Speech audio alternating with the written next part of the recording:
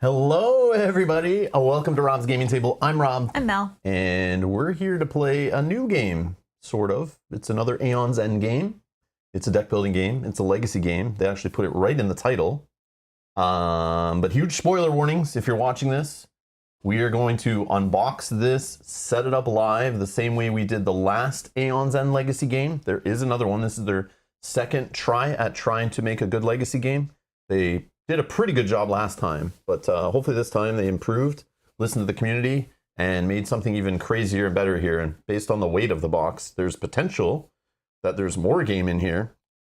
And yeah, hopefully it's great, and we'll find out. But again, I have not played it. Obviously, we've not played this. We've not practiced it. We've played Aeon's End recently on the channel. We played it on New Year's Day, a little bit hungover as our fun game to play. Something that we play a few times a year. This is like my favorite deck building game still. I'm pretty sure.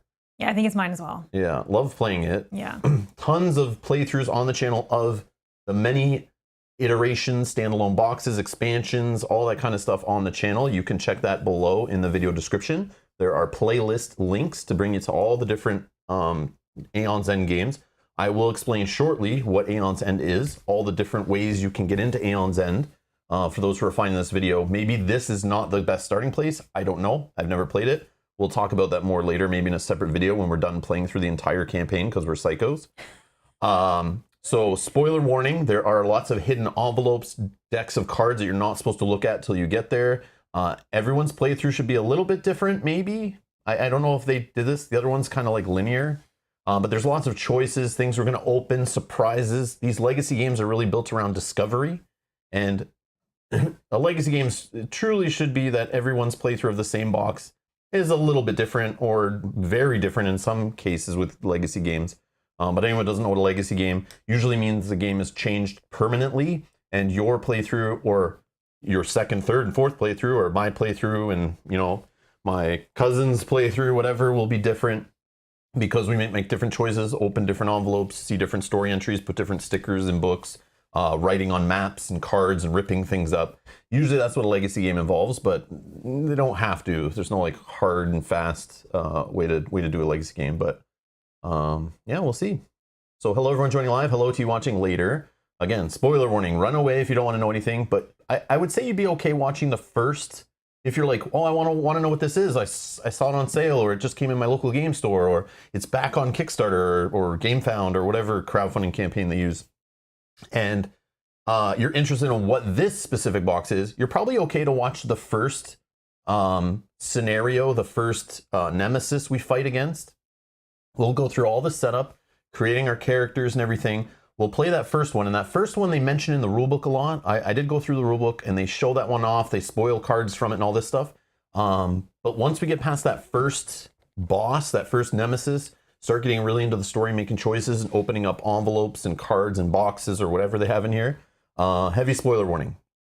And I'll try to remember, if you can remind me, Chad, if you can remind me, once we're done and we're about to open up like our rewards, if it's the same style as the last legacy one. To give another spoiler warning? Yeah, another spoiler warning to like remind people to like close the stream, run away if you plan on playing this in the future, because then it gets really spoilery. And that's part of the fun of paying for these giant legacy games. You really only play through them kind of once unless you get a reset pack. I don't know why you'd want to play through it more than one time, but maybe with a different play group or giving it away to a friend or something. I don't know, but with these Aeon's End games, usually get a ton of cards in it too that you can mix with your other Aeon's End content, and that's part of the appeal of it too. So you'll get new heroes, new bosses, new market cards that can just beef up your collection, and you can start Aeon's End. You can start your journey with this game. It's its own standalone thing. I saw there is a page describing the previous story if you're not sure what's going on or you need a reminder. We'll read through that. But yeah, just letting you guys know. Okay, what's the chat saying here? Oh, Sinan, hey Jennifer, how's it going? Glad you're here. Oh, you're gonna maybe in the chat. Awesome, awesome. Welcome. Glad you're here. Hope you're having a good Sunday. If you're in a time zone where it's Sunday still. Hello. A lot of people just saying they're excited for this. Yeah, so we are as well. Yeah, that's cool. So here's the backstory on this one. A full disclosure, this was not sent to us from the publisher. We back this again, thank you to these awesome names scrolling by here who allow us to buy more games than I would normally buy. Obviously, doing this full time on YouTube, you know, my budget towards running the YouTube channel and all that kind of stuff, and then getting games to play. Sometimes publishers send us games, sometimes they don't. I like to remind you guys when they do, but sometimes I forget to tell you when they don't. So I spent our hard-earned money on this, so just so you know, and even if I didn't, I would still be honest with you guys. My thoughts, my complaints, my nitpicks, I'll bitch, I'll whine, I'll be excited, I'll be up and down. It's live, I'm open, I'm truthful, and yeah, sometimes at a fault. So yeah, so just so you guys know, we were not sent this from the publisher, and my excitement is my excitement, and I'll let you guys know if I feel it was worth it at the end. And maybe we'll even make a side little video like we've done for some of our campaign games that are full of spoilers. We'll make a separate little spoiler-free kind of video at the end of it, kind of like reviewing it or comparing it to other Aeons End maybe or something. We'll see if we feel like doing that at that point, but just so people can watch that to know rather than trying to find that hidden in a spoiler-filled playthrough. Yeah, and so Joe, we can't answer your question yet of do you prefer this to Clank Legacy? We haven't played this yet. We can't compare. What? So John's asking about this or Clank Legacy? Yeah. What? What? We don't know yet. What are you talking about? I don't know. Ask us on episode finale. Or maybe Sajad just means Aeons End. Oh, as a compared whole to, versus like, Clank? But Yeah, that's weird. I don't know. I don't know what you're asking, Sajad, but I don't think we can answer. I feel like Clank Legacy compared to Aeons End Legacy, the first indie boards and cards attempt at an Aeons End Legacy game, Clank Legacy blows that out of the water. Like, that was a very well done game. Love the story, love the theme, love the game Clank, the deck building, all that stuff. It was done very well. You can kind of skew co-op versus competitive. That is a great Legacy game. That was awesome. Aeons End Legacy felt like kind of like, oh, we know what a Legacy game is. We're gonna try to make Aeons End a Legacy game, but like kind of like be lazy about it, and that's how it felt. Yeah, they tried. They tried. So, but that's fine. You can try. It still was a great game. Nothing wrong with it. If you're gonna play that one, it's still Aeons End. It's still awesome for that reason. Just the legacy aspects of it were kind of like, it didn't sit with me as like the most, my best experience with Aeons End. Like, I would never recommend that as someone to start with that to learn. But I assume they took the feedback of everyone that kind of played it, and they kind of, maybe took some more time with this one, and maybe tried better, a better way to do it. We've heard good things from people that have played it, so. But yeah, Clank Legacy blows Aeons End Legacy out of the water. Like, not even close. Yeah, but we don't know what this one's like yet, so. In my opinion, I don't know where they're ranked on BGG and stuff, but yeah, just Clank Legacy was like beautiful. Renegade Game Studios, they do good work over there. They definitely do good work over there. It's like quality. They usually put together quality games. Like, yeah. I meant the system, so you're kind of answering my question. Okay. No, because like I said, Aeons End is my favorite deck building game. But so it's like what do you want to know, like which one I think's better in which aspect? If I was told you can play one Legacy game to go through an entire campaign, I would pick Clank Legacy again. But the systems of deck building itself, obviously, if I tell you Aeons End my favorite deck building game, I'm not going to tell you I think Clank's better in that respect. So system to system, I think Aeons End's a better game. But I mean, Clank Legacy or Clank period is super fun, mixing deck building and pushing your luck, diving in the dungeon or underground, and the competitive, like, kind of take that and stuff in there. I love that stuff too. Yeah, it's a great game. Clank's an awesome game. And I would never choose between either. I would just buy both because that's how I play. I don't make tough choices like that. I just get them both. We love Legacy games, so we just buy them. And deck building games and multiplayer games. Love that stuff. No card ripping in this one, says Peter. Oh, well, that's probably good for the chat because they always cringe when you rip up your cards. Yeah. Well, I know they usually give you a pack at the end of the other Aeons Ends we play. Usually they give you a pack of cards after. So I think the ones that you like modify or anything, usually they give you a nice clean little pack at the end of, here, use these in your other games. They've done that almost every single time, I think. I don't know if they did that in Legacy actually, but I know they did it in like Outcasts and stuff. So I saw that in the rules. We are going to be writing on cards today. If anyone is like, if anyone, cringes at like cards being wrote on and and boards being written on and stuff. Legacy games have that, where you're like ripping things, putting stickers on things, writing on things permanently. So yeah, if that bothers you, if you like your games to be pristine and sleeved, and you know you're dipping them in protective coatings and whatever you do, and playing them in, you know, while you're wearing a hazmat suit or anything like that, this is not the stream for you. But what is exciting? But what is exciting for those watching is that if there's choices on names and stuff, you definitely get to help influence names of characters or places, or you guys can figure out our silly names and stuff like that, for sure, and help us make choices. We'll do polls as we play along, where you guys will get involved and vote on making choices. If there's like 2 ways to go about something, or maybe we're choosing cards for our market, or anything like that, any kind of choice it gives us, you know, we'll kind of throw that at you guys. If it's not like, you know, unless Mel feels very, or I feel very passionate about like, no, we're doing this. I'm sorry. Like, I'm not even gambling on that. But yeah, we'll get you guys involved so you guys can help make decisions. You help guide the campaign. Yeah.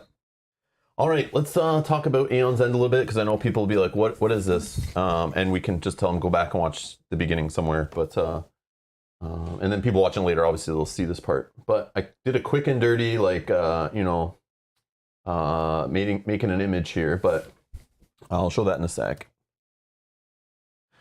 So Aeon's End came out in 2016. It was kickstarted. It looked horrible. You can see a little peek of the graphic design in the background there. Yeah, it was a disgusting looking amateur hour, you know, made by some interns game. But the game itself was fun and people liked it. So they then made like a second edition, I think for like retail, and then the second Kickstarter where they actually paid a graphic designer to do some work, and then cleaned it up, made it pretty. But the first one, 2016, is in the top 100 games of all time at BoardGameGeek.com. That's what we're looking at here is the data. It's number 55 in strategy. So it's up there. This is like a top 100 game. The Aeon's End system, the Aeon's End core game, whatever. And because of that, they haven't stopped coming out with a new Kickstarter or crowdfunding campaign every single year. As soon as one releases, they have a new one popping up asking for more money before you even played the last one. So I'm sure there's another one coming out in like a couple weeks or a month or two or something. You'll see. But yeah, so Aeon's End 2016 was the first original one. It's a 2.78 weight. And that one there's no campaign or anything. I believe in that one you just play like you grab a nemesis, you grab some heroes, you build a market, you can randomize it, and you just play a nice little deck building game of cooperatively battling against a nemesis, trying to see if you can survive and win and whatever.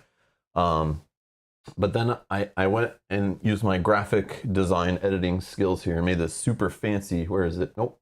Super fancy image I copied from the Kickstarter. This is for this Kickstarter for this game that we're playing today. I just grabbed, like, they didn't have this is the best I could find. But they have this whole, here, I don't know if I can do it? Yeah. Anyways, so here's the different waves of the game. So you can see in the top left, wave 1. This was the first Aeon's End. They're calling it Wave 1. It's Aeon's End 2nd edition with the good graphic design. And it has 2 little expansions, the Depths and the Nameless. I know there's more expansions than what's on this page, I'm pretty sure. Wave 2 was Aeon's End War Eternal. This was the Kickstarter as soon as they did the good one. And people loved the first one, and they were like, hey, we have more of the same for you.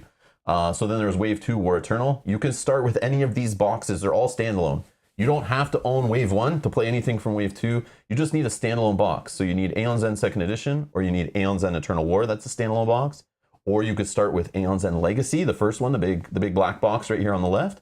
There was Wave 4, which you could just start with Aeon's End the New Age, which I love, and that's my recommended new player starting point. That game is beautiful, has a little campaign, some awesome cards in it, pretty good balance, some solo mages in it you can play with if you're like playing true solo. By that time, they learned a lot. So you're playing Wave 4, so you're getting like the 4th iteration of feedback and design and learning and stuff and graphic design, and then making more money and putting money into it. So you'll get a better quality product if you play that. But again, you can start from the beginning, you can grab whatever, you can mix the Nameless expansion from the first one here, just gives you more. You can play with New Age. It just gives you more things you can mix in. This game is very modular. You get more stuff you can just play with in all these little box expansions. And then there's Wave 5 down here covered by my head. Is Aeons and Outcasts. That's the last one we played through, the last campaign we played through on the channel. Again, links to all the playthroughs of all of these things are down below in the video description if you want to go watch us play through it or start them to see what's different. We do this whole spiel explaining them usually at the beginning of each one. Because we've played all of this, right? Yes, everything. Yeah. Except for these like little boxes. Some of the little boxes we have, but I feel like at this point, since I have a bunch of stuff from Wave 1, Wave 2, Wave 3, Wave 4, Wave 5, and now Wave 6, honestly, I probably won't back anything Aeon's End going forward. I probably will just play existing stuff I have and probably never buy more. It's like so much that I'm like trying to figure out how to store it. And when we're playing it, I find this with any deck builder ever since I got in the hobby 10-ish years ago, is once a deck builder gets too many expansions and your collection gets too big, setup and teardown is just annoying. It's annoying to play the game and it just doesn't get off the shelf as easy, and that's me. So already this has gotten out of control. But the Aeon's End Legacy and the Aeon's End Legacy Gravehold, I'm going to keep those separate, I think. I might take some stuff out of Aeon's End Legacy now and mix it in. But I'm treating this as a solo thing. I'm going to play through it, probably keep it in a box, eventually mix some stuff in. But buying these little expansions, I got 2 of them. I shouldn't have. But I feel like this little box for Wave 6 was included on our thing as like part of the pledge or something. But yeah, so you can get these games at retail. They're available in retail. Please don't feel FOMO like you got to get them on a crowdfunding campaign or late pledge or stuff. This stuff all shows up in retail, usually at better prices. So you can wait if you're not sure and you don't want to blow, $50 in shipping and pay for stretch goals and have bundles and all that kind of stuff. You could just go buy Aeon's End 2nd Edition or Aeon's End Eternal War or Aeon's End The New Age and just start with a smaller box and see if this game's even for you before you expand. But people are always going to ask, like, where to start? What do I do? There's just so much. It's overwhelming to a player who finds out about Aeon's End. Like, it's just confusing. So that's why I put together this little graphic, just grabbing different stuff from the Kickstarter page. So hopefully that makes sense. And that answers what the hell we're playing today and what has come before it, if people are mentioning things. And if you see our playlist down below, you understand, like, if you're watching a video, like, what wave we're playing and that kind of stuff. But they just keep coming out with waves of content. Just like any deck building game, you could just keep expanding it pretty much forever. And there's games like Marvel Legendary that's just been expanding for 10 years. They just keep coming out with expansions every year. It just never stops. And I feel like that these guys have announced that they're going to keep doing stuff. They're not done with this license. So you're going to see another Kickstarter later this year, I'm sure. But I mean, as long as it's selling, why would they stop, right? Yeah. But again, if you love collecting deck building games, just building up a collection, like there's tons, like so much. It like makes my head hurt. But it's so fun. Like we still have fun. And if you like variability, like every time you play, you love having to choose from like 20 different mages, play with, or 30 nemesises, or you're trying to build your market and you're looking at 3-cost gems and you get to choose between like 20 of them, like whatever. That's your thing. That's awesome.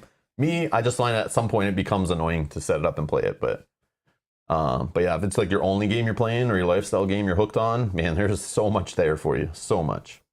Anyways, hopefully that answers it for somebody and they know if it's for them or not before getting into spoilers. So hopefully that helps somebody. Took me a whole 3 seconds to put that image together. So hopefully all that work I put in doing a super crafty image I made here helped somebody. And then here was the Kickstarter we backed for it, and it looks like it had like almost 6,000 backers. So pretty good for a game that isn't full of miniatures. Like yeah, pretty good. So just so you know, it's like a pretty successful game. And for Wave 6 of a game, right? Yeah. But I don't know what else was on crowdfunding at the time. Sometimes that can impact it more than the game itself. So like it could be the best game ever, but if it's put beside 3 other games that are like stealing people's attention and money, it's like you're just not going to do as well. But that's true. It still has its fans, still has people buying it, still going on. You're going to see more crowdfunding. According to what they said on BG, they're going to keep releasing more stuff for this game. They're not done with it. So there you go. And if you're looking for the, actually, I should probably mention this. Where is it? Let me do this.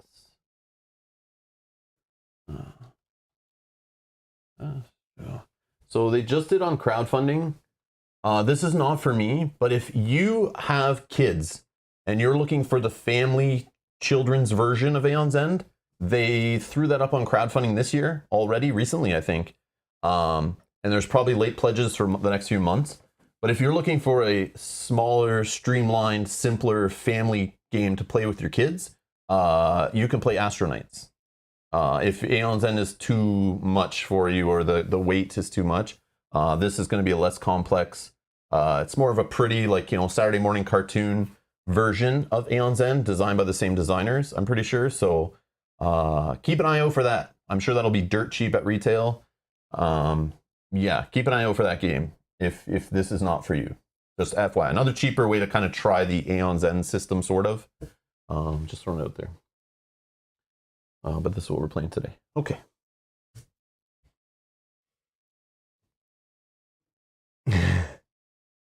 Dragon says, new Patreon goal, put Rob through graphic design courses. You didn't like that graphic design he posted for you? No, I can do graphic design stuff if I take the time. But yeah, I didn't think it was worth it. I just did that right before we went live because I was like, oh yeah, someone's always gonna ask, like, what is this game? What order did they come out? What did I play first? Which one do I start with? But I figured that would just be a nice, quick way to show it on the screen because it's hard to find like one shot explaining all the different waves, but I feel like that one's okay. But yeah. Anyways, so here's the giant box. We got playmats. This is literally the only reason I went through crowdfunding for this game and why we paid for it, because we wanted playmats. Yep. Because we love this game. And then one of our, one of our supporters, Dustin, he sent us a mat hidden inside of a box of a game that he sent us or sold us or whatever. And so there was a surprise in the box, and when we got the box, if you watched our last Aeon's End playthrough on New Year's Day, 2022, we had a mat. All of a sudden, we had a mat, and I wish he sent that before, because then I wouldn't have backed this game on crowdfunding. I would have just been happy with that mat, and then just bought this game at retail and supported my local game store and probably saved like $60 or $70 of your guys' money and my own money. I appreciate it. So anyway, so we backed it because we're like, yeah, let's get some mats and stuff. These mats are okay. I didn't need these mats, but this one, we really wanted this mat or a mat like this to organize it on camera. So yeah, we're going to play with this mat today, but. Yeah, these mats are a little busy, but I do like them. Yeah. Yeah, this mat's not great. These ones kind of suck, but. Yeah, because of how busy they are? Yeah, it's just, yeah. Yeah, but I do like how they have spots for everything, which is awesome. Yeah, keeps it nice, neat, and organized. But with the player board, you already had like spots that kept it organized anyway. It's all this mess that's like keeping that organized and separated and visually understanding like what cards are not in our area, what cards are in the Nemesis and stuff like that. Mm-hmm. Yeah, so let's crack into this bad boy. So today is not going to be a short stream, I don't believe. So if anyone needs to go to the washroom or grab a drink or take a break to eat, just let us know. We will probably do the same at some point. We're probably going to play a couple scenarios today, I would assume, depending on how long it takes to get this thing set up and get into it. So yeah, just letting you guys know. We're not just ripping through the first scenario today. Do you want me to move that lid? Here, you can put a lid on it. All right. You're funny. All right. Oh, yes, I forgot this. I forgot this. But we could do that now, right? Yes. Yes. I'm going to put up a poll in the chat for those that are here right now watching live. Listen, Sajat, I'm saying it's a long stream because it's Aeon's End. Sometimes we don't play Aeon's End that long. We'll play one scenario and we're done, kind of thing. So we're gonna slowly enjoy this. We've been waiting like a year for this game. It's legacy. It has like legacy games and campaign games usually have like bookkeeping between scenarios and stuff, which can extend the play time and decisions to make. And we're gonna be chatting and talking about how we play through it. We're gonna be doing polls, having jokes. Getting frustrated, replaying scenarios. If we lose, I assume that's still a thing because that's how they do it in Aeon's End. Kind of sucky, but whatever. But we're going to do a poll because I think, according to the rules, you choose one to play through. Either you're playing from the city of Gravehold or you're playing from, or defending or whatever, the city of Azer. So you guys can decide which book we play through. I think they're both completely different. I don't know how they're different or anything like that, but yeah, I'll let you guys decide. Yeah. And then we'll read the story. I'll put up the poll now, but you guys don't have to vote on it yet. I'll leave it open for a while we read through the story, what's going on, and then you guys will understand, maybe I'll understand even, like, I don't know what the hell this is. I don't either. I know what Gravehold is.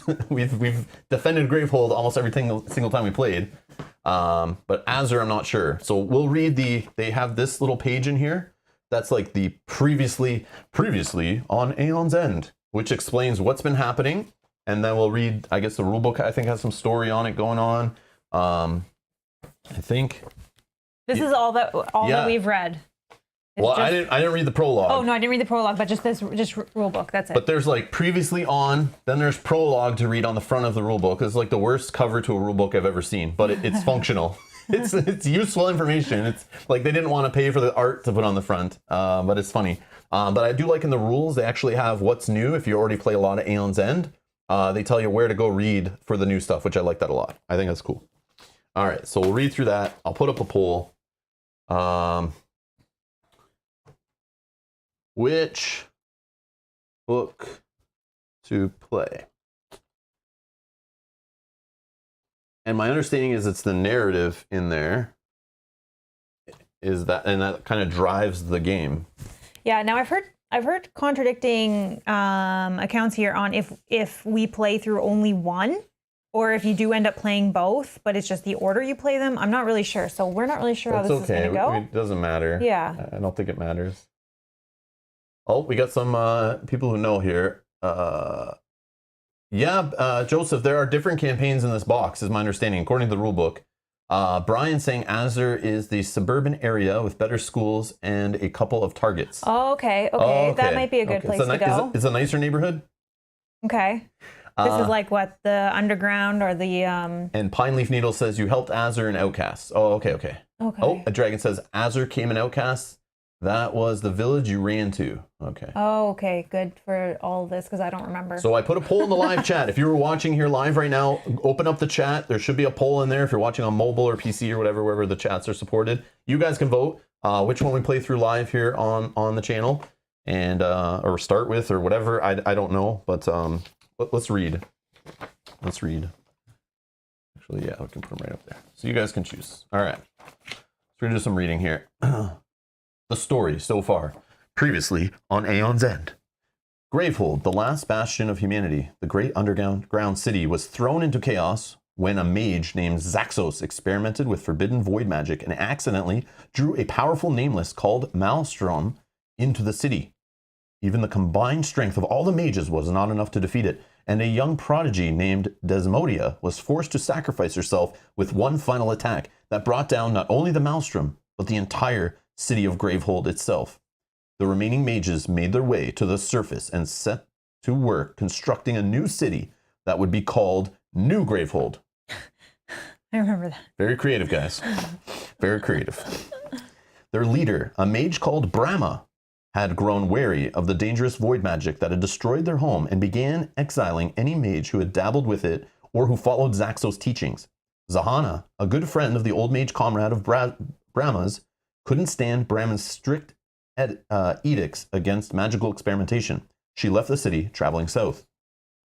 In her travels, Zahana discovered that the people of Gravehold were not the only ones left in the world, as they had always assumed. The village of Azure was just one of several small communities spread out across the surface of their world. From the Azurians, Zahana learned the art of glyph magic that can be used to influence and control Nameless themselves. She used this magic to try and attack New Gravehold with a Nameless called Necroswarm. She only made it as far as New Gravehold's southern outpost before Necroswarm was defeated, and the news that there was a traitor mage trying to overthrow Brahma spread like wildfire. Her identity, however, was largely unknown. Zahana herself returned to the village of Azure and was joined by her son Takaran, who had put together what had happened and wanted to hear her side of the story. Their group was then approached by Zaxos, who had been living in the void ever since his own disgraceful exile from New Gravehold. He had developed a way to travel safely through the void without incurring the dangerous, mind-altering effects of its atmosphere, and he asked Zahana and her party to come with him to the void. His hidden goal was to defeat a Nameless, which could collect the life essence of mages who died in battle and reconstitute them as monsters. Upon defeating this Nameless, the Fountain of Souls, Zahana, and Zaxos parted ways. Zaxos took the previously deceased mages, Desmodia, Arachnos, and Thraxir, who had been partially turned into Nameless by the Fountain of Souls, while Zahana left the void with her son and their friends. They turned to New Gravehold, intent on convincing Brahma to open her mind and learn about the void. Missing any components? Email contact at indieboardsandcards.com. Oh, wait, that's not the story. Okay. And nothing on the back? No. Okay.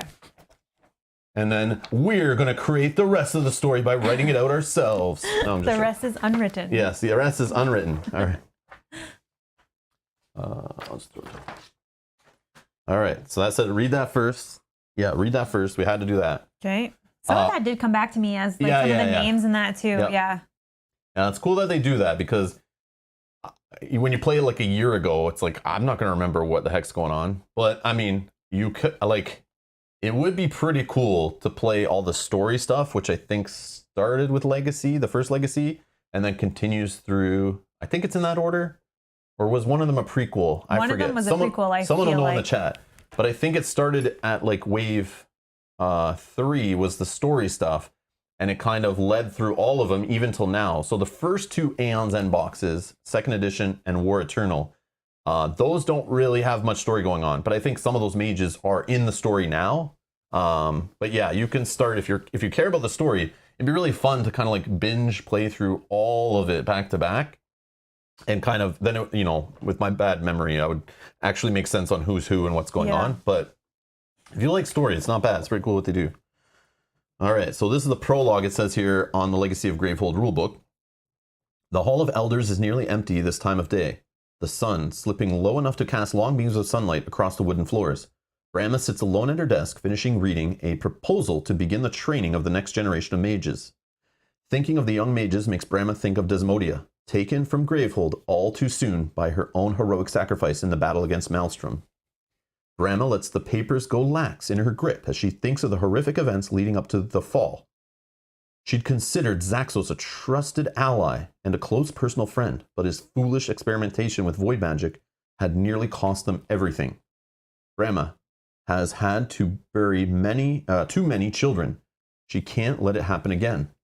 It has been more than a month since she learned that there is a traitor mage amongst the Council of Elders. Every member of the council was someone Brahma had trained alongside or mentored personally, and before now, she would have said she trusted them each with her life. But one of them had turned on their brethren and led Necroswarm to attack the southern outposts.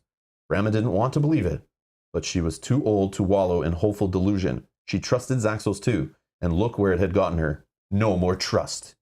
The door to the hall swings open, and Brahma rises from her desk in shock as Sahana strolls boldly inside.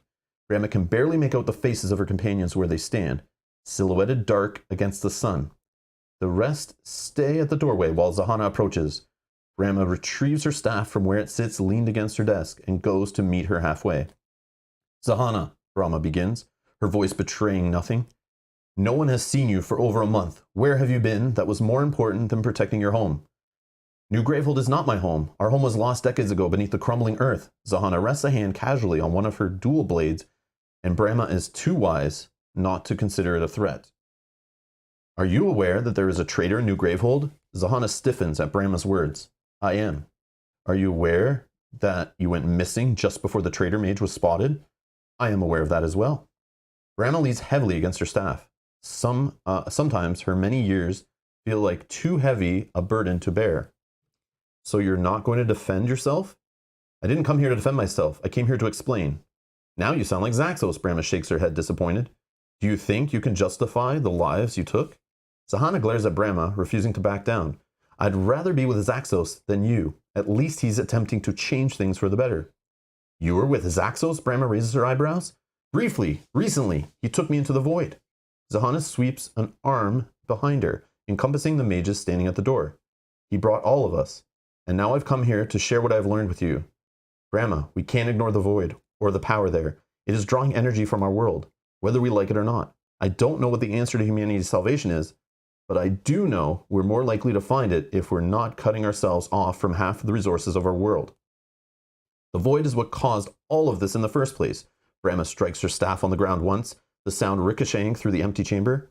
You meddle with dark forces you do not understand. You're putting everyone around you at risk, people I've sworn to protect. Maybe you can accept the people of Southpost as acceptable losses for progress, but I cannot. What happened at the outpost was a tragedy. Brahma, it wasn't my intention to. The world ran on good intentions. If the world ran on good intentions, we would still have Gravehold. Brahma turns away from Sahana, walking back towards her desk. You've betrayed me and your fellow mages. You are no longer welcome in New Gravehold. You can't just, Zahana trails off, and can't just exile anyone who dares to disagree with you. What about the council? The council already ruled that anyone associated with Zaxos presents a real and present danger to the city and should be removed. Be grateful that I am not hunting you down for your transgressions. I refuse to allow the threat to New Gravehold to persist. Brahma turns her head, glancing at Zahana from the corner of her eyes. You can leave of your own volition, and I can summon your fellow mages to have you removed. Zahana's eyes burn with rage. This isn't over, she snaps before turning around. The storm out of the hall... Zahana's eyes burn with rage. This isn't over, she snaps before turning around to storm out of the Hall of Elders. Okay, now it says, yeah, choose to play either Gravehold or Azure campaign. Then if you choose Gravehold, open the Gravehold book and begin reading page 1. If you choose Azure, open the Azure book and begin reading at page 1. So, yeah, that was fun to read through. I don't know why they use this stupid font. Oh, yeah, that's your favorite. I freaking hate this font. This font's so bad. But, yeah, and it's super tiny. But trying to read through that. Sorry, guys, if I stumbled there and stuff. But no, you did good. Yeah, it's a little messy. But, yeah. Excuse me. I'll keep that on my side because we'll probably have to add stickers and stuff to it. Oh, yes, that's another thing. So, again, a cool part about a legacy game with Aeon's End, at least they did it with the last one, was it's still the rules of like Aeon's End with a few like unique things to it. But sometimes there's complete rules that we don't know yet that will be added to the rule book. So the game will kind of get more complex as we go on, which is neat. Is that it? Oh, no. Oh, yeah, there's some other. Oh, yeah, there's a whole bunch right here. Yeah, so there's like new rules that are going to be introduced as we play along. And the game will fill itself out. So. Okay. So yeah, let's see how the poll is going in the live chat. If you just joined in, you get to choose which. Now, where do we go? Which narrative book? Gravehold or Azure? Your choice. Your choice. Would you have had one that you would have preferred? You don't have to say which one. I would just pick a Gravehold, but like, I don't know. Know. But then this Azure one, I'd probably pick that actually, based on what I just read. Yeah. Reminding me what's going on. Screw you, Brahma. I'm going with Azure, I guess. I wonder with Gravehold, is it like to try to rebuild or something? I don't know. That would be my guess. I don't know. Comic Sans. Oh, it looks like it's a clear. All right, I'm going to close the poll. Thank you, everyone that voted. Ooh, good amount of votes. Nice. Good amount of votes. Awesome, awesome. All right, let's end the poll.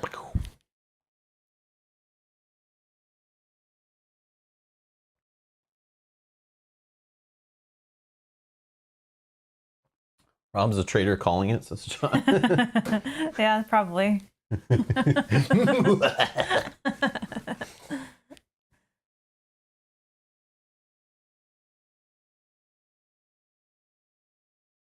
Nice. Nice, Joseph. Nice. Matt, hi. Hello, Matt. Hello. Kate says, yeah, some of the mages have gotten older as they released the new games. So you have the young version, the original Aeon's End, and the age versions in the later ones. That is clever. I like okay, that. I thought so. I remember like when we first saw like Bram again, I was like, I remember on that stream being like, I think she's in like the first game. And then we like dug through the stuff and I was like, yeah, here she is. I'm pretty sure she was in the first one. But yeah, it's cool. Very cool. Kate says, oh, I was hoping for Gravehold because I am too playing Azure. So Azure got 62%. So Kate, great minds think alike because that's what I would have played. And it seems like that's what the majority of those watching. Kevin also says the same thing. I'm just kidding. Too. We're all great minds here. I'm just joking, but yeah. Yeah. So we're doing Azure. So, and that's kind of cool. Some people who were talking about this earlier, I think Daniel was talking about it in the previous stream, was wanting to know which one we were going to play on stream, so that he would play the opposite. But he said he couldn't wait too long, even though that was only a couple days ago, and we ended up playing this faster. So Daniel, if you're watching. Daniel is here. Oh, Daniel is here? Yeah, okay. I was going to make a comment that glad you were able to. I was curious if you started. Daniel, did you start yet? Because, yeah, we were trying to decide what game to stream today, and we're going to leave this for next weekend. But then we were staring at us, and we're like, we started learning a couple of other games yesterday, and then we were like, we can't leave this waiting for a week, so we just put those games on hold for now, and we're going to play this, but we'll learn those later. I think no matter which one we ended up going with based on the poll, we would have had people that had said, oh, I wish you were playing the other one. So, yeah, I feel like, yeah. can't please Prima everyone. was the healer, if I remember. Zaxos was in the 2nd edition base. Oh, okay, okay. Okay. Cool. Okay. So yeah, we're playing Azure. So this I'm gonna just put in the paper shredder. Just kidding. Oh, we don't know. Yeah. Hold on. Oh, I can smell it once you lift the lid off the box. No, this smells bad. Oh, okay. Yeah, they use cheap production factories, cheap ink and paper. Can I smell? Yeah, it's not good. It's not good. Okay, I see what you mean. Oh, right in the spine. I know, but I can. You gotta stick your face right in there and look stupid doing it. Oh, it does smell worse when you put your face in it. Yeah, it's gross. When you just like go like this, it's not so bad. Yeah. So maybe that's why I'm not like a huge fan of these Aeons and Legacy games. Maybe I don't know. Just joking. I'll throw this actually in the lid. Yeah. Right here. Oh yeah, I guess I can start reading it. It'll probably explain. It'll probably tell us what we need to do, right? Yeah. Like I'm leaving it here. There's. Oh yeah, I got to bring up that. So there's not just this issue. So that's one thing with indie boards and cards. Every version of Aeons and Legacy has typos, correction packs, errata. I don't know who proofreads their stuff, but they just love sending stuff to the printer full of mistakes. They're just excited, right? They love it. They're just like, hurry up and get it out. We got a new Kickstarter to pump out. And they're just like, print it. Who cares? We haven't double checked everything. So obviously they're even sticking in corrections like after the fact. And then there was a big goof they had that ticked a bunch of people off. Oh, it's in the one we're not even playing, so that's fine. No, but we got to do that. But there's another one though. That I saw, like people are actually like upset that they actually made a post about it on the Kickstarter. As people were getting it and playing it, they were freaking out. Nope. While you're looking for that, the chat thinks it's funny that we smell the games, but I can still smell it in my nostrils. Yeah, that's gross. That's gross. And I'm not sure if it's like one for one, but like the original smell of like Nintendo quality books from the 80s and 90s, that's like my gold standard. Because you know Nintendo, like they're all about quality, right, over quantity. And then I relate them to like Fantasy Flight Games puts out, you know, not all their games are the greatest mechanically, but the quality of their components in like board gaming is to me like pretty much the gold standard. In most cases, not their miniatures sometimes are a little sketch. Descent miniatures now, they've got the bar raised again, the best board game miniatures I've ever seen. But if I smell Fantasy Flight Game stuff, it brings me right back to smelling, and I'm no joke, smelling cartridges and Nintendo manuals from being a kid. I don't know why I liked it, but it's a thing I thought was funny. I just did it one time as a joke on stream, but it's something I like did as a kid. I was like, I love the smell of it brings me back to those days on Christmas, opening a new game, and then cracking open the manual and reading it, you know, in bed under the covers with a flashlight at night when I'm supposed to be sleeping. I'm like reading through the manual, looking for tips and secrets and stuff. And I could just smell it. I could smell it and I loved it. So then I got hooked on that. Every time I got a new video game, cracking open the shrink wrap and just smelling the cardboard and the fresh ink, you know, I loved it. I'm nuts, but I'm not the only one. I was just gonna say, you're not the only one. I'm not the only one. There's a huge group of us out there. We have meetings and conventions yearly. They message me. People comment on our videos saying that they do it too. So there's a group of us out there. It's just so you know. And I think it would be the majority actually. Yeah. But I do love that now with board gaming. Now I'm older, and it's like you know, video games. You just download them now. There is no manuals in the video games. Even when you buy them physically, there's nothing to smell. So that's an old thing. But now board games, I get into modern board gaming, and I'm cutting shrink off board games like you know every week. It feels like. And it's just that sometimes there's just that beautiful aroma. Yeah. But there's a few publishers that just stink. Like their stuff is made at like some stinky factories. They use cheap inks or whatever. I don't know what it is. My God. But yeah, you can smell. You can tell. You can tell when a publisher's cheaping out just by the smell. Well, so just something funny is Kevin says Rob's parents wondering why their son in the corner smelling components rather than playing the game. Funny about that is I'm not allowed to play the game. Listen, this is funny. I didn't know it was a thing, and when he started doing it, I was like, "You are weird. Like, what are you doing?" But I guess it's a thing, and now I do it as well. And Chip Theory products have a whole different smell. That's a whole different subcategory. That stuff's obviously quality too, but they're their own like niche direct to sales Kickstarter kind of thing. But I'm talking like retail games. FFG, like they print like the best cardboard, best manuals. They're like good quality stuff. And also, I know, just based on smell, texture, quality, all that stuff, so does Snowdale Design uses like the same printer, same factories, I swear. Yeah. I swear. I think you said that when we played the... They're not going to admit to it, but I know. I can tell. I can smell exactly the factory it came from. And yeah, they do the same stuff. So I love when you can tell they spend a little bit more. If a publisher's printing at the same places and the same quality that FFG's using, I got to give them props. So it's a little funny, it's a little weird, but yeah. Chip Theory card smell is different. It's different, but I do love it. But it's different. It's a good one. Well, they use different materials. Yeah. So it's PVC plastic. Yeah. You're not smelling paper. You're smelling like plastic coating protection stuff, which is cool. Mm-hmm. So in the updates here, we went off topic there. Yeah. Totally irrelevant information. Well, no, some people joke and ask how it smells. But yeah, it doesn't smell that great. Where is this thing? Yeah, here it is.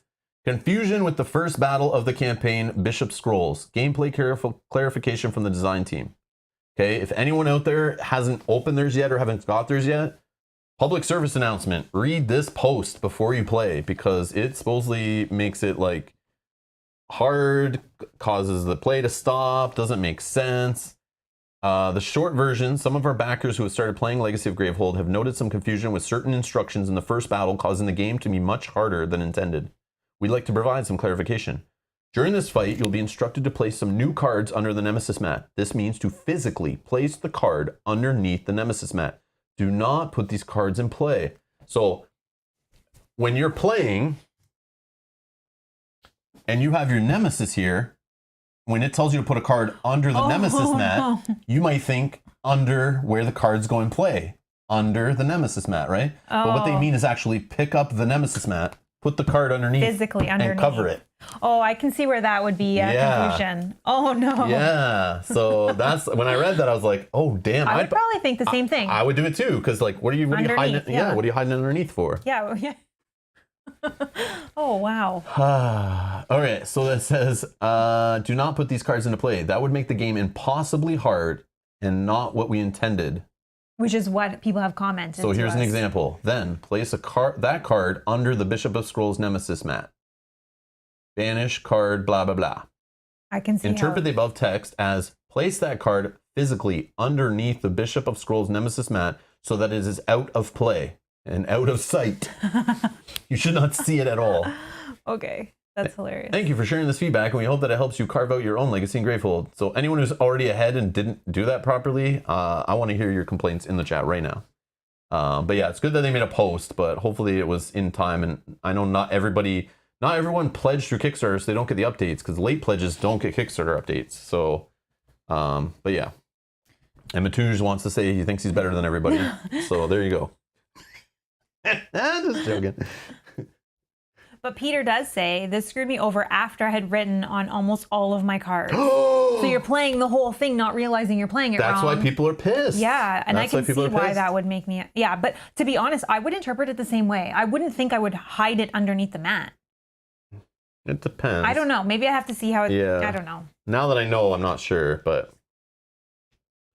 Yeah, now that I know, I don't know. Yeah, I haven't read how this Nemesis works or anything, so like maybe it's more clear when you're reading how he works and stuff, but... Yeah. All right, then what's this one here? This one. Oh, yeah, look at that. Oh, yeah. So this one is, there's a typo in the first section of page 33 of the Gravehold narrative book. Oh, I see. So we don't even need this. Yeah, we don't need it. But what I'll do is I'll put it over to the side, and in a second, I have the book. Yeah, but I threw it put this there. in there on that page. Like, just stick it in the book. Okay. Like, you don't have to stick it on. Just like slide it in. Just gotta grab the book. Kind of like a bookmark. All right. 33.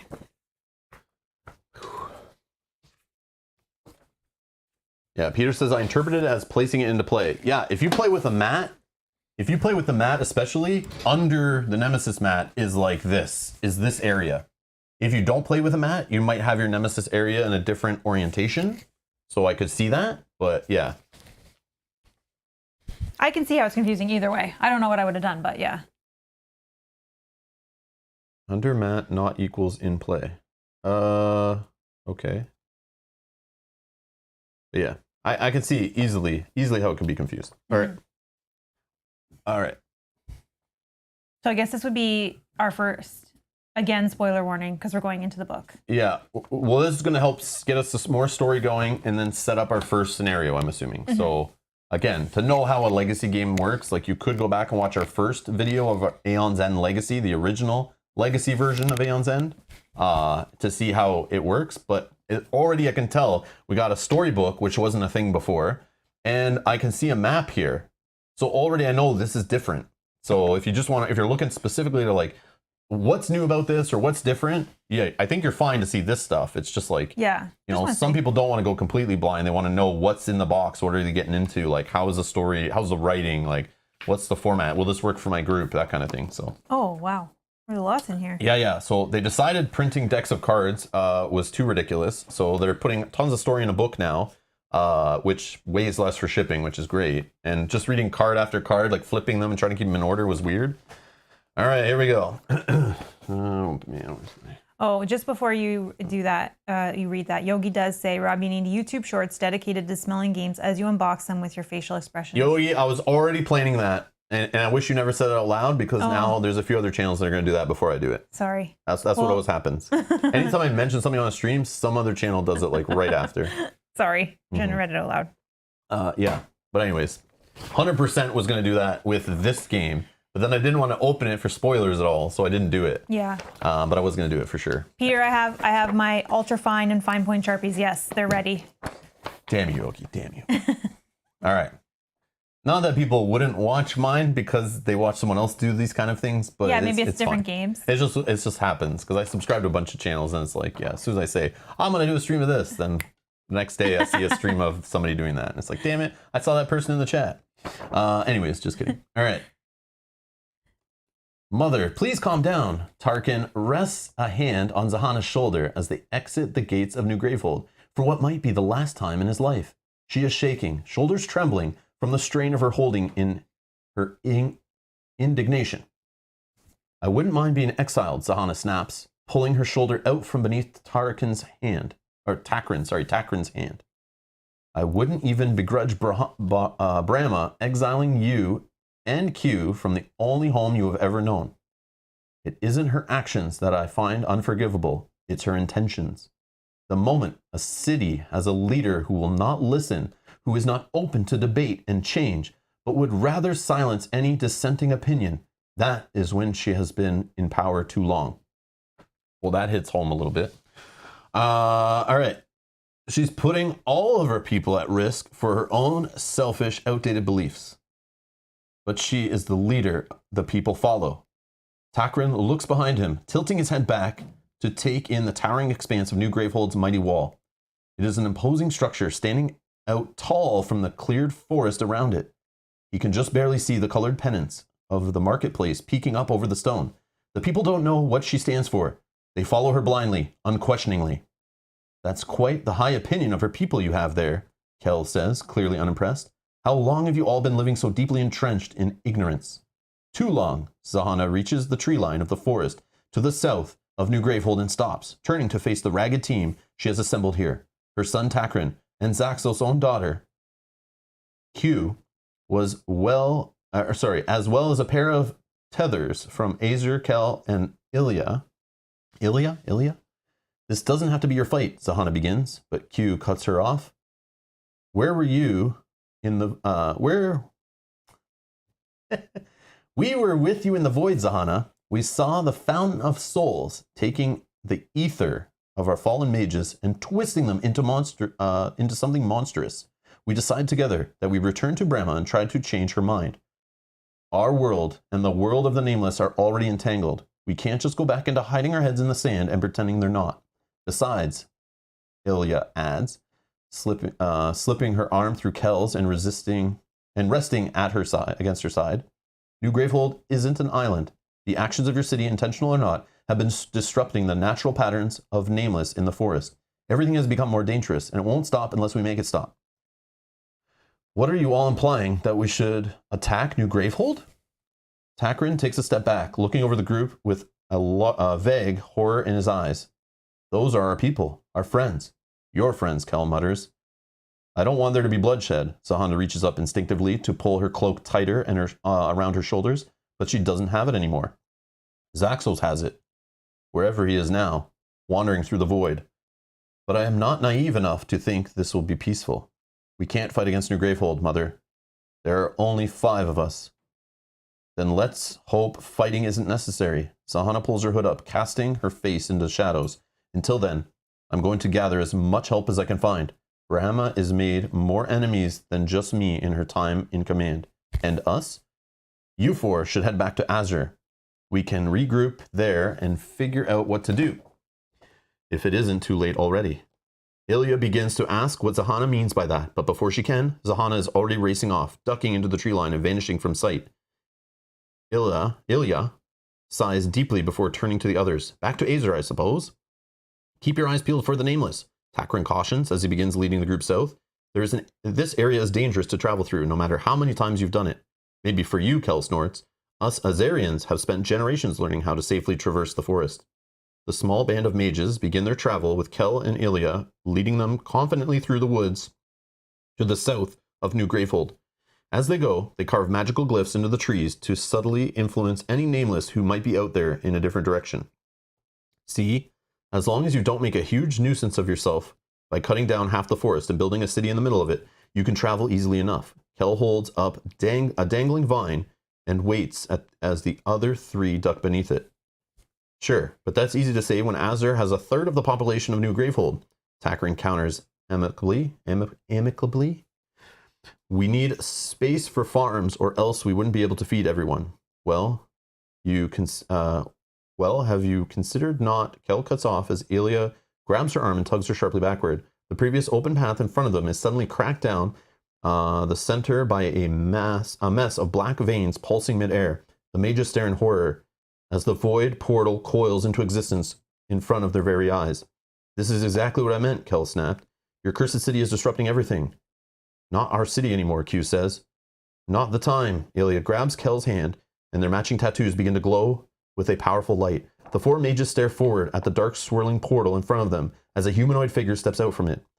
The man, or creature, whatever it is, seems to take in a long, deep breath, although it's impossible to see through the heavy, draping fabrics obscuring its entire form. When it speaks, the voice is undeniably female, and she sounds as though she is smiling. You smell like the void.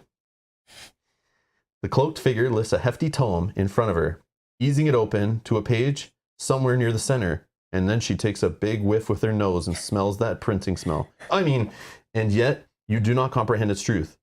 And what you do, Kel snaps. Who even are you? I am simply here to help, of course, to help you discover the limits of your true abilities. Through the void portal, still swirling behind her, creatures begin to pour like water, their bodies composed of a thick, viscous liquid that starts to slowly form into individual shapes. My creatures, the woman coos, as if the purple monstrosities swirling all around her were her own children. I think it's time for them, like you, to reach their full potential. A boom. Open envelope 4. These are your mages for this game.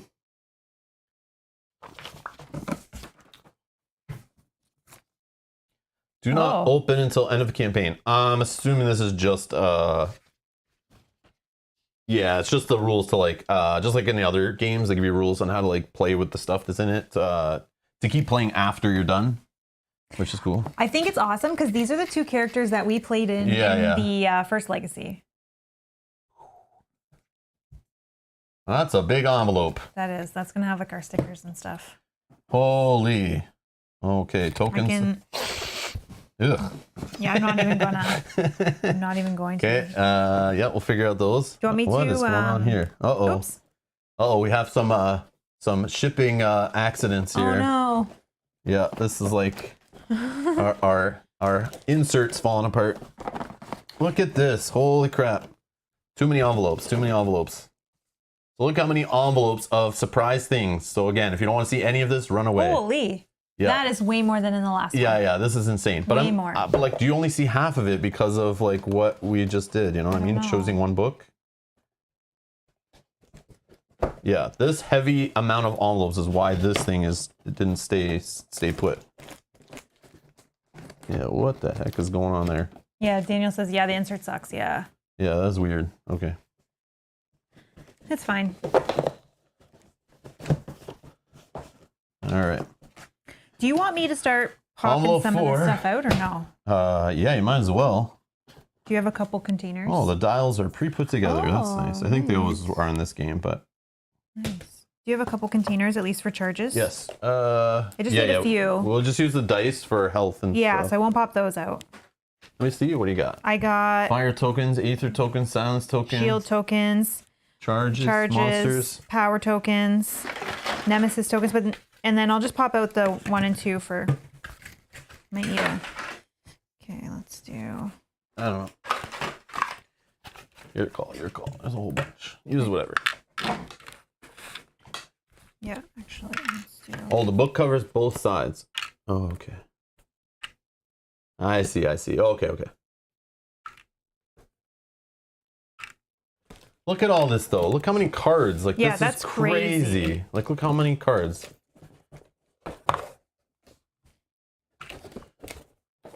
Interesting. Now, did they do it like this because there's something hidden underneath it and they don't want you to take it out as easily as last time when I found it when I first opened the box? Well, we're not going to spoil ourselves, so. True. I'll do it when we're off stream. No, don't even do it at all. Just make it. I always have to look under the insert. I always have to in every game. No, don't do Always do it. I always get spoiled in advance. I never do, so I'm always completely shocked. I leave it. I don't tell you. I'm like, oh yeah, I found this in there. Because the box still weighed something after I emptied it. All right. Empty the whole box and check? Yeah. Oh my god, no. Dump it out. Oh my gosh. No. All right.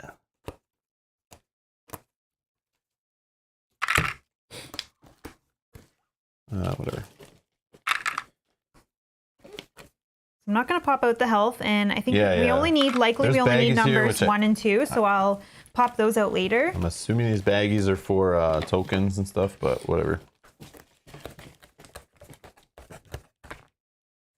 I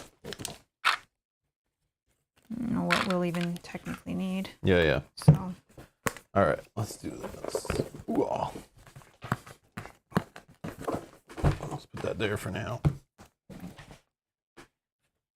Okay, envelope 4.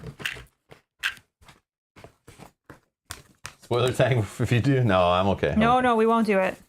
I don't want to know. So we have our 4 mages to choose from. Oh, there are the 2 girls today. Oh, I'm kind of tempted, but I don't know. Well, let's see. We could also put Yeah, that's true. Right, because it is only 4. I want to see what they do, though. Oh, yeah, I guess we should look at them before we make any So here's Q. So they're like part nameless or whatever is going on here. They got like mutated. Oh, I like the art. Q is a builder. Feed the corruption. Again, like the abilities, we're going to be adding them as we go. Yeah, so we don't technically know. Yeah, like they'll just have their own starting cards, right? Yep.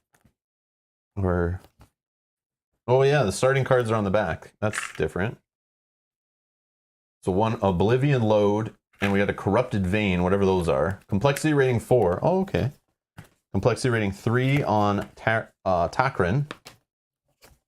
Complexity rating 4 on Kel. And complexity rating 3 on Ilya. Am I saying that right? I keep stumbling on it, but just Ilya, right? That's what we called her last. Yeah, it's more obvious on here, but the font in the book was like, it looked like it was like 2 I's or 2 L's, you know, like they look too similar, but kept stumbling me. Yeah, I don't know.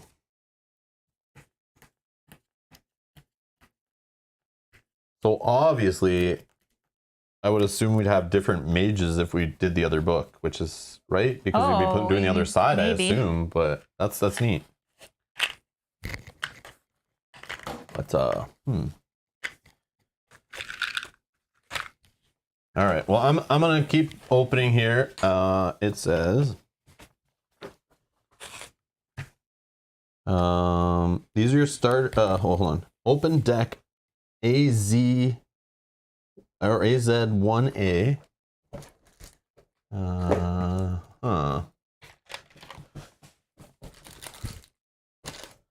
don't know where the start is and where the end is. Oh, look at me. I got some Legacy of Gravehold promos. Yeah. Oh. I don't know how you're supposed to use those, but whatever. More junk I don't need. All right, cool.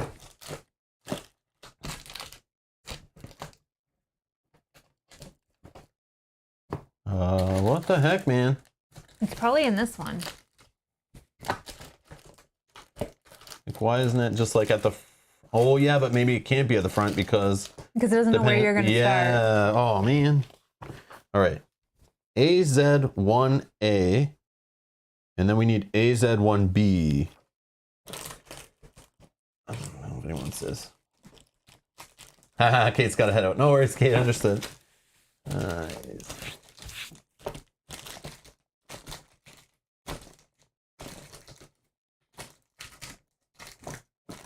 Oh, Yogi, yeah, you're probably right. That Yogi thinks there would be a GH1A and an AZ1A. Oh, okay, that makes sense. That makes sense. Unless it's missing from my game and I need to email that missing components address. Imagine. Yeah, that could happen. I wouldn't be shocked with this publisher if that happened during our playthrough. Yeah, I see GH. Yeah, there's a bunch of GH stuff. You're right. What the heck? AZSO. Nope. AZFA. AZ1C? Not yet. No, I don't think so. AZ. Oh, I found AZ1B and AZ1A. Cool. You know it's sorted. Yeah, sure. It's sorted, Matouche, but like, where do you start? Do I start here? Where the front of the cards say front? You know? This says front, so I would assume I go in this direction. But like, why is it... Is that alphabetically? Like FS front goes before AZ front? That doesn't seem sorted very well to me. All right, there we go. Yeah. All right, so those are those. Yeah, it can be sorted. It's just like doesn't tell me where to start. Does it? Does it say to start with it this way? No, because that would be the stop side. Yeah, because then I'm looking at the backs, right? Yeah. Yeah. No, that doesn't make sense. Also, I would think in my head that A would come before G. I feel like this is the front, but I could be wrong. Okay, cool. Yeah, maybe yours was sorted better, but mine was not. All right. Then open envelope 1 and deck BS. Oh, now you go. Oh, yeah. This is a bunch of BS already. Yeah, it's just sorted in a weird way. You're right. Yeah, it is sorted in a weird way. You're correct. But just strange. It's definitely weird.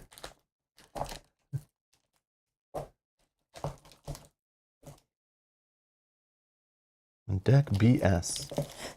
Did you even see a B? I don't know. I wasn't like... Oh, BR. BS. There's BS in the middle of this column. Like, sure. I guess when you played through the whole thing, it makes sense what's where and whatever, but... And envelope 1, which I assume would be our nemesis. Okay. Envelope 1. Yeah. All right, let's... It's fine. Yeah, let's do the decks in order here. So this is later. This is nemesis stuff. All right. Envelope 1, BS, our nemesis stuff. Okay. Yep. It says... So we did envelope 4. Okay. I got the box here. Yeah, you throw stuff away, whatever. Okay. And then we need 1A. If you want to open 1B. Mm-hmm. These are like our starter cards, our turn order cards, all that kind of stuff. Just throw it all right here and I'll throw it into the box. Cool. You just put all the packs on the table? No, I'm good. You could, but yeah. No, we're good enough going on. I got to clean up the table for other games, so. All right, AZ1A front. This is the front of stop AZ1A deck. Do not open until instructed to do so. Done. Oh, this is our market. Oh, hello. Hello. So we'll go over these cards in a bit, but I can just lay them out here. I already see this like boosted and what is it? Boosted and overheat? No, is that what it is? I think it is. Overheating? Overheating and boosting. Okay. I think. So it's just giving our starting market, which as we play through, it's going to change up the market based on, I'm assuming, choices we make. If all the other games that do this, all the other Aeons and games that have like campaigns kind of treat it that way. So some cool decision points.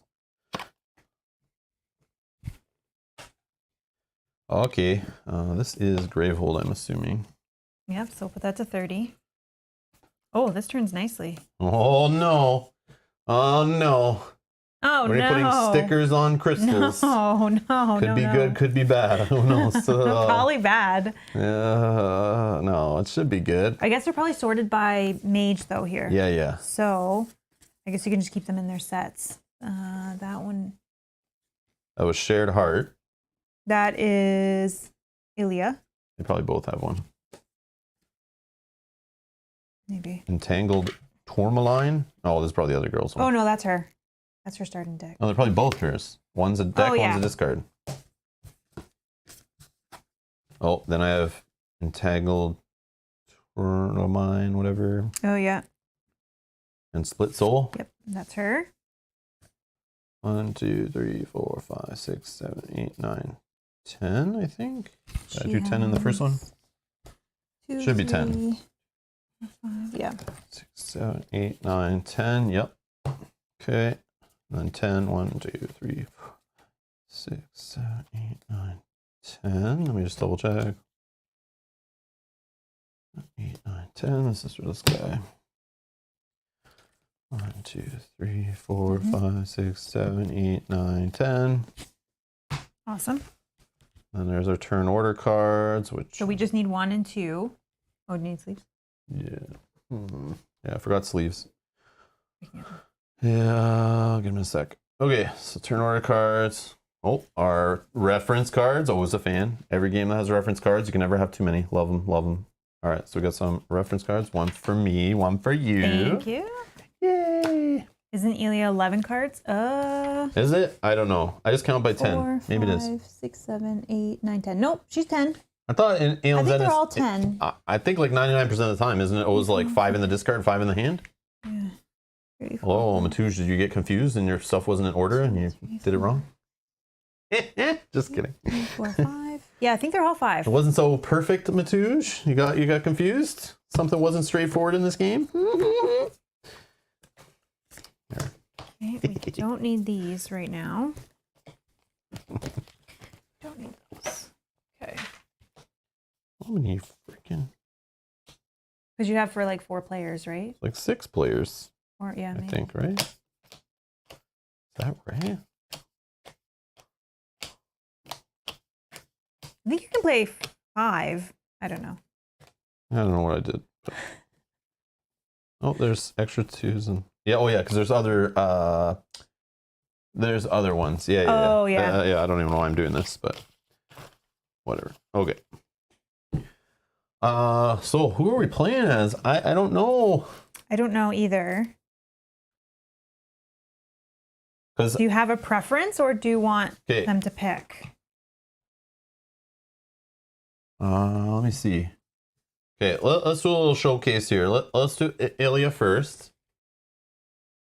Okay, we know she has her breaches at the top. She has 2 that are fully open. Okay. And then she has her 3 and 4 obviously closed. And that is, sorry, which direction is that? That is fully closed. Fully closed breaches. Okay, so 2 fully open, 2 fully closed. So that's definitely something to take into consideration. Surge of Power. So her ability is activated during your main phase. So you have to spend Aether to get enough charges, up to 5 charges. Then you can discard those charges to fire this off. Reveal the top 4 cards of your deck. Place any number of spells revealed this way into your hand.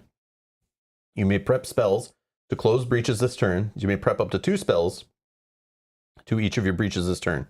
Oh, so she's spell heavy. Okay. Cool. And then she starts with, she's complexity 3. I'm not going to read that story, but she starts with those cards, and we'll look at those cards right now. So it's mainly, she starts with 4 crystals in her starting hand, which is good for purchasing. And a starred heart, or shared heart, sorry. So she has this spell. Cast, deal 1 damage. If you're Ilya, deal 1 additional damage. So in this game, there's a way to, like, in some of the Aeon's End, there's mages that can, like, play stuff from other people's discard piles or prep stuff in other people's breaches, and that goes to their discard piles and that. So Ilya might not always control this card and have it in her deck, which is interesting. But if you are Ilya, you deal 1 additional damage, or you can cast deal 1 damage. If you're Kel, gain 1 life. So this is where you play the 2 together at 2 players. This is why we did it in Legacy. They had a very good combo going on, which was neat.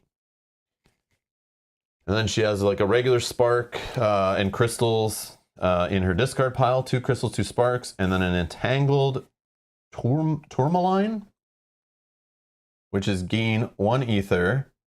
You may place this card from your hand into Kel's or Ilya's hand. Interesting. If you do, they place a card from their hand into your hand. Oh, that's how you pass them back and forth. That's how you pass them around. Interesting. That's cool. That's interesting. So you can, like, later in the game when you get some cool stuff going, like, remember when one person does the roll of purchase? Yep. The other one's like the spellcaster. Yep. Then you're able to like buy things and give them across and give them to the spellcaster to get spells going faster. That's neat. That's neat. Okay. Then let's look at her partner in crime. Oh, this one.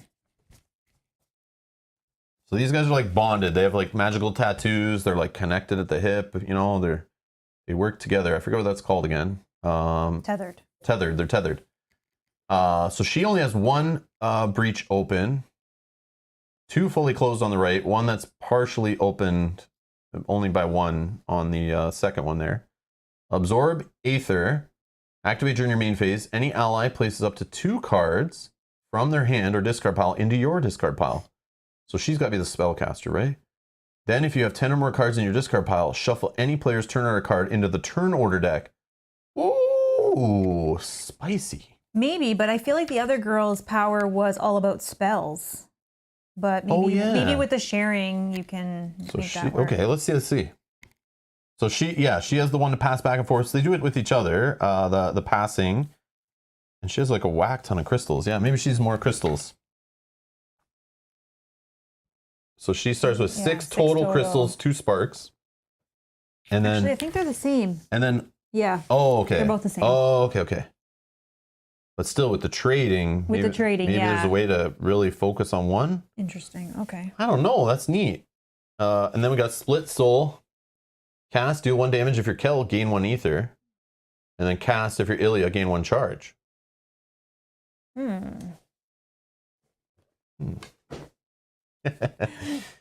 Not going to answer that, Matthew. Not going to answer that.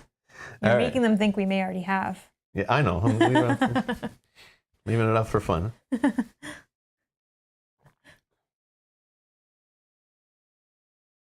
Oh, Matouj says, little spoiler, in 2-player. I was going to ask you, Matouj, I was going to ask you your opinion on 2-player, like which 2 mages you would play.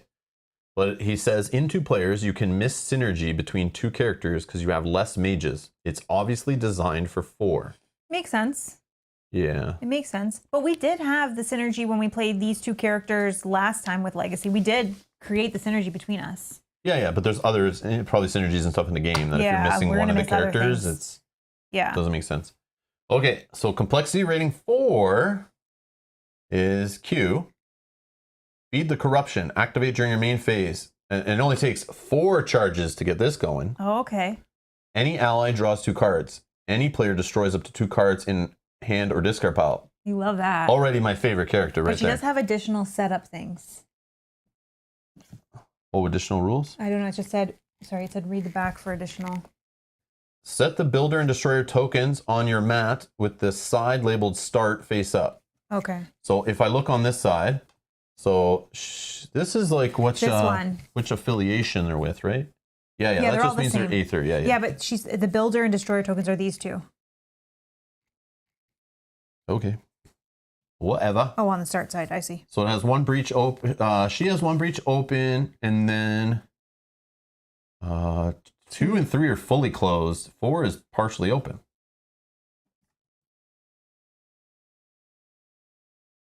And then starting with 3 crystals, 1 Oblivion Load, a spark, 3 crystals, 1 spark, and a corrupted vein. Let's look at those.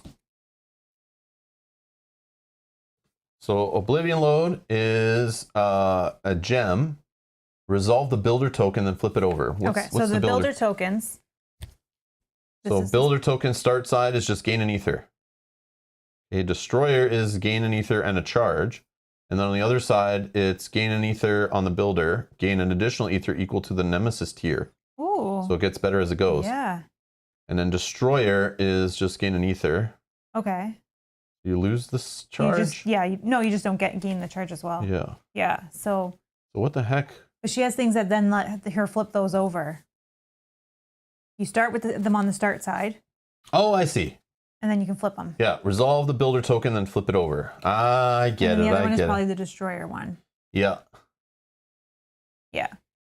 Resolve the destroyer token, then flip it over. I like that. So those are interesting because they don't actually give you any ether, but these will give you ether on the tokens. Okay, that's cool. I like this character already. That's cool. It's like so far it'd be the one I would just play. But again, then when I start seeing what Mel wants to play, then it's like, oh, we can't miss out. If something synergizes well together. If that's what you're looking at, then I think this is the son, right? Of her. Yeah. So they probably synergize together as well. And it's different than the characters we played last time, so. Takaran. Guardian Strength. So you use 5 charges to fire this off. Focus any player's breach or any ally preps a spell to one of their open or closed breaches. Repeat this 3 times. Oh my god. Oh, I like this guy too. Has 1 open breach, 1 partially open, and then has 2 special things. Ooh. Okay, so we have some special stuff on the back. Complexity of 3. Takaran's 3rd breach is the fortified breach. When a spell is cast through the fortified breach, the player who casts the spell gains ether equal to the nemesis tier. Takaran's 4th breach is the Garrison Breach. When a spell is cast through the Garrison Breach, it deals additional damage equal to the nemesis tier. Okay. I like it. Yeah, okay. That's neat. But let's see what these breaches are. And they're not fully closed. Yeah, they're not fully closed, but the costs are there for opening. And then it says, the top one says, is a 3rd breach, closed fortified breach. Once open, gain ether equal to the nemesis tier on cast. So it's reminding you that that's what that does. So when you're like, should I open this one or should I put ether towards opening this one? It reminds you like you want to because this is what it does. Gain ether equal to nemesis tier on cast. So you want to get that open like as fast as freaking possible. Yeah, these are even better than the +1 that the 3 and 4 give you. That's this whole thing, right? Yeah. And then 4, open Garrison Breach is plus damage equal to the nemesis tier on cast. So we're on tier 1 automatically at the start, so that's a +1 like normal. Yeah. But obviously later in the game, you want to get that one open, so then your spells start hitting like 2 and 3, right? Yeah. Interesting. Yeah. I know. I might not even do a poll because I'm thinking like based on we already have played with these 2 before. Yeah. In a past campaign, and I see what they're doing together. Like it is cool. Passing cards back and forth. I play this from my hand, and you're a discard pile, and you give me this. You buy that, I give you this next turn. That is so fun. I love that. The other option is if you. But these ones look more interesting because they have fun little side tokens and stuff. True. It's just always fun. Like to do that. Yeah, that's true. But yeah. Yeah, if we were to do a poll, you'd have to do a poll for this pair or this pair. You don't want to do like for all 4. Well, right? Because we don't want to that's not true. Synergize together. That's not 100% true, but yes, you'd miss some synergies if you're giving stuff to the other player, and then they're playing cards that say, if you're Kel, you get an additional this, but you're like, we don't even have her in the game. Yeah. So it's like, oh, we're missing on stuff. Oh, okay, yeah. So yeah, Yogi's saying the same thing. Yeah, that's what I'm thinking. Do a poll for duo versus duo. Okay, we can do that. Yeah. Now, what did Matush say? I want to see, or anyone else who's played the game, are we missing something? Is there another good pairing here? Like, is it okay to mix 2 others playing a 2-player? I don't think so, right? But Q for the sweet artwork. Yeah, I agree, Kevin. Yeah. I agree. Q is awesome.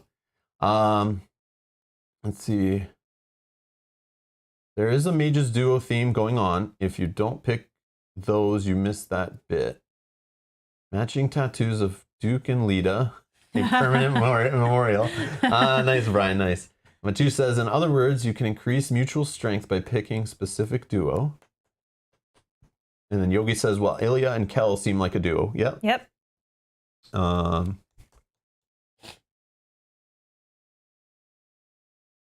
Then, Daniel says, I think I didn't play the duo in a good way. I wasn't impressed with Q and Takaran because I used Q as my damage dealer. I think she would have made a better support. Q, and then Peter says Q good for support and Takaran for spells. That's what I would have thought too. But then says sorry backwards. Oh. So Takaran is the support. The one of them was kind of not obvious, but one of them. But we didn't look at what his cards did. Oh, hold on. Oh yeah, Takaran we haven't looked, right? Yeah. Maybe we'll. So Takaran's card, he has a relic, gain 1, ether. The next time you focus or open a breach this turn, gain an additional 2. Yeah, so he is more of a supporty, right? He's opening breaches for people. He is gaining lots of money, which means you can buy lots of cards. Yeah, like sometimes like you'll just see one character will have the most crystals like right away in their opening hand. Oh, he does start with 7 crystals total. 7 crystals total. And where's Q? Q starts with, yeah, only 6 crystals and 2 sparks. But then you got to look at the special cards. Are they gems or spells, right? Yeah. And then sometimes there's a spell that helps with money. Oh, and sorry, she does. Oh, the token. She does get the token, which give her additional ether too, based on what side it's on. So, I mean, I guess I can see that. But again, once he opens his breach that he's getting money equal to the tier. He can be gaining some pretty good ether. So in the long term, be gaining more money? I think so. For Q? For Takaran, I think, right? Because that's obviously assuming that you're opening this breach that allows you to gain ether equal to the Nemesis tier, right? Because once this gets into 2 and 3, this alone is giving you 2 or 3 ether every turn. If you can throw a spell through But then this could be the spell caster too, because they're gaining like money to buy the big spells. He can afford to buy the big spells. spells. Yeah, exactly. So I think it could work both ways. The other thing too is we could play it. The first time is obviously experimentation, right? Play it one way, see how it goes, and then you see if the focus should have been the opposite for the characters. And Daniel's saying Q has more charge up and their specials better. Yeah, she does have more charge up, right? Because she's only charging up for 4, and she gets charges. 100%. Yeah, the less here. And she gets charges for free with her destroyer ability. I want to play Q. Okay, well let's just do that. I'll play Q. Takaran. Yeah, that's I'll play fine. Q. Just for my own sake. You know, we're going through this legacy game. We're gonna be stuck on it for a while. We're weirdos. We like to play the same characters like the whole campaign. Yeah, even given the choice to change, we usually don't. But not true. I might change this time. I might try to be crazy and change it up as we go. But like once you start putting stickers on the character, it's like hard to give up another character. But we may not even get an option to change. This may be it. True. But I'm gonna assume there's another chance to switch at some point. And maybe I do if somebody's like so damaged or we built them wrong or yeah, that's true. We see another synergy, but that's true. But again, I think our first game here is going to be experimenting on our characters. And you're okay with Takaran? Yeah, I'm fine with that. Scott says, all I know is that the mini for Q is really cute and the envelope which introduces a dungeon crawl minigame to the campaign. Obviously this is a joke, I have no idea. So Jot's losing their mind. I was like, I don't know what you're talking. Oh, Yogi wants you to pick the breach range. That will give you the most. Yes. Matouj also picked Q. Okay, good. Oh, nice. Okay. Okay. I just love destroying cards and like getting the crap out of the deck in deck builders, period. I know in this game sometimes it's like not efficient to do that all the time. And I'll probably do it too much that I'll hurt myself doing it, but. No worries. Okay.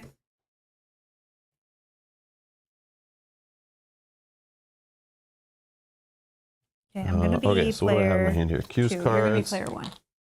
You're gonna be ready player 1. Sure. So these ones we don't need. I'm just gonna throw them off to the side right now. We can figure out our storage. This is Takaran stuff, right? Yeah, right here, Warding Stone. Yep. Yeah. So there should be a divider for your barracks or something, right? We can put all these away after if you want. I'll just put them. No, right here. We'll just use this as our whatever. I don't know. These are what we don't need so far. Oh, here's the other dial. Oopsie. Oh. I didn't reach in there all the way. That's both their cards, and then those are the turn order cards that we're we not playing don't with? need. No, I just took out 1, 2, and 2 nemesis. Whatever. Okay. Okay. I'll get sleeves in a second. Whatever. Okay. And you have the cool breaches, right? I have the cool breaches. I just need a 1 and 2 regular. Those breaches are cool too. Oh, the other thing is we could switch. Like, as long as we're playing these 2 characters throughout the whole campaign. True. If you don't like that one after this first one. I love this breach stuff too. Oh, do you want to trade? No, it's okay. Or try this one, and then if you don't like it, the next one, we'll just switch. That's fine. Any ally draws 2 cards. Any player destroys up to 2 cards in hand or discard pile. Man, they're both so cool. All right. All right. Okay. 1, 2, 3, and 4. You need a 1 and a 2. I just need a 1, 2, yeah. Player number. This one's open.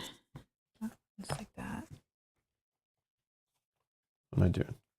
This way, this way. I like these maps. This one's this way. And this one is open.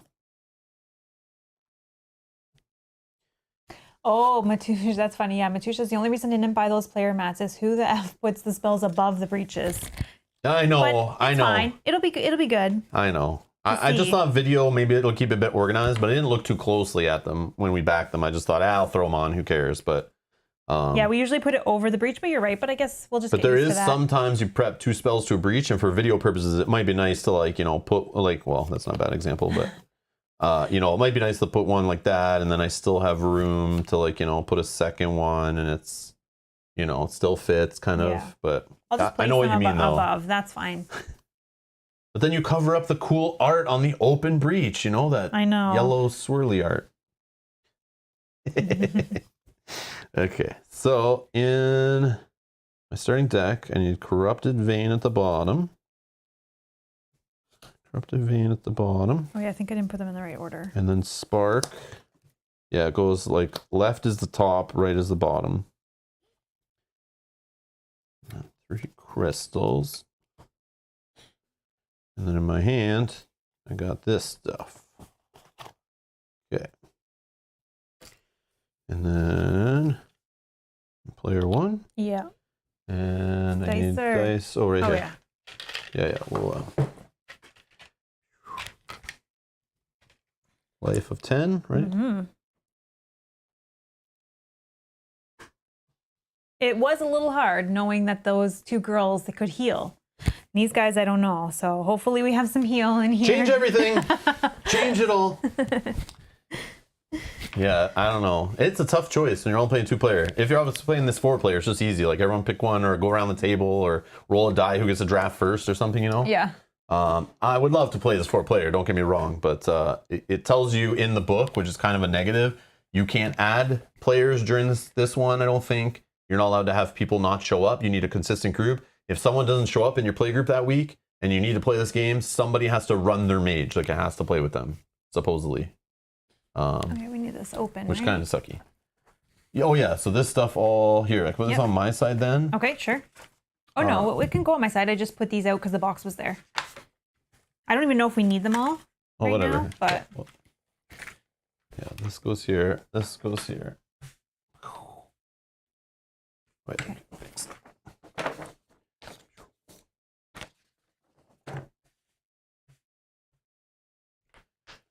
Okay.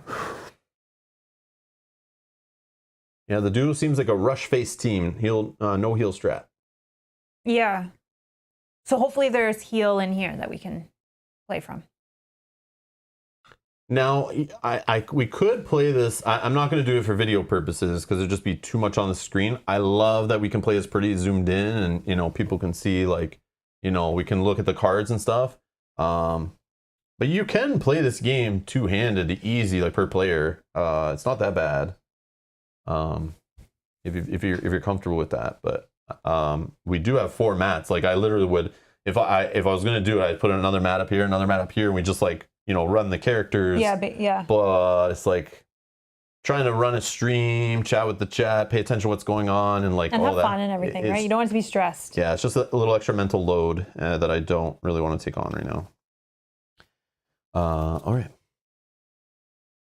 So let's get our villain or nemesis. Oh, he's got his little divider, so you can organize it. Get your little, and if you want to reset it, I guess it tells you what envelope it came from. That's cool. I'll take that one out of your hand. Just make sure I didn't leave anything in there. So we got the Bishop of Scrolls. Okay, 50 health. Difficulty 2. Okay, it's got a little story at the bottom. I'm going to skip that stuff. Place the unnamed deck face down next to this mat, which I should probably open some cards.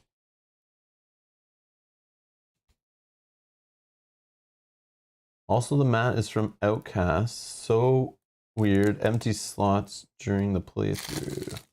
Oh, this mat? Oh, the Zaxos Outcast spot? Yeah, that's weird, right? I mean, we do have another mat that doesn't have the Zaxos stuff. That's fine. Well, we don't know that we don't have Zaxos in this. That's true. Well, I assume they put it just because they assume you might bring him along and play with it, maybe? Yeah. I don't know, but that is weird. Yeah, maybe we'll switch to the other mat for the next episode. Good call, though. All right, so we got an unnamed deck. And I know we're one you're not supposed to shuffle. Yeah, we're not supposed to shuffle or sort it or anything. So it just says place it face down next to the mat. Nemesis specific cards.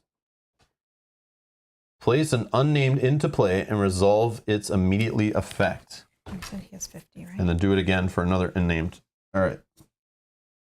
Didn't say to shuffle this, so I'm not shuffling this one. Maybe they're all the same. I don't know. Oh my gosh. Minion unnamed. 3 health. I guess we're playing Hangman or something here. Immediately choose a 5-letter name and write it here.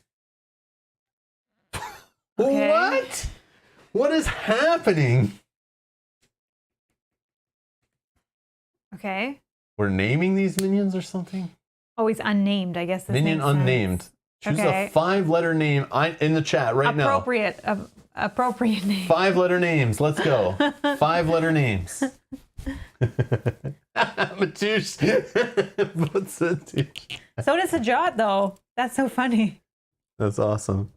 Any 5-letter name. What would you write on this card? Just let me know. I'm curious. I am curious. Here, I'll take it. So when we have... No, I'll take that Bruce. Oh yeah, sorry. Here. Plain. No, you gotta have the image up so they know who they're naming. Like who does this remind you of?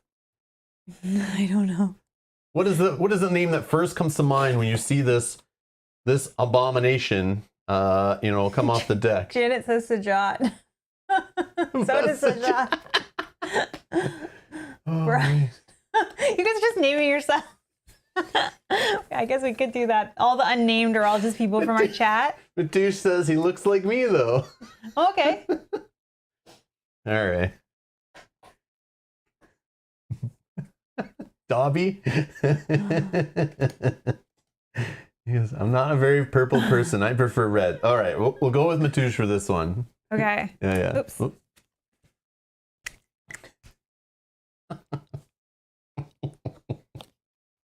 Is the most recommended by having 2. Chili. Medea, that's a cool one. Gollum. I think we'll get to name other ones, right? We're about to do another one now, so I'm assuming maybe it's a different word. Okay, so then it says... Yep, what does it say? So choose a 5-letter name and write it here. Oh, shoot, did I write it in the wrong spot? Yes. Oh, wonderful. I think. I don't know. Is that in the right spot written? Probably wrote it in the wrong spot. Yeah, it says and write it here, ... Oops. Right? Yeah, I already wrote just wait a sec, though, because maybe we can fix it and then just put an arrow or something. Who cares? That's fine. Yeah, don't fill in the other spot yet. Okay. And then read what? Read open E. Open deck E? Yeah, deck E and read card L2E02. Yeah, I wrote it in the wrong spot, but that's okay. That's okay. This is crazy. I got flustered. First time writing on card in a while. Oh, it doesn't matter for the first one. Okay, good.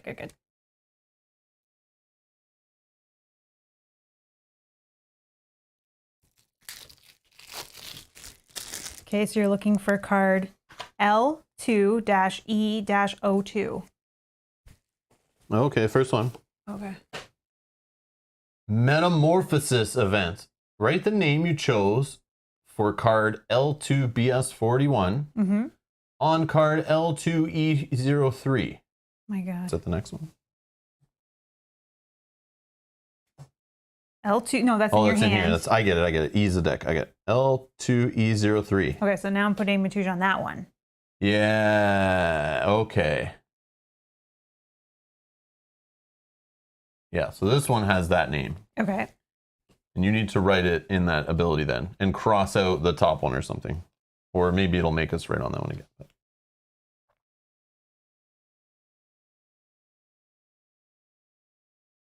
Okay. Well, let's wait till it tells me what to put on the top of this one. Yeah. Okay. So I've named this one. Yeah. And now you have to write Matuj on that part.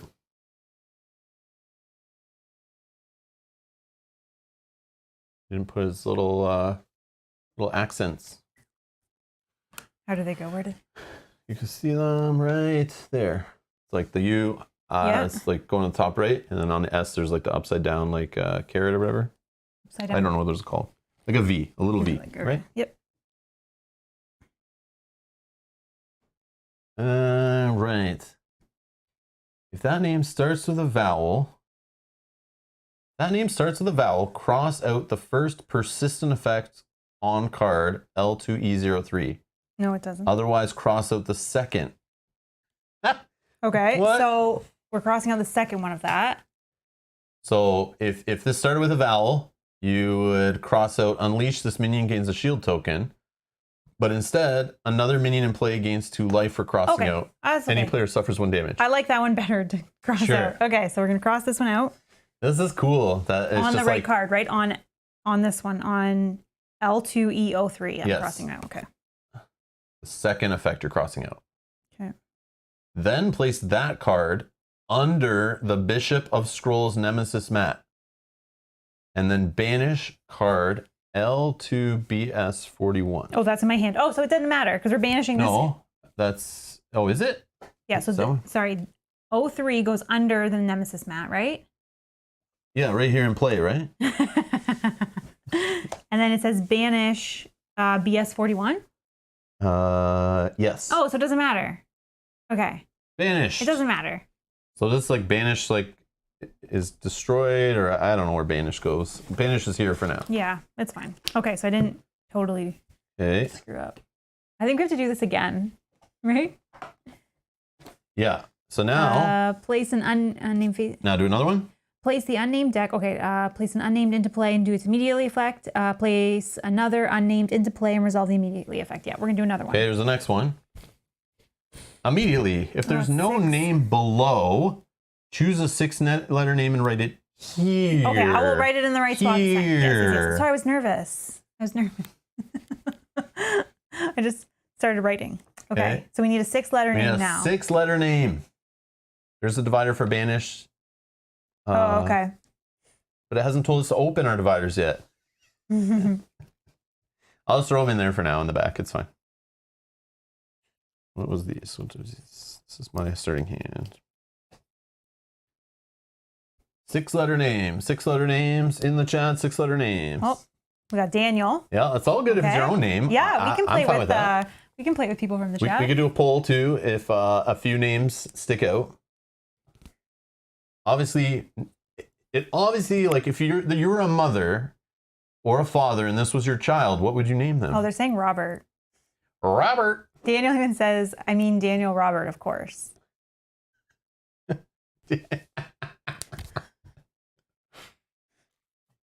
Oh, I think Robert is winning here. We're going. That looks like me. Okay. Big long arms, tall, skinny dude. Yeah, that's me. Okay, so I'm writing in this spot here.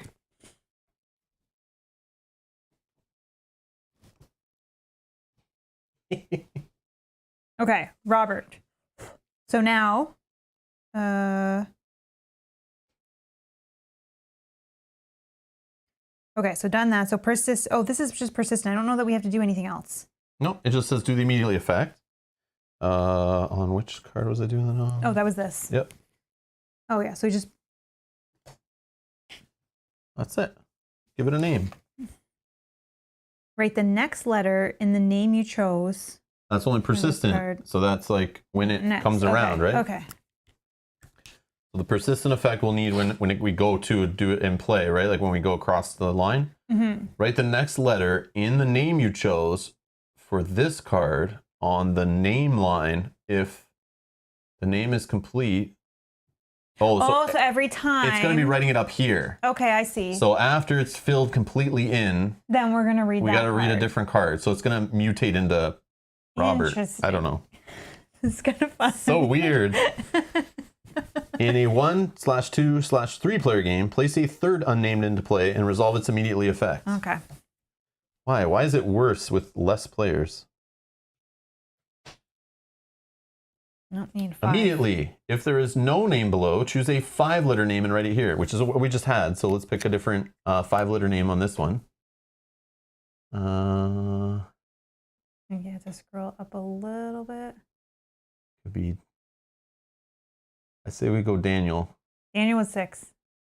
Oh, it was 6? Yeah, Sorry. we have to go up. Wow. That's okay. Oh, I see. 5 is, yeah, 5 is up. I'm not even counting. I'm just like thinking the last one was a 5 too. I don't even know how many letters are in my own name. Brian? Yeah, we can do Brian. But now here's the thing. How are we spelling this Brian? Just kidding. The right way or the wrong way? No, we'll spell it with a Y because that's what's set up here. Yeah. Yep, Brian's here. Brian put the name in. We're doing it that way. We're doing it like Brian S. Bryan. Oh my god. All right. This is fun. Okay, so this I guess has to go out as well. Let's see here. And that's that on the back there. So let's see what else this guy's doing. So his unleash effect is draw a card from the unnamed deck and place it into play. Well, so are we gonna be naming cards all freaking day? And then it says additional rules. When an unnamed is placed into play, do not resolve its persistent effect during the Nemesis main phase this turn. That's normal. Yep. When an unnamed is discarded, place it in the unnamed discard pile. When the unnamed deck is empty and an unnamed would be drawn, shuffle the unnamed discard pile face down to form a new unnamed deck. If there are no cards in the unnamed deck or discard pile when an unnamed would be drawn, resolve the persistent effect of each unnamed in play.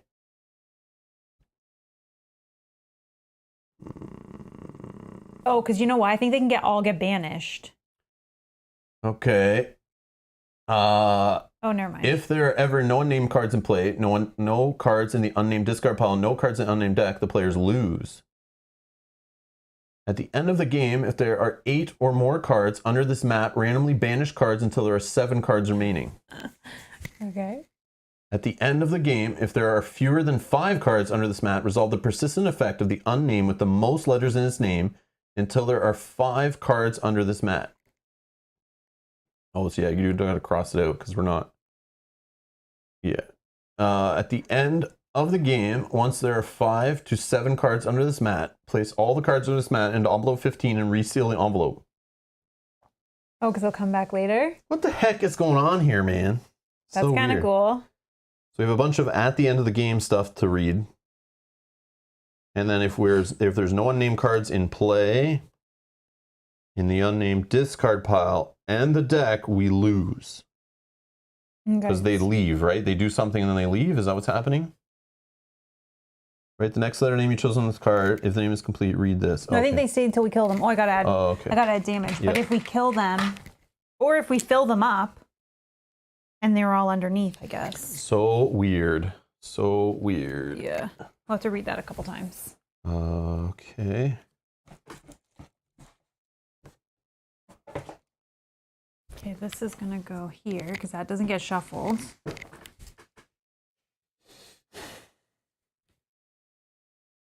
Okay. Oh, the unnamed ones come into play on weird phases. Oh, okay. There's an edge case. Rule, you can mess the first part of additional rules. Be aware, it can happen. You can mess the first part of additional rules. Yeah, we'll have to read it a couple times to make sure that we're... Oh, when an unnamed is placed into play, do not resolve its persistent effect during the Nemesis phase this turn. So we got to make a note of it so we remember.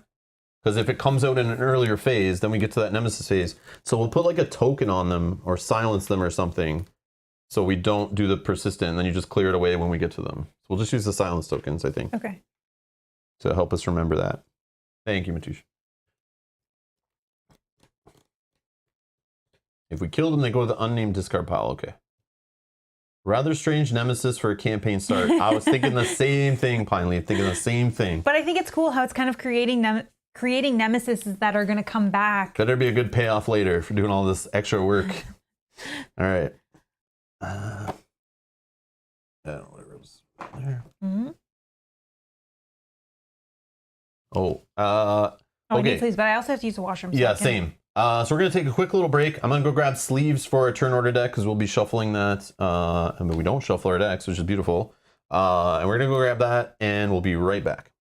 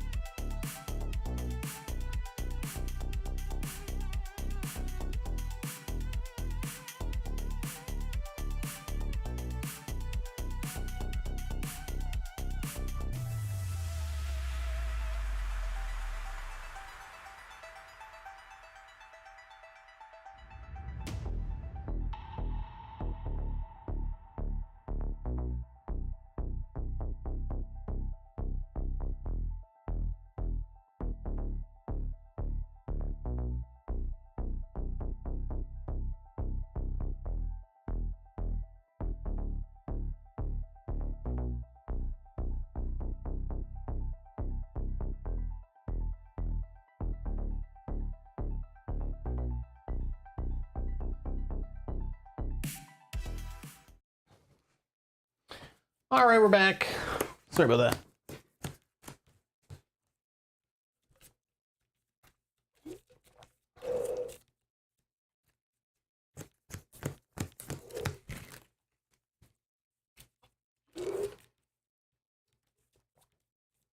Okay. So we got to turn our deck shuffle. Mm-hmm. What else do we need to do? Go over our market, right? Oh, yeah. We should know what we're buying. And if you got the rules on what these things are. All right. So we have a Nebula Shard here. This is 3-cost gem. Gain 2 ether. Whoops. Gain 2 ether. Or gain 1 ether for each spell you cast during your casting phase this turn. Okay.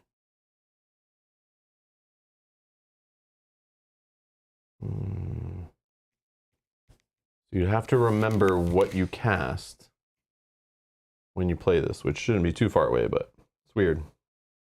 Brian, you did not miss the end of the first scenario. No, we're just getting into it. We're still getting set up, man. So like we unboxed this starting from scratch, so yep. Yeah, we're getting slowly into it. It's only taken 2 hours to get this far, and we're not even ready to play yet. Almost though. Man. Irradiated Jewel. Gain 2 ether. You may reveal the top card of the turn order deck and gain an additional ether. If a player card was revealed, overheat this turn, which overheating is filling in one of these circles. Yep. Okay. If the card is fully overheated, destroy it, and Gravehold suffers 3 damage. So randomly these cards like break, they're unstable.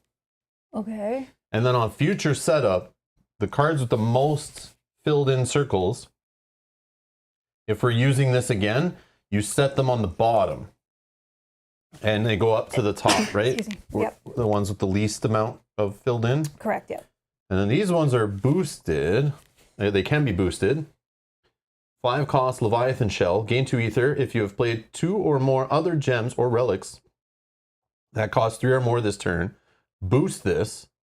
And then you gain an additional ether for each boost mark on this card. So the more you use this and the more you build your deck around gems or relics that are 3 or more, this becomes even more powerful in future games too. But again, in a future game, after you've boosted this, it goes to the bottom. Yeah. And like it's gonna be tough to boost them all. Yeah, that's a weird mechanic. I don't know how to deal with that one, but we'll see what options and how it deals with it going forward. Yeah. I'm also curious why we'd want to overheat a card, which just seems bad. Like, why would we want to buy that one? Because I know it's costs cheaper, 4, it gets you 2 ether still, but yeah. I don't know. I'll have to see. And then for our first relic, we have Shifter's Cloak. Focus any player's breach. If that breach is open this way, boost this. If this card is fully boosted, cast any player's prepped spell. It deals an additional 1 damage. That's useful. That's not bad. Yeah, that's useful. Then we have Lightbringer Staff. Costs 6. That's a little pricey. The players collectively destroy up to 2 cards in their hands, or silence up to 2 minions.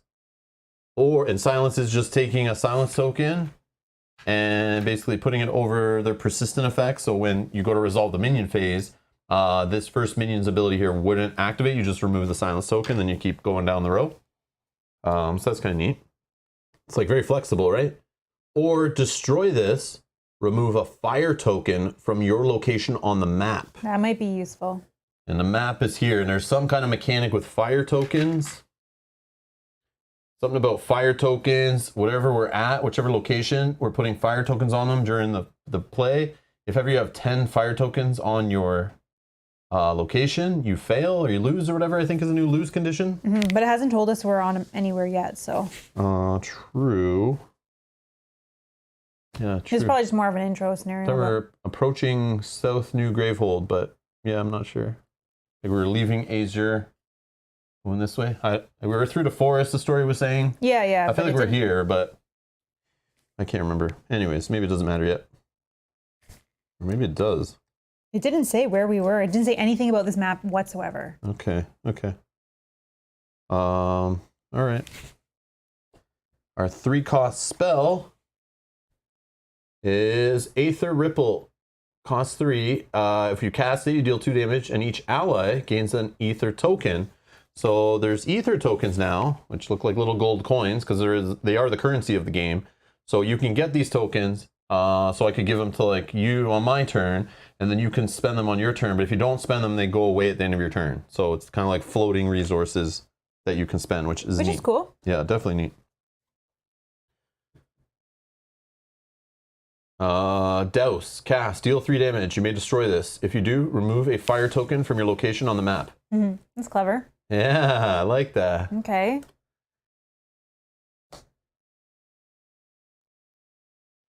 Backfire, cast, deal 4 damage. You may lose 1 charge to return this to your hand. Oh my goodness. It's getting late in the scenario and you're like, we really need to destroy some stuff. That's not bad. And you're like too far away from building up your charge ability. 7 cost spell, Paradigm Flux. Cast, remove up to 2 shield tokens from minions. Then deal 5 damage. That's not bad either. So removing 2 shield tokens is kind of like saying do 1 damage, period. Do 1 damage, period. And then deal 5 damage, period. That's kind of neat. Because no matter how much damage you do, like each source of damage takes away like 1 shield. So that's kind of very powerful that it gets rid of 2 on 1 card, plus still does some damage on top of that, which makes sense for a 7 cost card, I guess. Okay.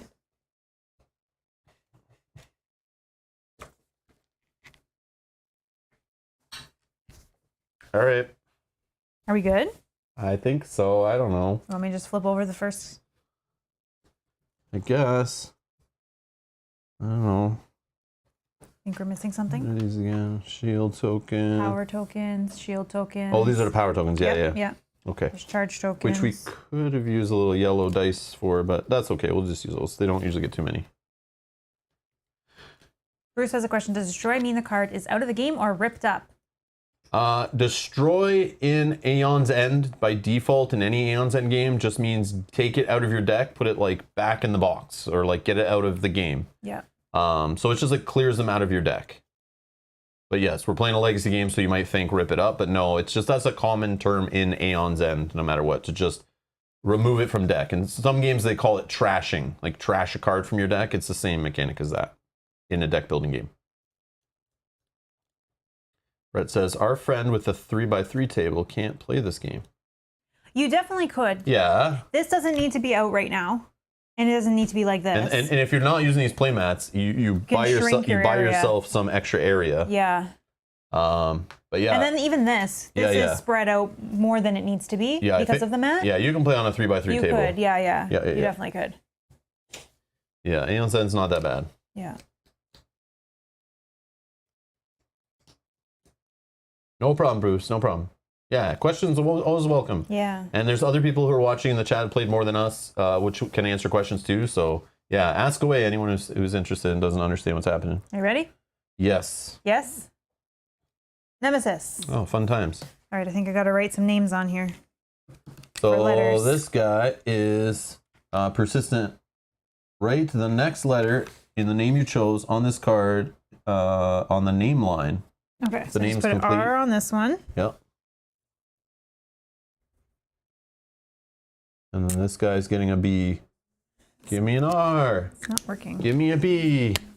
Oh, that's too big. Don't use those. No, I know, but this fine point one, like sometimes it works and sometimes... Shake it or, I don't know, leave it upside down so it can, the ink. No, I think it's the coating that's on the, I can use the bigger one actually. I can, it's fine. Okay, R on that one. Oh.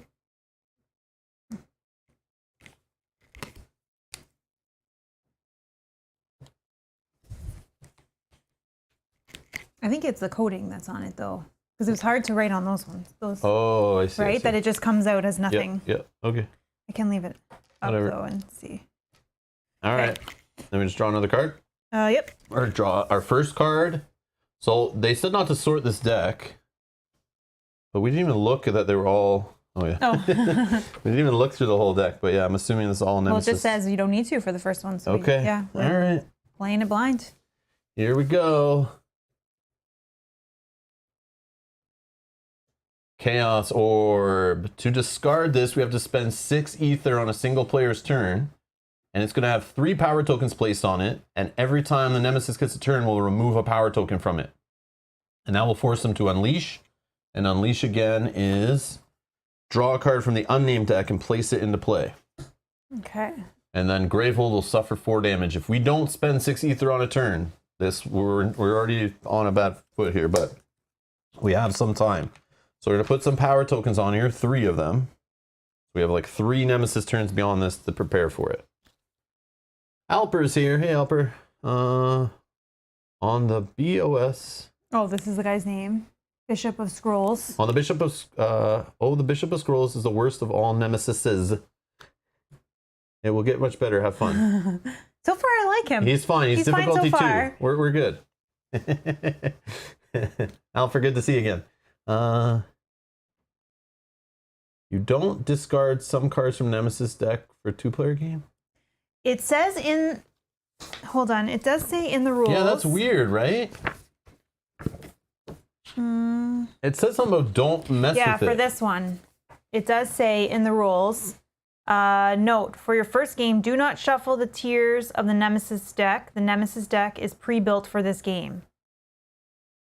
So it doesn't tell us anywhere to remove any cards. I know what you mean, though, because you would think you would discard a bunch off the top like the other games do, right? Like the other Aeons end games do? I don't know. We're just rolling with it. Yeah, we didn't do an initial discard. We did do from the name, from the unnamed. We did. Hold on, maybe it's said in here. Check the narrative book. Oh, okay. Open envelope 1 and the deck BS. Do not shuffle deck BS. Set aside the top 9 cards of that deck. Oh, okay, that's fine. I forgot to go back to this. I'm sorry, guys. Thank you. Those cards are the unnamed. Oh, there's more. Okay. Oh, I didn't even read all on this next page. Whoops. Okay, that's fine. We can easily fix this. The remaining cards are the Nemesis deck. So just put that one back on top and discard the top 9. The top 9 is those. Isn't unnamed. Oh, hold on. Oh, I see. Set aside the top 9 cards of that deck. Those are the unnamed. I see. Mm-hmm. Oh, that's what we did. Yeah, and then we stopped. I didn't go to the next page. That's what happened. The remaining cards of the Nemesis deck. If you're playing with 1/2/3 players, discard the top 7/5/3 cards. So top 7 cards. 1, 2, 3, 4, 5, 6. Oh, damn. We were gonna make it super easy. No, we're gonna make it harder. No, easier, because we'd have all these tier 1s on the top. It just but we would have a lot more cards that we'd have to deal with as well. Well, not if he's fighting him for 50 health, then you have all these tier 1 cards that are like nice and weak. Yeah, that's true. So I don't know what you're saying, but I don't know. I just think more cards is harder, but no. Defend unless we have to get through the deck is the only way. Draw, so defend the forest clearing from the Bishop of Souls. If you win the game versus the Bishop of Scrolls, read section 74. If you lose, read section 77. Oh, this ain't 5. Is it 5? Oh, because we're playing 2-player. Yeah, sorry, 5. No, that's okay. Okay, that's fine. That's fine. I know this stuff. I'm getting flustered now. That's okay. I'm getting flustered. You're asking questions. I'm like, don't know what's going on. No, that's okay. That's okay. I didn't know either. Yeah. So I'm not playing by myself today. I'm playing 2-player. So I'm doing 5 cards off the top of the deck. All right. So I put them all back on top, including the one I put there. So 1, 2, 3, 4, 5. 5 cards are removed. Changed my mind. We're only playing 1 today. I can't handle it already. I can't even handle 1 game of this already. I'm already done. I think it's all the setup too, right? I'm done 2 hours in. I haven't even started the game, and I'm already done. Okay, so this is the actual card, not the one that we read. Go ahead. All right. Here's the real first card. Yeah, here's the real first Nemesis card. Impending Immolation. To discard, 6 ether again, same as the last power card we saw. Power 2 though. So if 2 power tokens get discarded off this, it will automatically unleash. Gravehold suffers 3 damage, and we add a fire token to our location on the map. Okay, so where are we then? Yeah, what is our location? I don't remember it ever saying anything. Well, no, it said story-wise, but I don't think it like specifically. So it's not specific. It's just. Let's read this all the blue again. The blue is the gameplay stuff. Open envelope 4. These are your mages for this game. Open deck AZ1A. This is your starting supply. Open deck AZ1B. These are your starter cards and your turn order mages along with play rates. Then open envelope 1 and deck BS. Do not shuffle deck BS. Set aside the top 9 cards of that deck. Those cards are the unnamed deck. The remaining cards are the Nemesis deck. If you're playing... we're defending the forest clearing. I just read it out. Oh, okay. Forest clearing. Defending the forest clearing. Okay. Defend the forest clearing from the Bishop of Scrolls. Okay. Yeah, you heard it. I said it. I know, but I didn't process that. Okay. That's what I even said when we were like going through it. I think we were there based on the story we were reading. Okay. Because we're south of New Gravehold, and they were talking about going through the forest. Yeah. Yeah. Okay. Just yeah. Okay. No, I was only joking. That wasn't a Rob rant. I'm not ranting. I was only joking. All right. I want to play a whole bunch today. Okay. I know. I'm excited now that we're actually ready to start. We're all good. I really appreciate you guys here and catching these things. I really appreciate it. You don't understand. Because, like, yeah, without you guys helping, like, we would be, like, we'd stopping. already be playing wrong. Yeah, we'd be, like, 6 turns in and go, wait a second. Why have we not seen a tier 2 card yet? Like, this is weird. Well, we probably wouldn't even realize, right? We just keep playing. I even thought this deck was too big. That's why I was looking like, oh, maybe there's other cards in here. Yeah. Yeah, it felt too big. So that makes sense. Okay. All right. Player 1 is you. Ready, player 1. Yep. All right. I obviously have no spells to cast. I guess I'm gonna prep this there. Resolve the builder token, which is gain 1 ether. Flip it over. Okay. I don't know, whatever.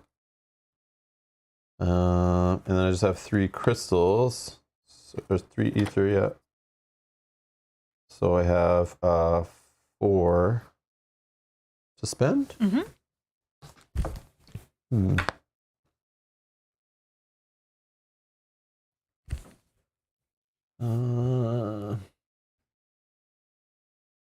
I don't know. I feel like money is the play. I feel like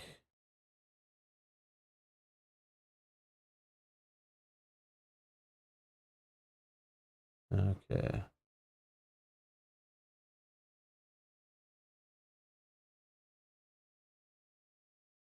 Okay. Also, whatever we decide in this one, like let's say you decide to be the spell heavy character. If we realize that it's not working, then we can fix it. Yeah, it's just one game. Yeah, it didn't scroll all the way down to the bottom either. Sorry. Oh, sorry. There we go. And we can pivot if we realize that our rolls are not correct. So you tell me what you want me to do and what you think you're thinking. So there's cool stuff here, like this.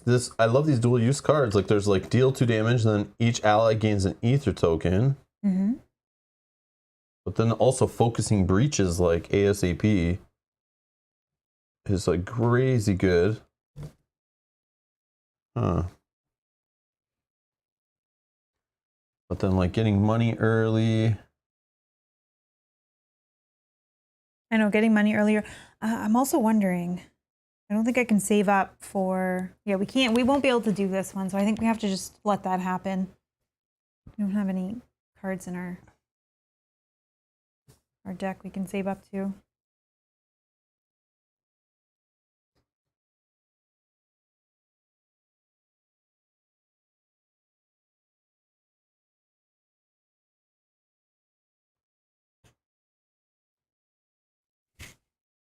I'm going to take Dose. Unless anyone has any other suggestions. So I have 4 money, right? So I could. I draws 2 cards, destroys up to 2 cards. I think I'll do that later. I'm just thinking of because getting rid of these guys, so they're not building up their letters, right? Yeah, it's probably important. I think it's bad that they build up all the letters. Yeah, so if they're 3 health each, if I take a 3 damage spell, maybe we can get that going ASAP. Yeah, I agree. Like, man, focusing breaches, but then I don't have any spells, so like it's not. I don't need to focus yet. I can also buy that card, so then I can be the. I'll do the spell stuff. Yeah, but if I take this, I'm more the supporter. Oh, that right? Yeah, Shifter's Cloak. Yeah, and I have enough to buy that right away. Yeah, okay. Pierre's on the same page I'm on. Is like, I see this is immediate threat, but spending 6 ether. Like, I don't think we're gonna get that through. Because you have to buy, with our cards that we have, you can't hold enough, right, with 1 spark each. You need to get some of these bigger cards in there in order 100%. to, so I don't think we have enough turns.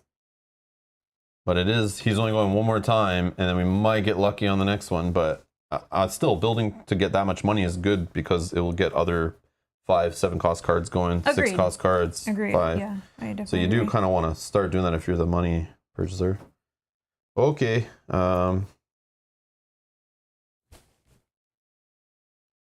Yep. Let's do that. Draw up. Go ahead. I don't know. My turn. All right. I'll prep a spell. Spark. All right, so then I have my Wandering Stone, which is 1, or Warding Stone, sorry, which is 1. And the next time you focus or open a breach this turn, gain 2 additional ether. So that's 1, oh, wow. 2, 3, 4. 4. I know. What was the one that gains money? Get that one going right away. Yeah, that's yes, that one. This one. So do whatever it takes. If I focus... Or get this to help you on that, too. I know. Here's the thing. If I focus this one, I could do both, actually. Watch. Yeah, that's what I'm saying. Because if I focus for 3, this one, then that triggers this, which is the next time you focus or open a breach, you gain 2 additional. So then I would still have 1, 2, 3, 4, 5, 6. So 3 and 3. Yeah. So I can focus this one for 3 of my 4. I still have 1 remaining. Now I get 2 additional. Now I buy this one. Yes. Do it. Okay. That goes in my discard pile. Yeah, so focus on the second one is free, but like I think it's a trap to do that one. No, I want to get the money going as fast as I can. The earlier you get the money one going in the game, then the rest become like, easier. Yeah. But that does make sense. I looked at that too. I was like, oh, but then this guy's ability. Because you're saying this could just open, right? Right away? Well no, it's 2 to focus, so it's like free, right? Because it only costs 2. This one costs 3 to focus each step. Yeah. But like, I would never on this guy with these 2 awesome breaches. I would like make sure that like puts it all there. But yeah. But yeah, that is sick. 5, yeah. Yeah, that's awesome. All right. Nemesis. Okay, so we're gonna write on. Give me an O. Give me an R. Discard a power token. Draw a card. Dire Proclamation. Power 2. Gravehold suffers 3 damage if this one fires off. If there are 2 or less unnamed in play, unleash twice. Otherwise, resolve the persistent effects of 2 unnamed in play twice. We need to only have 1 unnamed in play. Okay. So we need to kill one soon. Or, oh yeah, there's no way to get rid of this one, so it's going to happen no matter what. Yeah. Okay. Oh no, actually having 2 or less unnamed in play, just unleash twice, which is just drawing 2 more cards, which is not as bad as firing off them, filling up their letters, I think. Yeah. I think letters are worse. I think letters are worse. We don't know. I assume so, right? Because then we get the card underneath. Well, no, then you go read something and do something stupid. It's likely exactly the same as we just did, though. Oh, okay.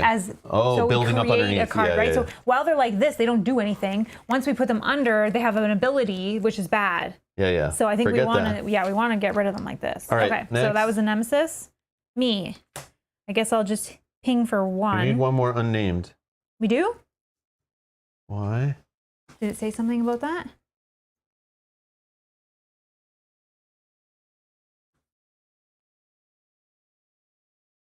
Need 1 more unnamed. Unless they're saying because you were saying well, it says if there are 2 or less unnamed in play. Maybe because you were initially said 1? Well, I was saying we need to only have 1 in play, so then it just does the effects of. Because then we just unleash twice. Oh, to avoid the card. To avoid the card. Oh, okay. What? Sorry, read it one more time. Gravehold suffers 3 damage. That will happen no matter what. If there are 2 or less unnamed in play, unleash twice, which is what I want. Oh yeah, yes, because based on what we know, which is not a lot. I think this one is bad.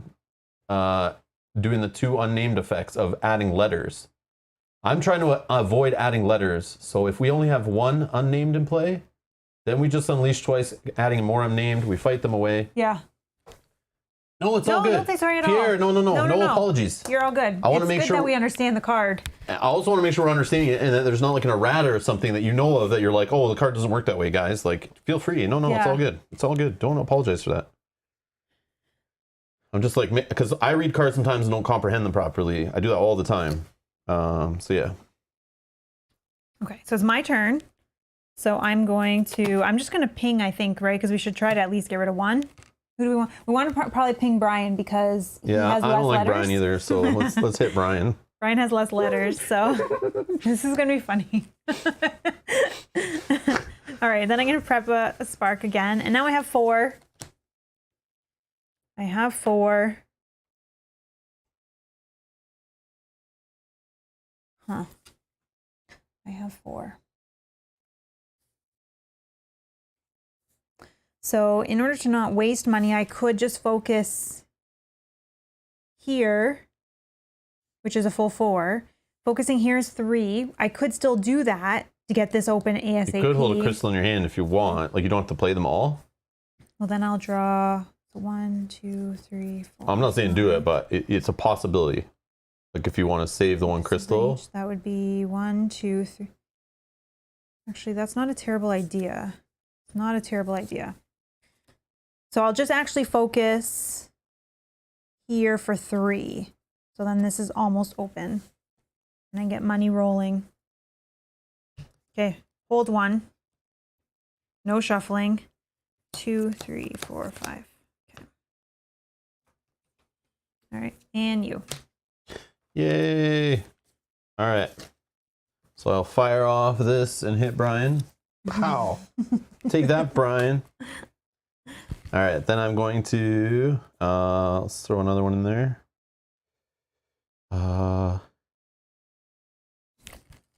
And then a Corrupted Vein, which is Resolve the Destroyer, which is gain an ether and 1 charge. Oh yeah, I forgot about this little thing. So I got a charge already. Look at me. I never put those on my cards. I know, I usually play the character that uses charges. Flip it over. Okay, so I only get a charge every other time I do this, which is neat. Which is still good because they're free. Yeah. Well, sort of. Oh, Brian is here. Ouch, ow, ouch. I thought you'd left. Fire spell. All right. So I have 1. So I have 4. I mean, it's not a terrible idea, what you're thinking. I'm debating this, though, too, to speed things up. Do you think it's... Or actually... Because I'll pay to open my own and use that card to focus for you. Or just take a money, like, to start speed... Like, I should have some money, too. Yeah, because gaining 1 for each spell you cast, like... Yeah, that's a card for you, I think. And I think you gotta get the spells. I'm gonna buy one of those, I think. Let me just check what's in my discard pile while we're rolling here. Yeah.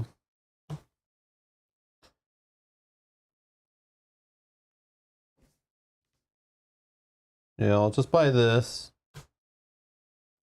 And that one flop.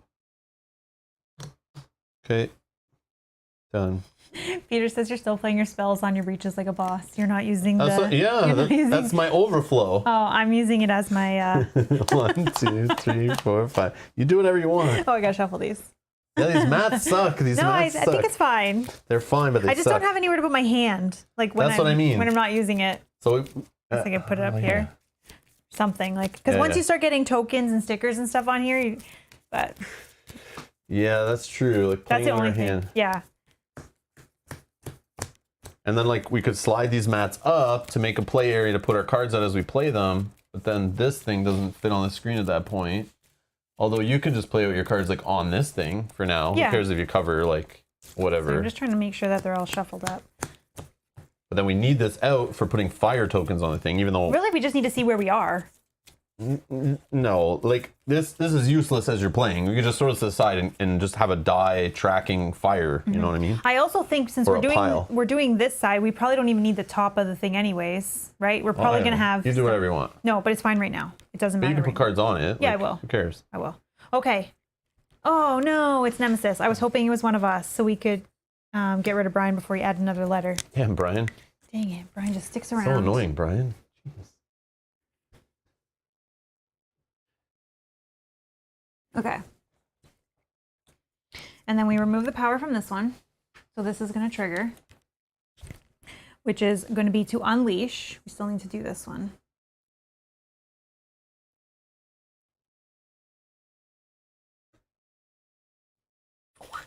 There we go. I got a player area. Okay, so first we're going to unleash. I removed the power. This one has not been yet done, so we're going to unleash, which is to draw a card from the unnamed deck.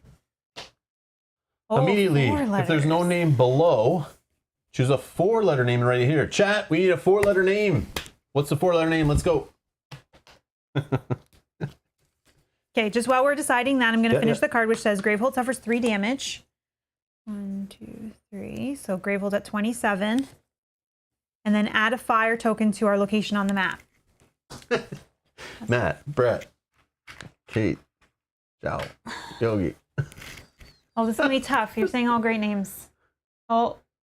Okay, I see more Matts. I'm going with Matt. Matts. Yep, go with Matt. Yep. We cover a few bases there, so it's fine. I'll take the card. Let's see if I... Chat? Yeah, see, these ones don't... Oh, man, you guys are awesome. No, I got to use the bigger marker. So many good options, I agree. Oh, it's terrible. Sorry. Yeah, because you're supposed to use the other marker. I know, but the other marker doesn't work. You can try if you want, but the other marker doesn't work. Serenity now. Like, I don't know if it's dead or... Okay, go get the... there's other Sharpie pens we have. There's like green ones and stuff. Okay. Upstairs. Here, we'll be right back.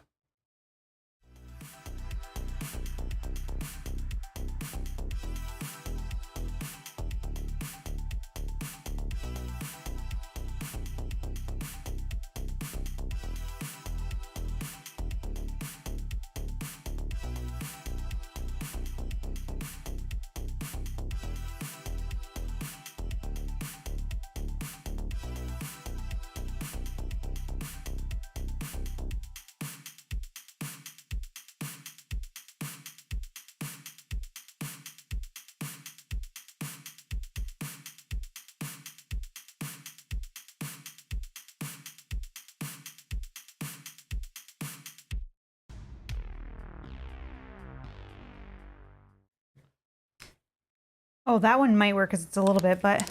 No, there's black ones, these ones. Sharpie pens. I don't know if these are good. Oh, doesn't want to focus. Sharpie pen. Do we have... Oh, it's green. But oh, here's a black one. So try those. They're like very thin tip, but I'm assuming it'd be similar. But okay, I'll try that one. Oh, we got a new subscriber. Simon, thank you so much for subscribing. Welcome to the channel. Thank you, thank you. Okay. Okay. Okay. Where were we? Sorry, so we just finished this card. Place we did 3 damage to Gravehold. It's at 27. Yep, place a fire token. Now we're going to remove a power from this one. Yep. And then we don't do the persistent on that. So yeah, when it comes into play, we just we'll put a silence and we just remove it. So it doesn't do its adding a letter. But it needs 3 health. Oh yeah, sorry. And then this. Oh gosh, more minions. Fervored Scribe. Immediately unleash. This minion suffers damage equal to the number of players in the game.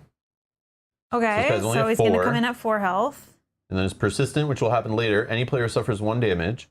Resolve the persistent effects of an unnamed in play twice. Oh my god. Okay, so we're going to unleash again. Sorry. Immediately, if there's no name below, choose a 5-letter name and write it here. 5-letter names. You know what? This one's going to be Simon. Thank you for subscribing, Simon. All right, Simon. Your name is going on here. Done. That makes it quicker.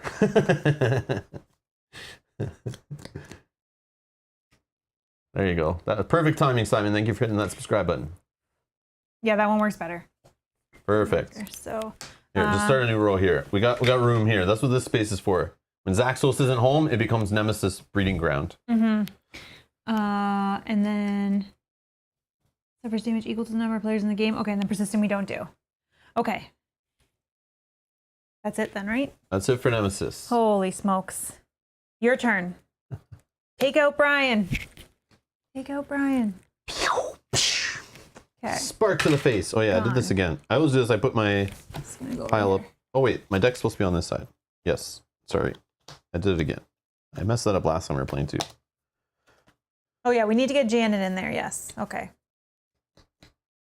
This was a window for Janet. She just missed it. Oh yeah, we can get Janet. Hopefully there's another 5-letter. Yeah, I agree. Janet should be on a card. Janet needs to be on a 100%. Card. Yeah. Okay. Go ahead. Okay. I'm gonna put the douse. Prep that one up, I think. Oh, hope you go before. Resolve the builder token, then flip it over, which is gain 1 ether, then gain an additional ether equal to the Nemesis tier. Which is... we're at 1. Yeah, 1's the highest one we see there, right? Yep. So I just got 2 ether off of this card. 3, 4, 5. Oh, juicy. You're the spell. You're the spell guy. Did I get one of these yet, though? No, but I can worry about your breaches if you just focus on spells. But I could do like a charge and this right now. Okay. Or I could do... Yeah, and then you just worry about your own. But...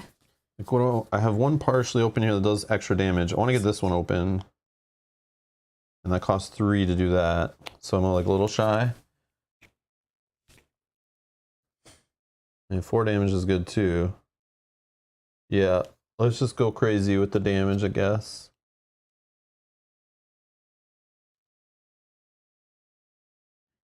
You do need your breach, like, to make money. But yeah.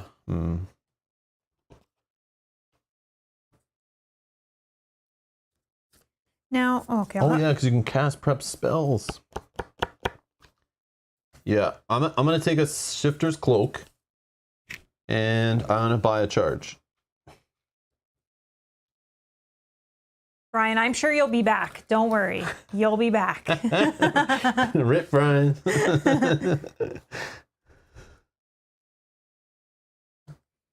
Okay. Okay, done. Done? Yep. You again. Yay! Oh, that's awesome. You can get rid of... Cast. Deal 3 damage. You may destroy this. Nope, not yet. So you can get rid of Rob, Matt, or Simon. I don't really like Matt, L, but I'm just joking. Okay. I think we do. Yeah, we get rid of Rob. Yeah, screw that guy. Who yeah, likes because he already Rob? has some letters filled in. I don't like his name. Jerk. All right. Oh, we did not. You're right. We did not give this minion a shield. Thank you. If you can grab a shield. Oh, I missed that. I totally missed that one as well. Thank you, Peter. I forgot about that symbol. Yeah, we gotta look for that. We gotta look for that. Okay, so that's good for my sparks. My spark can just kind of like ping. Yeah. Oh, and then do you flip your builder token? Did I do it? I don't know. Did I do That's it? what Edgar's asking. No. Is your builder token flip? Flipped. I was trying to remember what it does, and then I don't forget it. But yeah, I should have flipped it. All right. Okay. Then resolve the destroyer token, then flip it over, which is just gain an ether. Okay, so I have 1. This one's worth 3 because sorry, it's or gain 1 for each spell you cast during your casting phase. I thought it was and. Whoops, my bad. So obviously I'll just take 2 for that. So that one was this is destroyer, right? Mm-hmm. Which I think just 1 ether. Just 1 ether. Yeah, that's gonna get confusing. All right. You can use the tokens if you need to. Oh yeah, that's to true. remember. No, that's fine. But yeah, I will later, I'm sure. 1, 2, 3, 4, 5 again. You have some good money. Yeah. And I bought one of these already? Yep. All right. Yeah, I just did. Yes, I did. Okay. So let's I think that's a good idea, yeah. But at some point I'm going to have too many spells coming and these aren't getting open, but I can switch to that and just do that when I need to. I can do one of your spells with my Shifter Cloak that I have right now. Yeah.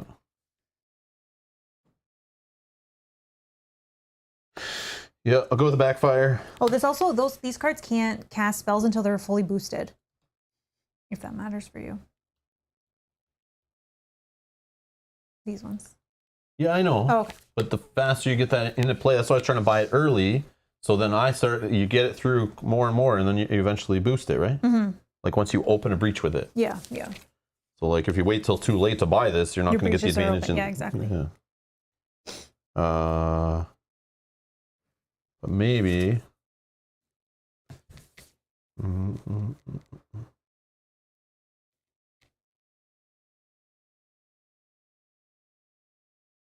debating opening or trying to get that going, but I don't think so. Okay, yeah, I'll just buy this.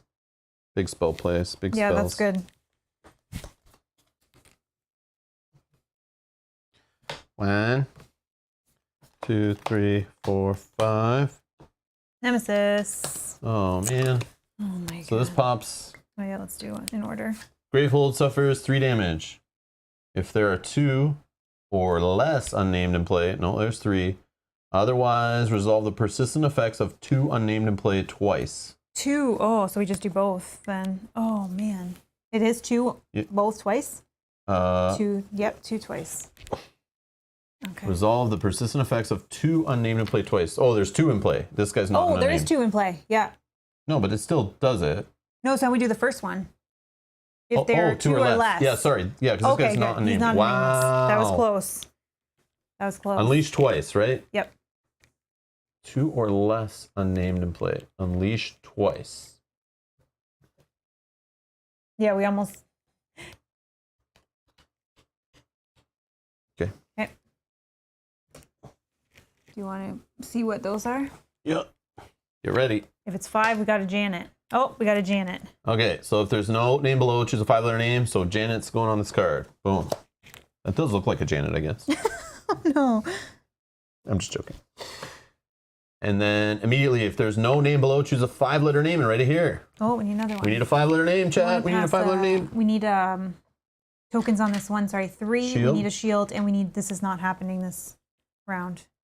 Silence. Yeah, silence.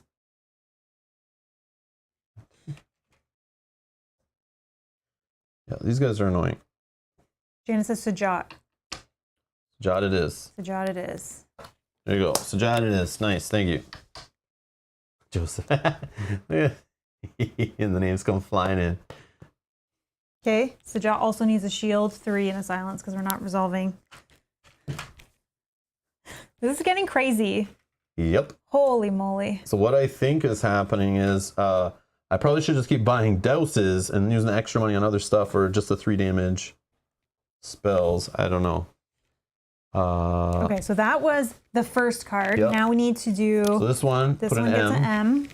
Sorry. This guy, any player suffers 1 damage, and then resolve the persistent effects of 1 unnamed in play twice. I'll take a damage. Yeah, I'll Okay. take it. Yeah.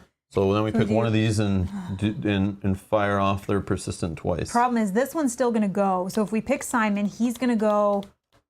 So just do one of these. I don't know. Can we, though? Yeah, they're in play. Okay. Oh, gosh. Janet or Sajat? Just the first one. Do Janet. And we do it twice? Yep. I don't need a silence. Let me speak. Okay. So that was this one. Now we're going to add an S for Simon. Yep. And then we remove these 2 silence tokens because they don't fire right now. I feel like I now go back to back. Okay. Yes. So I'm going to ping someone that has a shield so that you can then...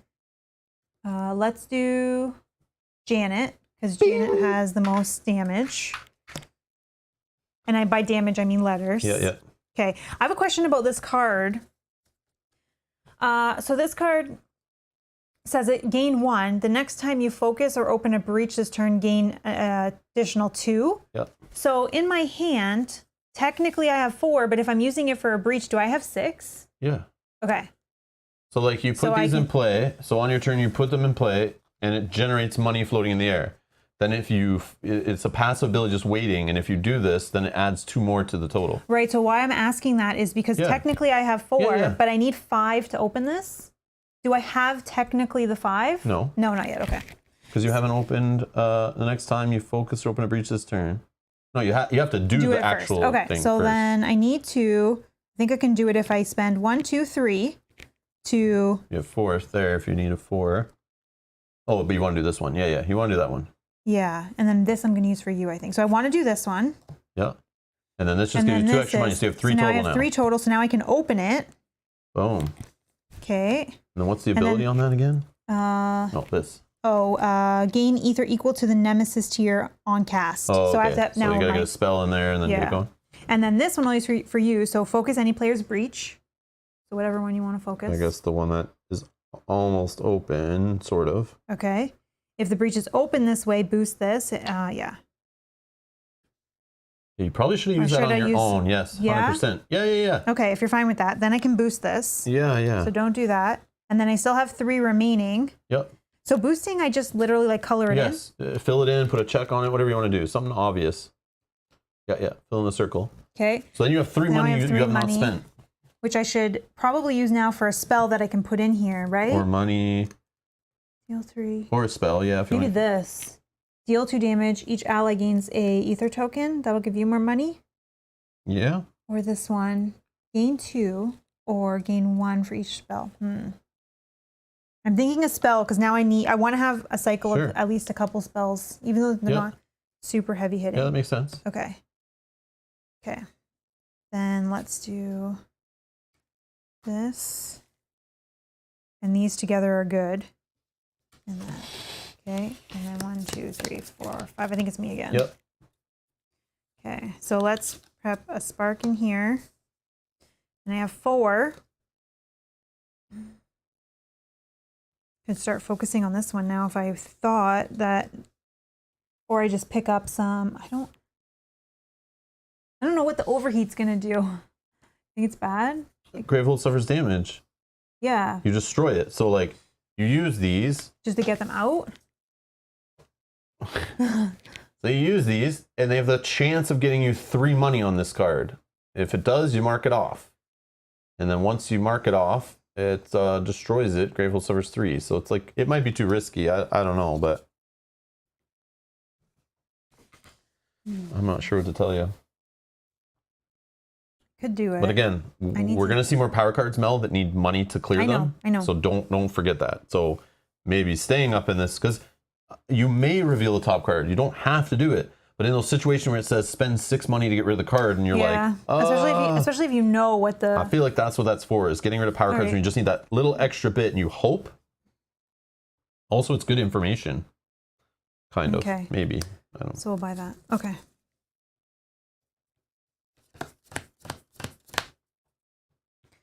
Like it might be bad to do. I don't know, but in certain situations, I'm going to know what the card is that we're revealing, and it's only if we reveal a player card. So if we know the Nemesis is next, then it's not going to overheat.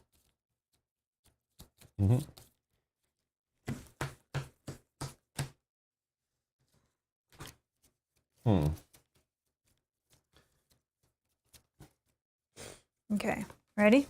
Oh, Nemesis. All right.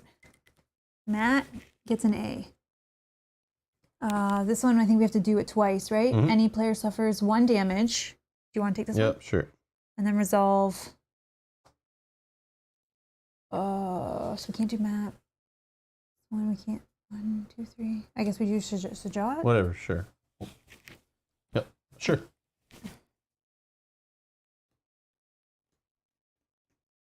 Okay, so that's these 2. Simon, an I. Janet. And Sajak is a J. Okay. Oh, did we forget to draw a Nemesis card before? Oh, I think so. Maybe we did. I don't know. Yeah, maybe we did. Which would, if we did we forget one? I think we did. Okay, so we'll correct that. So this one should have been out there already. So we should unleash another one. Should have been there. 4 letter name. We have 4 letter name. This is from last turn, so we'll correct last turn.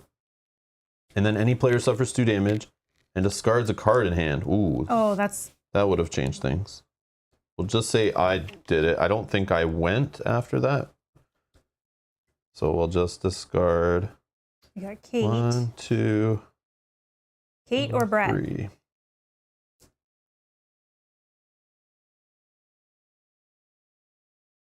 I'll just discard a crystal. Yeah, I'll discard a crystal. Okay. And then I'll suffer 2 damage. If you want to take those 2 damage. 7. Okay. So I can take the other one. Okay. If that card costs 2 or less, add a fire token to location on your map. Yeah. Fire. Yep, do it. Okay, I think the chat has a consensus of Kate. Kate, all right, Kate, it's done.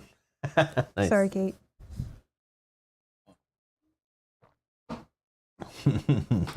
All right. Okay, so that was this card completed from last round. Okay. So then now when we did it, yep, she this will one have fires K. off. Okay. And now we will have Now we'll we draw an nemesis card for this round. Oh, please don't say unleash. Like, are we supposed to just let these guys fill up and that's a good thing? You know what I mean? I don't know. I feel like it's the point of the game, right? They want these to come into play, so... But yeah, this is like very overwhelming. I don't know. All right. This one gets 2 shields. It's Coal Whelp, Persistent Unleash. Add a fire token to your location on the map. Okay, so this guy wants to burn things. We might die here.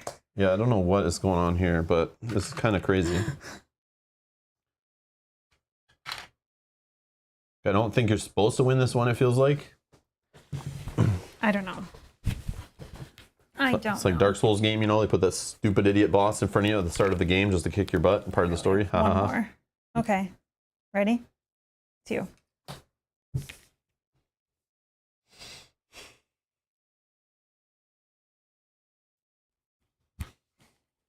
I'll deal damage to this Coal Whelp to get rid of a shield thing. Okay. I'm going to focus this breach. I can prep that there. Resolve the builder token. Flip it. It's just 1 ether. And then 1. I have 2 ether. I will just buy a charge.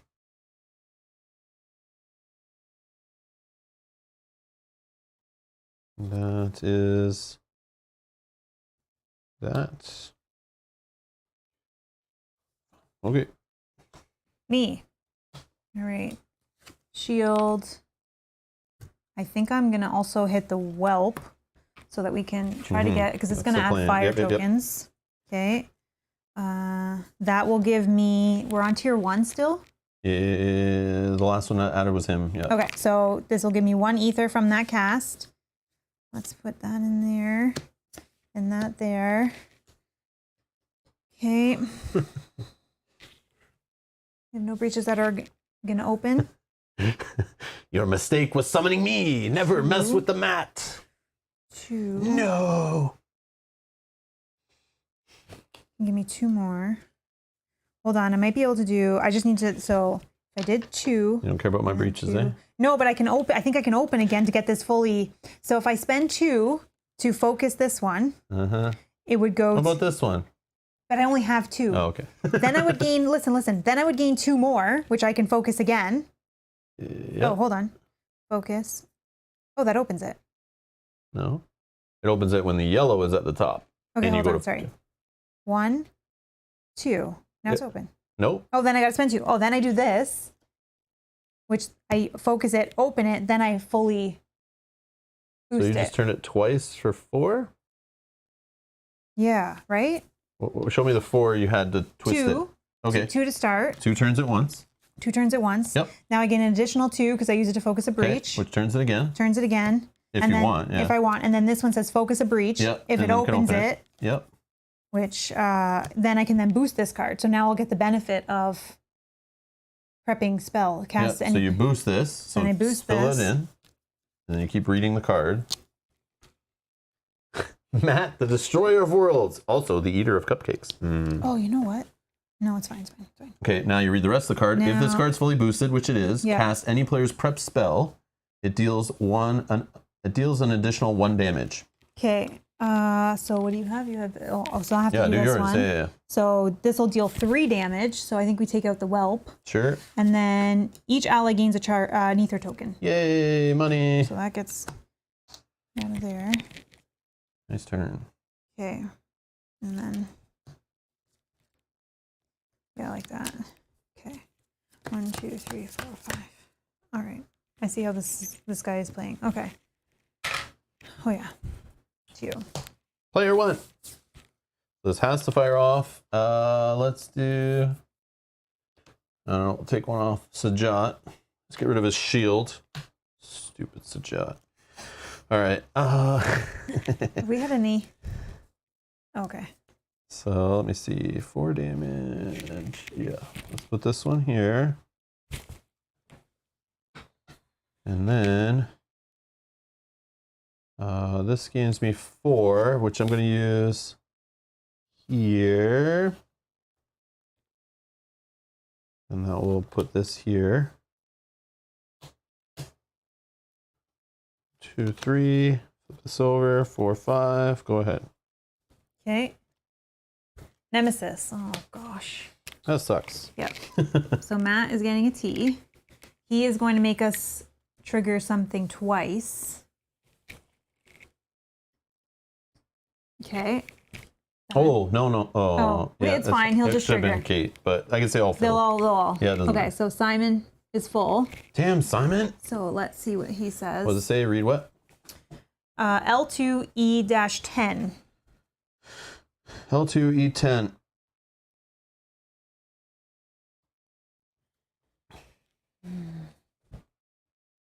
Write the name you chose for card L2BS37. That's that one? Mm-hmm.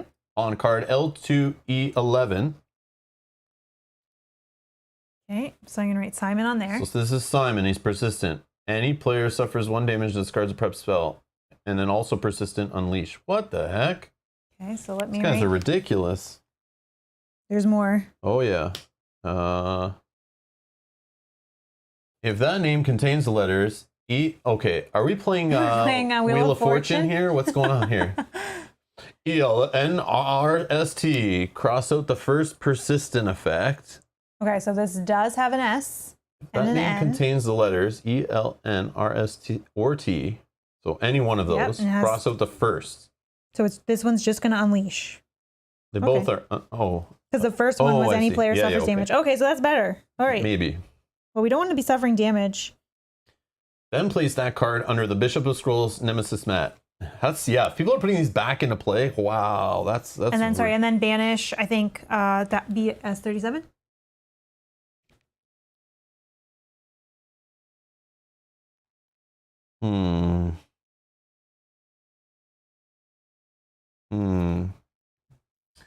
Write the name you chose on this onto that card. If the name contains this, cross out the effect. Otherwise, cross out this effect. Then place that card under the Bishop of Scrolls Nemesis mat. Yes. Then banish so BS37. So this one. This is banished? That's banished. This goes under. This is gone. Okay. All right. So that was that. But we're going to have... Okay, so that was from that. So now we're going on... I don't know. No, that's fine. Now we're going on to filling in... Okay. I feel like you can mess this up so easily in so many different places. So 100%. You gotta be super careful. Okay, and now we need a card for the Nemesis. But I did see comments earlier based on this Nemesis, like this, you could never would recommend this as a starting point for Aeon's End period. No, like I this agree. game. I agreed. With Yeah, this is way too crazy. Okay, so we're gonna get a Nemesis card for his turn. Oh, unleash. Jeez. Unleash. Any player suffers 2 damage. That's you, not me. Yep, that's fine. Unleash. All right. Immediately, if there's no name below, choose a 5-letter name and write it here. 5-letter name. Do we have a 5-letter name? Anybody?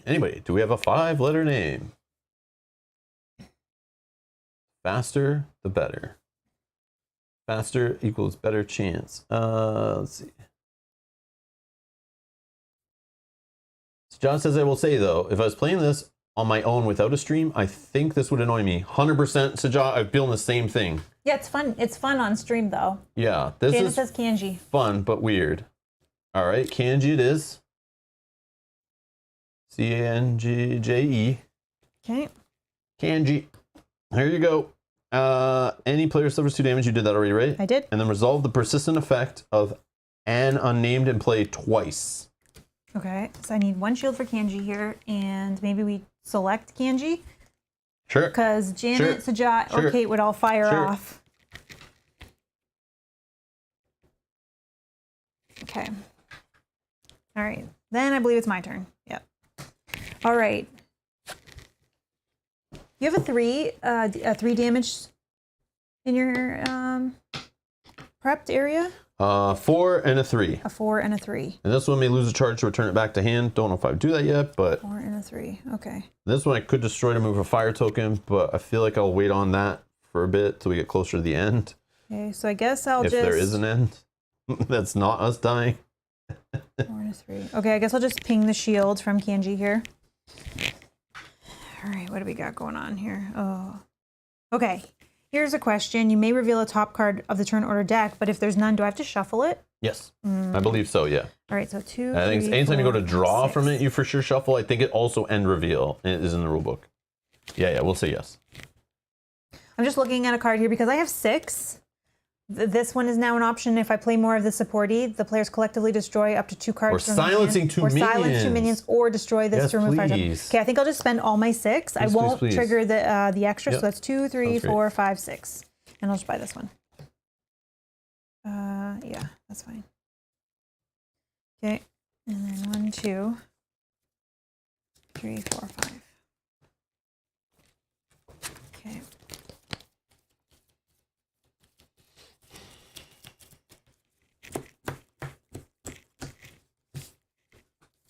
This is going to be funny on stream, though, in the future when we're calling out minions. Like, oh, Janet's in play now. And then when I see them in chat in future streams, it's just going to irritate me. I'm going to tense up and it's like have PTSD about like what they did to us. You. All right. So this one has to go. But I feel like... Let me see what's in my hand first.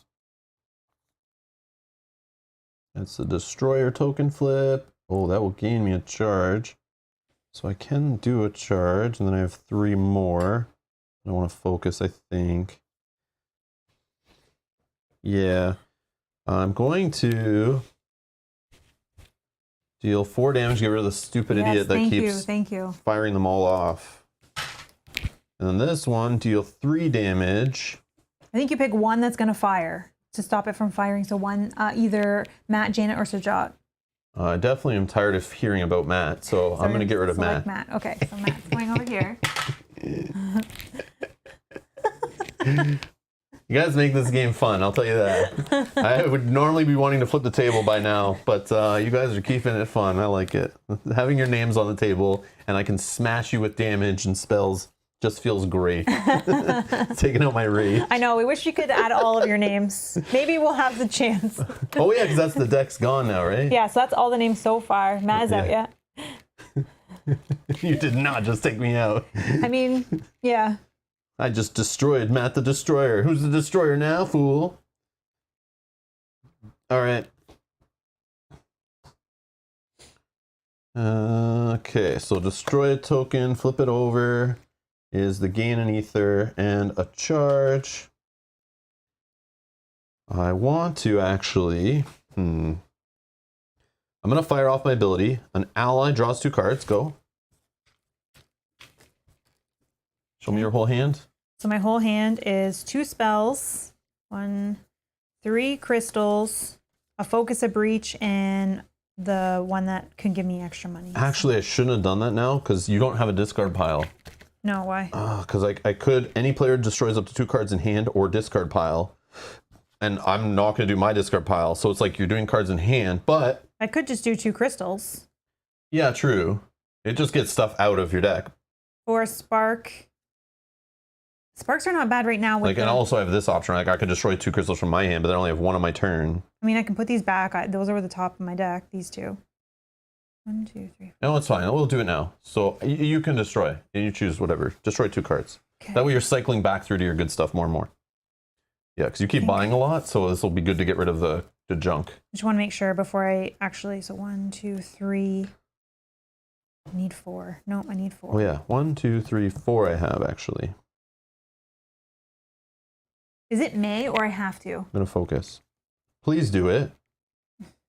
Please don't waste that ability. Because destroying cards is like, it literally exponentially every turn of a game in a deck builder to take out a crap card means just that much faster you draw into your good stuff.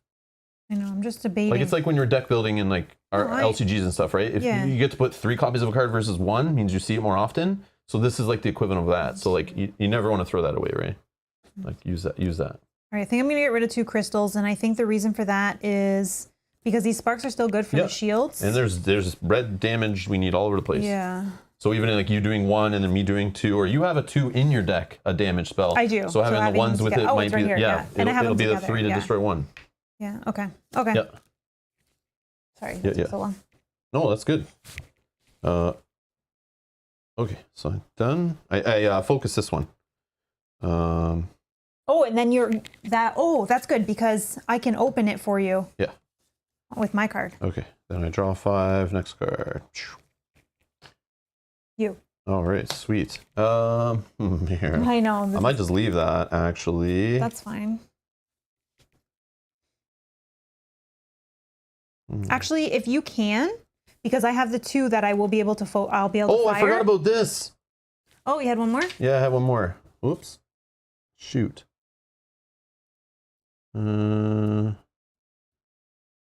So instead, I would do this one for 3, and then for 2, I'll just grab a charge. Okay. Yeah. I forgot about that ether token from before. I think I forgot. Yeah. I'm not used to that. Wow. Yeah. Okay. So then this turn, I'm saying if you do fire that off, because just check. Oh, I do have one too that I can try, but hold on. Let me think here. Okay. So resolve the builder token, that should happen, which does what? What nemesis tier are we on? Discard pile still a 1, right? Yeah. So this gives me 2 ether. Okay. 2, 3, 4, 5 total I have this turn. So let me spend 3 of it here. Okay, then I'll play this. Focus any player's breach. Opens it. Okay, if it was, boost this card. And then if fully boosted, I'll cast... Oh, it's not fully boosted though. Oh, no, it's not. Yeah, right. So, that's why I was saying if you could have fired off your spark, I can then I can take something out if I go next. Oh, did I not do this? No. Oh, yeah. Sorry. Okay, I see what you're saying. Because I only have a 2. Yeah, I was trying to work out my turn, and then I okay. got confused because we keep talking about other things. I would... Janet. Yeah. That's good. Here's that one. So that's that. Okay. Yeah, because I got 2 and Nemesis has 2. If we can. Now I'm gotta remember what I did. Holy crap. You just focused 2, the breach. 3, 4, 5 I had. I did 3 here. I then did this to open it. I still have 2 left from here, I think. So I will gain a charge. And then this I can prep into here. I think that's all correct. 1, 2, 3, 4, 5 I had. Yeah, and this only costs 3 to... Yeah, okay. And this is here. And these are here, here, and here.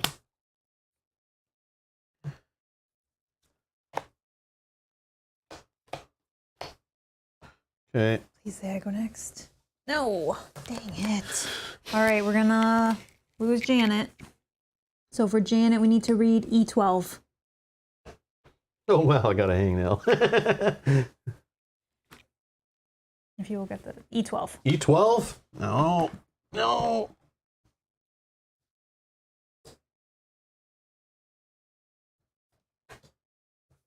Right, the name you chose for this card on 13. Oh. Oh, whoa. Oh, hold on. I hope this is not bad. Okay. If that name contains 5 unique letters. Yeah. It does? Yeah. No! We write a 3 in the blank. In the persistent. And 10 in the life section on the card. Okay, so 10 here, 3 here. Yeah, so it's 10 health. Really? Oh my gosh. Otherwise, it would have been a 4 and a 7. Wow. Well, what's the persistent? Any player suffers 3 damage, and it's 10 to get rid of that. That's Janet. Crazy. Janet, that's a rough one. We got screwed by Janet. You ruined us. Okay, and then I think we have to then place it under the mat and banish this card. Oh man, this one's a rough one. Yeah, this one's tough. Oh, I don't know. Okay, well, we're going to lose Sajat now, too. So I guess we'll... So for Sajat, we need to read E14. Write the name you chose for the card on this one. Write the number of consonants in that name in the shield section of the card minimum 1. What's the name? Sajat. So 2 shields it gets? Right? Consonants? 3. Sajat? Oh, two. Sajat? Yeah. 2. If I'm saying that right. Then place that card under the Bishop of Scrolls, Nemesis, and banish. It's hard to see that one, but... I know. They should have had like a white circle in there. Yeah, because it's... It's fine. Okay. You can see it when you glare, the glare of your indent of the writing. Okay, and then banish this one. Okay, and then we're going to add a T to Kate. So 1 away for Kate. And Kanji is still 2 more away. Okay, then we're going to flip a card. Devil's Pact. As long as there are at least 2 options remaining on this card, cross out the option you chose after resolving this card. As long as there's at least 2 options remaining. Well, there are 4. So we could do Gravehold suffers 5, or any player suffers 5, or the players discard 3 most expensive prep spells, or unleash twice. The players collectively lose 3 charges. I say Gravehold suffers 5. Yeah, I'm down. I'm going to cross that out. For 19. Consonants, not vowels. Yeah, see, okay, sorry. Oh, it's 3? I was going to say it, and then when I go, because I was like, oh, okay. Yeah, sorry. I thought the same thing, and then I got distracted. When you said, I was like, oh, maybe it is that. I thought that's what it was. No, I thought it's like the SJT. Oh, a consonant is a speech sound that is not a vowel. What's the one? Isn't there a different name from it, like from the vowels one?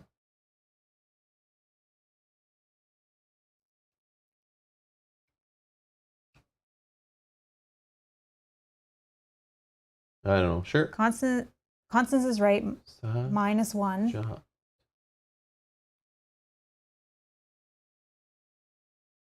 A consonant is a speech sound that is not a vowel. It also refers to the letters of the alphabet that represent those sounds. Like Z, B, T, G, and H are all consonants. Yeah, so S, J, T are all consonants. We're thinking of... Yeah, what's the other one I'm thinking of? We were just talking about it too for Chelsea. Yeah, our daughter was doing it for school, and I totally forget what it was called. This is the embarrassing part of playing on stream. Oh, I don't care. We're like, it's I don't fine. know. Like, it's fine. I'm not saying I know everything. No, that's for sure. I don't know what it is called. I don't remember. How do I remember all this stuff? I don't know. Whatever. Okay, so I'll fix it to a 3. It's a 3. That's fine. Okay. All right. That was backwards. Okay. And then Gravehold suffered 5. Oh, we're thinking syllables. Yes, that's syllables, what we're thinking. That's the word. Yes, thanks, Craig. Craig got it. Yeah, syllables is what I was thinking it was asking. I was thinking syllables. Thank you, Which is Craig. funny because I thought consonants first and when I said 3, but then when you said 2, I was like, oh, maybe I'm wrong. But you forgot what syllables were too. Yeah, no, I did. Yeah, I thought that was that. That's okay. Then I second guessed myself. Okay, so we I crossed got off there. The suffer 5 damage. Okay. All right. Please be me. Me, yep. Okay.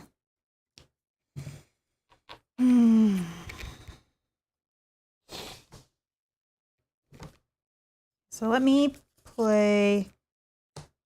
Part that sucks is any damage we've been doing on shields and even to these guys, like all of it was a waste because they all just disappeared anyway. So annoying. Yeah. Like that's very frustrating. So we should just like ignored every single one of them. I think we got like 1 out of play, but yeah. But like, I don't know, maybe we should have gone heavier on the spell strategy, or I should have destroyed cards if I could have. Yeah, I did that wrong. Are we still? Oh, we're in 2 now. Okay, interesting. Okay, so I can focus any player's breach. I don't think English is hard. I think remembering 20 years ago when I last heard what a consonant was back in school, maybe even longer, 30 years ago. Like I have no idea how long ago that was. And that's one of those things you learn in school where you're like, sure, teacher, that'll really matter later at work. And then you find out it doesn't unless you get a job doing what that teacher does.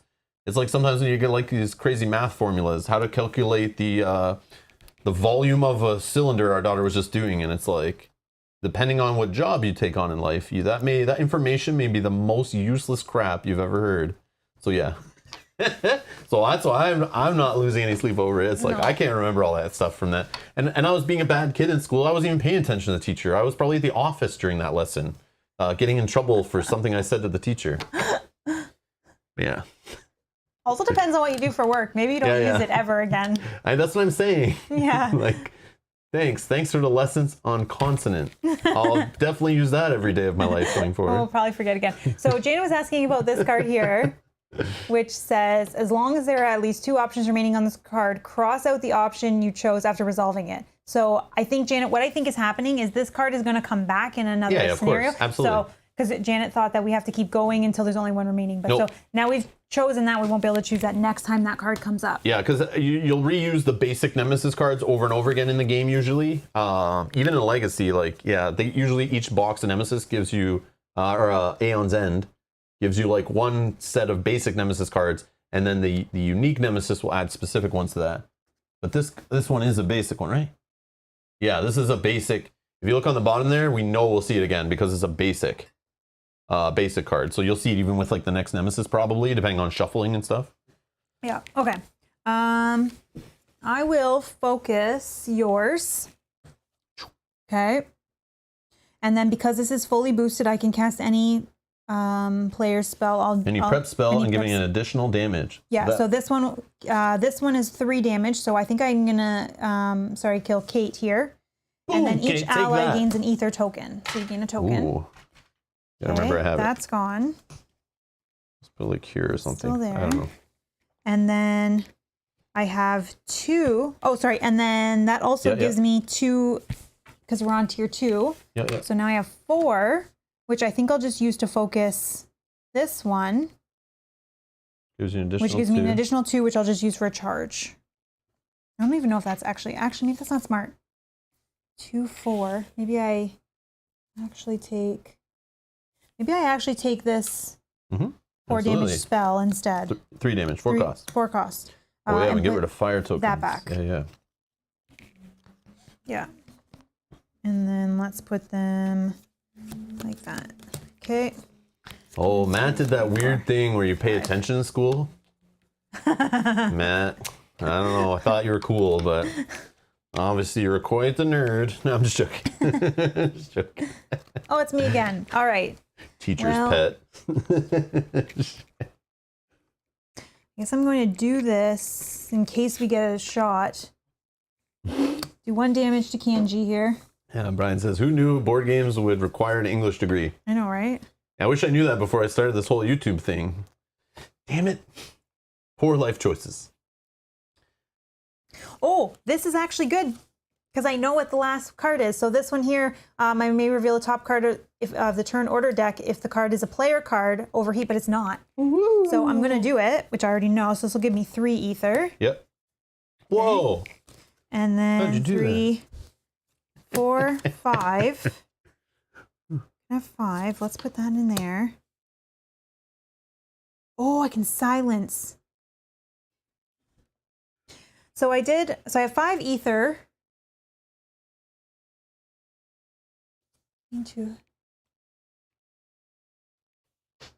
If you have played 2 or more other gems or relics that cost 3 or more, boost this card. I don't think I'll have that.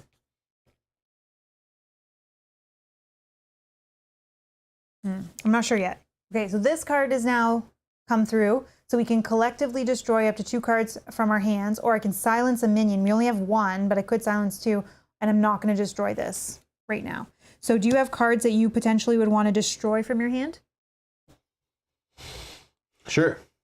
2 crystals. Okay, so then you can do that. So the players collectively destroy up to 2 cards from their hands. Oh, but you can do from your hand also. I could. Oh, but you've already played. No, well, you're spending it efficiently? Not yet. Not sure. Okay. This is 3, 4. I either have 4 or 5. Which, if I have 5... Yeah, because if I just do 1, this lets me gain an ether. Okay. And so then I would have 2 on my turn at least to do a charge. So I definitely would do 1, but I'm not destroying one of these awesome spells. And I think I want to keep this little train going, I think. Yeah, gaining charges. Yeah. Okay, so then I'm actually going to discard one as well. So I only have 4, which is fine, but I'm going to grab another one of these jewels so I can get them together. Ooh. Even so, if I keep them together, it's 4. If any of these power cards come up, I can choose whether or not to. So I'll buy that one. And then discarding it like this. Nope, discarding it like this. +1, I think. Oh, yeah. Oh, and now it'll do an additional damage. I'll try to get that open next. 1, 2, 3, 4, 5. Okay, and then we know it's Nemesis. So Kanji is going to add a letter. Okay. So John's bringing up a good point. Doesn't mean in a derogatory way. But I did find it interesting. He says, I've generally found that someone who spent 20 plus years learning English in school, will know more of grammar than the average native speaker, especially if they're from overseas. I don't mean this in negative or derogatory or whatever. It's simply that we had to do this to learn to speak English. Yeah, that's the problem. Like, there's different levels, like with anything, right? So like, I relate this like just because we're playing like Lord of the Rings, for example. Let's say an LCG, we're playing Lord of the Rings living card game. There is different levels of how hardcore you want to like learn a card game, a competitive card game, a cooperative card game, whatever, right? There is like, just like language, you can just speak it. You can just learn how to speak it, and you just value, I just need to know how to speak it, and I am good. If I communicate to somebody to tell them I need food, or that I have to excuse myself to go to the washroom, as long as I can get those 2 things covered, I can go through life and we're fine. But just when people start throwing the more specific stuff at you, so comparing it to board gaming, like, you know, some people play Gloomhaven casually and just kind of go through the motions. Then there's those who like fully understand the efficiencies, the monster movement. They read the FAQ, they memorize things. They start memorizing enemy card decks and playing different classes and fully understanding every level of card. That's like the difference. Like, I went through school treating English or language, or most of my courses, except for math, science, and computers. I treated most of my courses as this was useless stuff. I didn't want to waste my energy paying attention. I would rather be somewhere else right now. I felt like I didn't need to know more about French or more deeper about English. I just gave up on this stuff. I didn't value it at all. Those teachers were usually cranky women that were just like, I wasn't having it, and that was part of my fault, not respecting that what they're trying to teach me might be important, but I felt like I already knew it wouldn't be important in my life. I just wasn't valuing it, right? The same way sometimes I do that with the LCGs is like, okay, yes, I know there's the Lord of the Rings learn to play, there's the basic rules, there's a timing chart, but then if I want to read and memorize the rules reference, do I really care? No, I don't need to do that to just play the game. So this is like the different levels, it's there, but like, yeah, some people will take it something and go super serious with it, and I have no problem with that. And I'm not embarrassed that like I didn't take English too serious or learn French better. I wish I did, but I didn't. So I'm just going to keep rolling through life on this spinning planet, not caring. It's just when people come into chat or go on forums online and start correcting people who don't pronounce something right or use grammar wrong, they expect that every person values that as like an important thing to be super perfect with how they type or write or whatever. But some people just value vocal communication versus written, you know what I mean? So it's just like a weird topic, but it always very much frustrates me when somebody comes in and just says, oh, you can't even speak English, or, oh, the way this guy writes on a forum post, or the feedback they're giving, they're like typing on a phone, where are your periods? Like, man, go back to school, stuff like that. It's like, I don't know, that's very disrespectful, and it kind of looks embarrassing on that person who's doing it more than them embarrassing the other person. I don't know, it's just weird. It's like, that part has always bugged me, and I never understood why people do that. It's like, I always just think they're doing it to feel better about themselves, that they spent that time and that effort getting that serious about something so that they can walk around through life putting people down who didn't take things that serious and spend their time doing that. So, I don't know, it's just a weird thing. But that whole topic, like, because I stream on YouTube, I just have commenters and people coming in chat, and just being on the internet in general, you guys know this. Mm-hmm. You're on the internet. There's always some warrior who's out there and is memorized and teaches English, for example, or whatever, and runs around putting people down because they don't use it 100% correctly. Or a person is really good at writing books, and then they go around putting everyone down because they don't know proper written grammar and stuff. It's like, there's levels to all this stuff, man. Not everyone's going to be at the same level. So it's like, relax, man, relax. Which is part of the reason that I I'm getting better at it, but I don't love to do it, is reading on stream, because I'm so afraid I'm going to stumble over my words or even say a word wrong. And then people, because I see how they make fun of him, that I'm like, I'm just not even going to put myself out there for that. Yeah, and then I make him do it. Even though I know how to read, but then you just put the camera and the people and the pressure, and then I'm like stumbling over my words. So yeah, it's an interesting topic. Like I equate it to like a mechanic. It's really good at repairing like cars, right? And somebody comes into their shop and says, I need my car repaired. And they look at them like, you idiot, you couldn't replace your timing belt? Like, you're so dumb, like, for not knowing how to replace a timing belt. You know, you're so stupid. You didn't spend your whole life learning about repairing cars. Like, they don't do that. They're not going to do that. So, like, I don't understand why people who can write well or speak well go around putting people down who aren't at their same level. It's just, it's a weird thing. I never understood that, really. Yeah. Yeah, maybe that's a bad example, but I don't know. Just very strange. Just something on the internet that's like happened over the last, you know, few decades that like, I don't know, is that normal? Is that a thing? Like people walk around universities, just rip on people in the hallway for not saying something correctly? Like, I don't know, before there was the internet. I think it's the I can't even say Anonymous? it. No, the anonymity or whatever that word is. Anonymity? Anonymity of the internet that allows people to think they're like invincible and they can just say whatever and do whatever. But yeah, it's weird.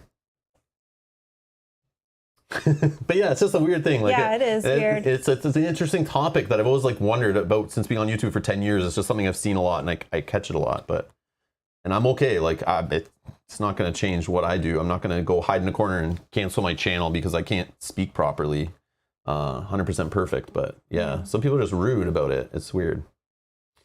Anyways, back to our regular scheduled programming.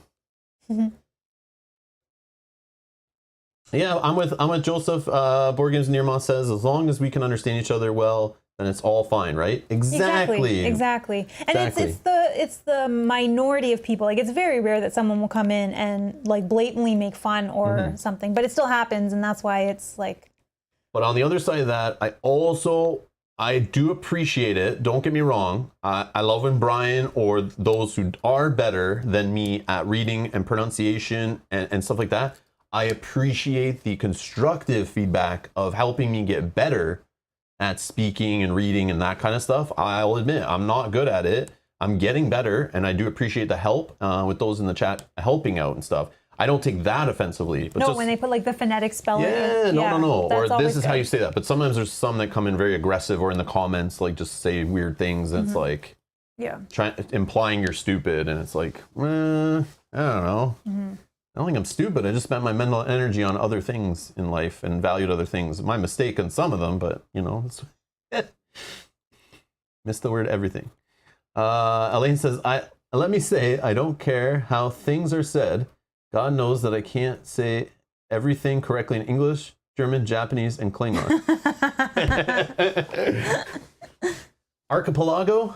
I think we got that one now. Archipelago? Archipelagio? Yeah, Brian says that is why that is what we teachers are for. Exactly. Yeah.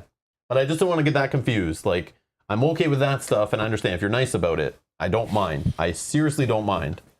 But yeah, just anyways. Sujat just got me going on. When I read what he was saying, I was like, no, there's my thoughts on it. But yeah, anyways. But Sujat does say you both have improved immensely since the beginning. Not that you were not good, more like not well practiced. Exactly. And that's the thing, right? We're just doing it more and more. But even so, it's still nerve-wracking.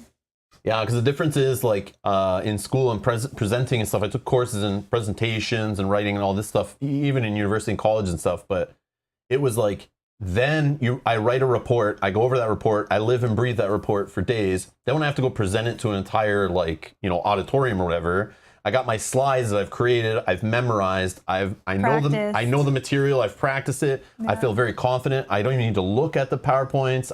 I can just do whatever, and it's very fine. But in these kind of games and stuff, I'm like standing in front of an audience really, and then I'm reading it's like somebody came up in here, sir, here's your speech, last minute. Quick, president, read your speech, go. And it's like, news cameras are on, say it. And it's like, I've never seen these words before. I don't know what to do. In some games, the words are very unique. Yeah. So even practicing, I'll still mess up because I get thrown random words and languages and things and fonts and text sizes. Oh man, it's fun. Anyways, Yeah, it gets annoying, but no, it's all good. All right. All right, so so I already put the J in Kenji here, and now this is the card that we're drawing for the Nemesis turn. It's an Otherling. That guy looks cool. Yeah. Like a pearl head. 10 health. When this is discarded, banish this. Oh. Okay. Persistent. Unleash. Any player suffers 1 damage. We need more damage going on here because we also need to hit the boss. So we can get rid of this guy. We never have to see him again. But they'll give us a worse one. We're officially in tier 2 now. Oh, we already were. Yeah, we already were. Oh, sorry, I have one right here.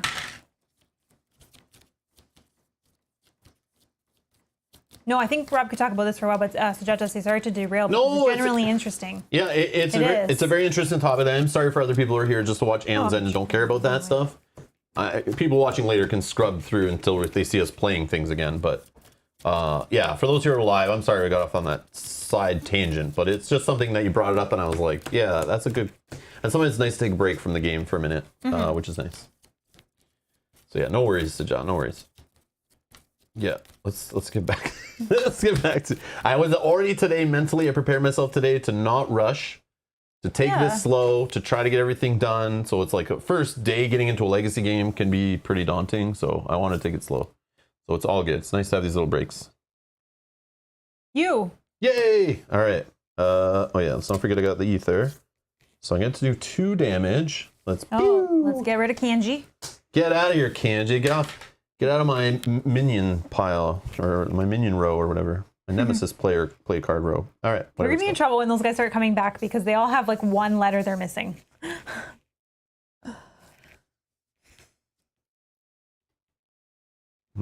we only have 3. Shouldn't have destroyed that, but that's okay. All right, that's fine. No, that's good. That probably... Put this here, put this here. So I'll do the destroyer, flip it over. So I have a total of 3 money, if I include this token.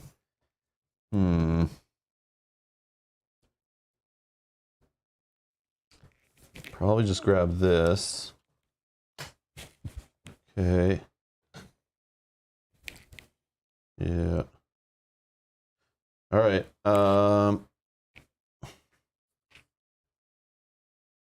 And then that is it. Nemesis. So we're going to unleash, so we have to shuffle those. Oh, yeah. Whoa, there's only 5 left here. I know. And then any player suffers 1. Yeah. I have 7. Same. I got it. Okay. So I'll go to 6. Okay. Oh, that's it. Okay. Oh, Brian is back. Okay. And we skip the persistent and... To discard 4 cards in hand to get rid of this one. We have literally 1 turn to deal with it, but if we get a back-to-back Nemesis, we're screwed. Can that happen? Yep. That can happen, which is our luck usually. Unleash twice, Gravehold suffers 3 damage, and banish this. Another card that banishes itself. Power 1. All right, so I guess it's going to depend if we even have the option. We do. Yes. We have the option. Oh, damn. See, if I didn't destroy this crystal, I would have had enough last turn to open this. Would have had 10 damage here to fire off right now to get rid of this guy. That sucks. Ooh. Yeah, I know. Okay, well. But. I guess you fire off however much you can. Yeah. At some point, we gotta start hitting the boss, too. I know, but banishing this guy might be good, right? Because then it's just never going to come back. Or, we got to get some damage on Brian here. We might want to also get rid of Brian's card. Yeah, so I'm going to deal, 3 damage here. Yeah, good call. And then this one I'll do 5 damage, 1 plus, because 4 plus 1 from the breach. I may lose a charge to return this card to hand, which I will do. Oh, nice. And then now I prep it right back up. And if you can fire that out of that breach somehow. I have a card that can, if I can go before. Does it give +1 or something? Yes. Yeah. So I'll put it here, and then I'll prep this one here. Because you've already gone twice, right? Oh, I guess you're not doing this, right? Oh, I still can. It's up to you. Yes, I will, 100%. Because I don't know if I'll have a chance to go. Yeah, because the only other thing is focus on player's breach, which, I mean, would be super sick. Then you I could can boost fire the card. Yourself. Oh, yeah, duh.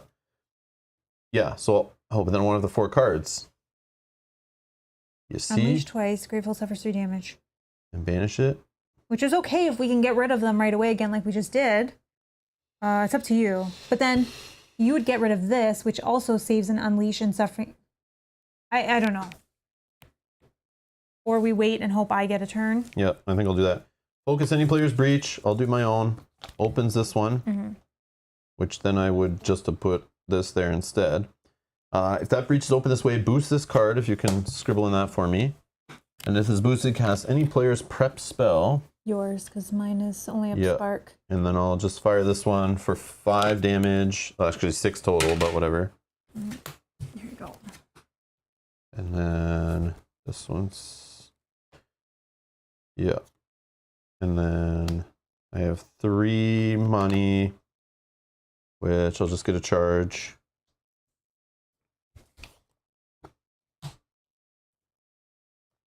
And I'm hoping I go first. I do. Okay, good, Nice. good. So I will actually just hit the boss for 1 because I can get 2. Are we still on 2? Yeah. So that'll give me 2. 49. Then I have to discard 4 cards. 1, 2. Okay, let's prep that one. I guess we're gonna do. It's just discard, not banish or anything, right? Destroy. So you pick the order to go in.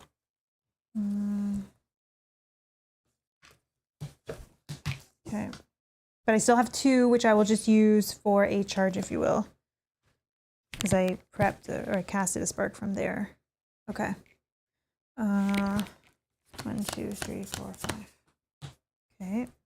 It's me again. Oh, nice. Okay. So I will deal 3 damage to the boss. I may destroy this if you do remove a fire token. I will not. That gives me 2 ether. Okay, let's prep that in there. 2, 3, 4. Oh, we know it's Nemesis again. Oh, I think I got it. Yeah. Okay, so I flip it over, Nemesis. So these both are, this is 6. Both for 3 each. 6, 7, 8, 9, 10. 10. I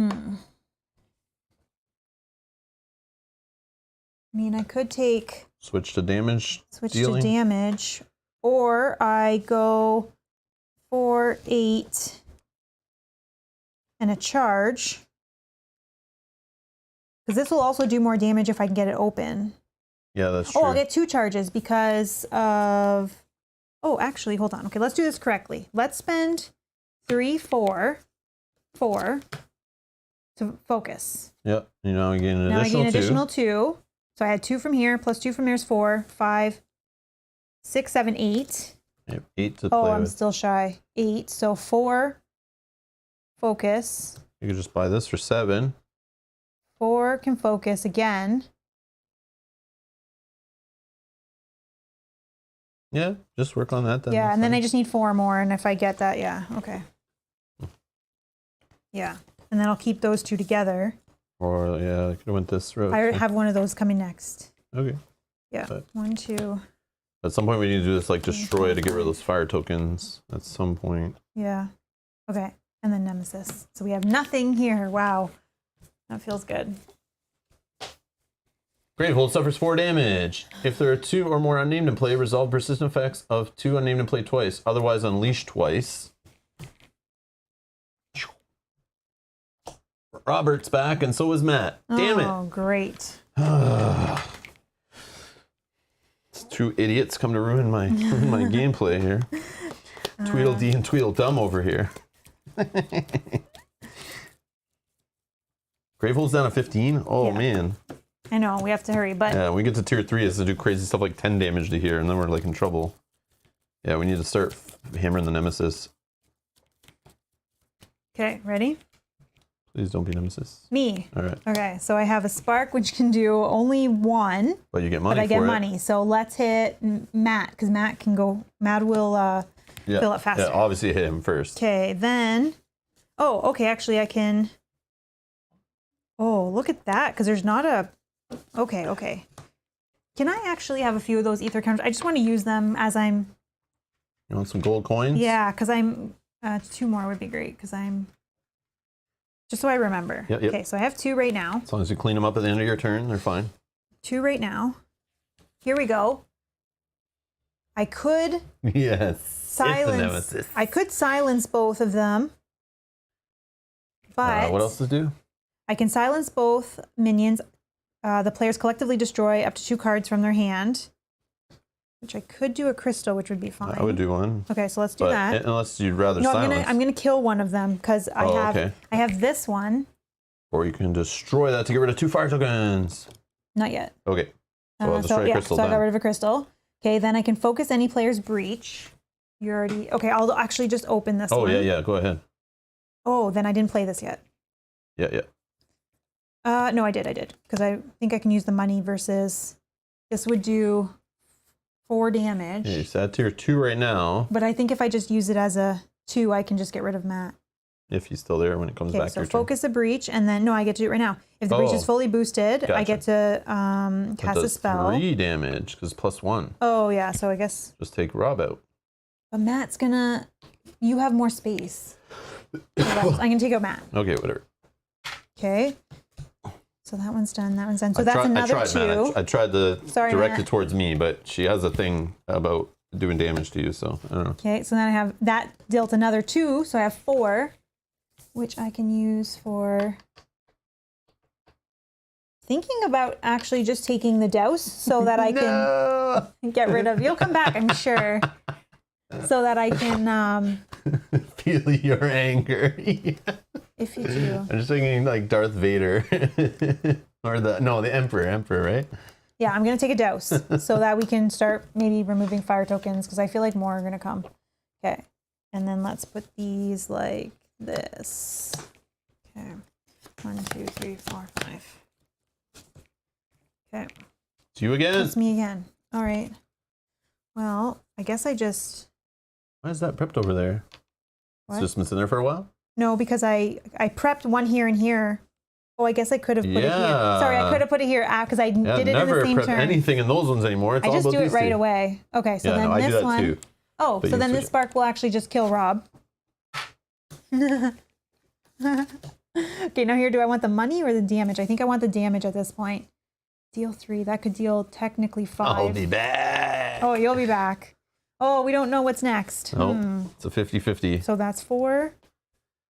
I wouldn't. 4, 5, I wouldn't 6. risk it. No, I'll just take the 6. And do I go for another one of these? You could I can do this or this. Yeah, this is I'll pretty go cool. with this one so then I can destroy it, I think. Mm-hmm. I'll take this one. Okay. 1, 2, 3, 4, 5. It's my turn. Uh-oh. Oh, it would have been bad had I discarded that or check. Okay.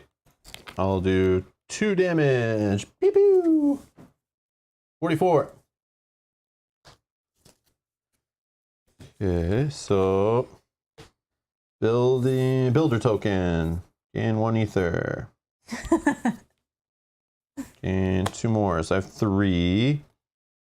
3.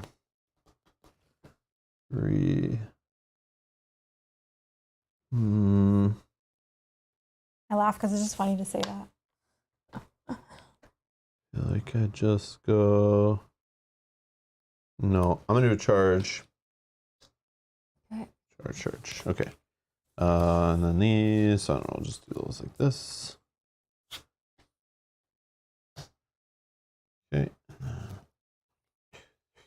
5, go ahead. 2 again. Oh, we're having back-to-back nemesis. Oh, that sucks. Okay. So you gain one of these coins. Oh, thank you. Wherever you want to put it. And I'll do 3 damage plus 2 more, so 5 damage total. 1, 2, 3, 4, 5, 39. Sorry. I'll focus a breach.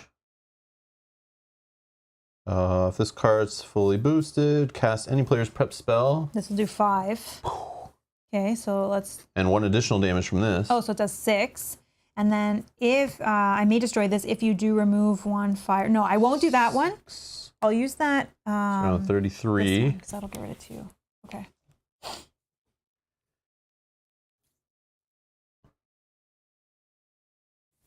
Okay. And then.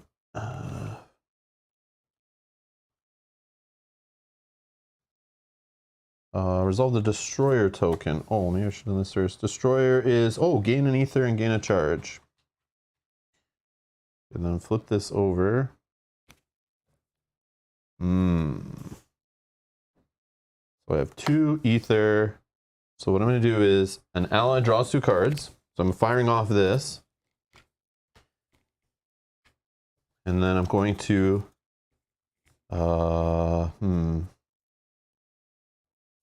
Is it the one that you can discard? It's destroy up to 2 cards in hand or in discard pile. Oh, you got nothing else. I would just destroy these 2. But you can do yours if you have. I would just maybe destroy, what's the builder token? Like, yeah. I would just do like I would just do 2 sparks, but then maybe I shouldn't because it's damage. That's what we're focused on. Yeah, you go ahead. Go ahead. Okay. And then I'll spend 2 to get another charge. And why do I have all this stuff? That's your discard pile. Discard pile. Wow. All right. Done. Okay. We're going to have 2 Nemesis back to back, so this is going to be fun.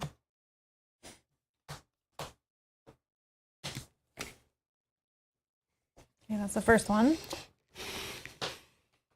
4 shields. Oh my gosh. Oh, I told you. I knew this would be a problem. This one that gets removes 2 shields, I'm like, that's going to matter soon. I know it. Oh, yeah. I should have bought that big spell. 8 health. Immediately, this minion loses a shield token for each player in the game. Okay, so it's only 2, but still crazy. Okay. Persistent. Any player suffers 2 damage. Add a fire token to your location on the map. Ooh. Yeah, we know he's going to fire off. Pass 2 shields. Okay. So that's that. Then Nemesis is going to go again. So persistent. Any player suffers 2 damage. I'll take it. And then place a fire token if you'll pass. Fire token on location. Okay. 3 now. Oh no. Okay. And then we're going to draw this one. Still in tier 2. Yep. Spend 7 ether to get rid of this one. To discard it, power 2, unleash twice. If there are 3 or less fire tokens on your location on the map, add a fire token to your location on the map. Otherwise, unleash. Oh, Serenity now. So get that 7 saved up somehow. I think it's my next hand is 7. Oh, but we're about to shuffle, so this guy could go twice technically before we even get to go. Yeah, but I'll let you cut it because I don't want that to happen again.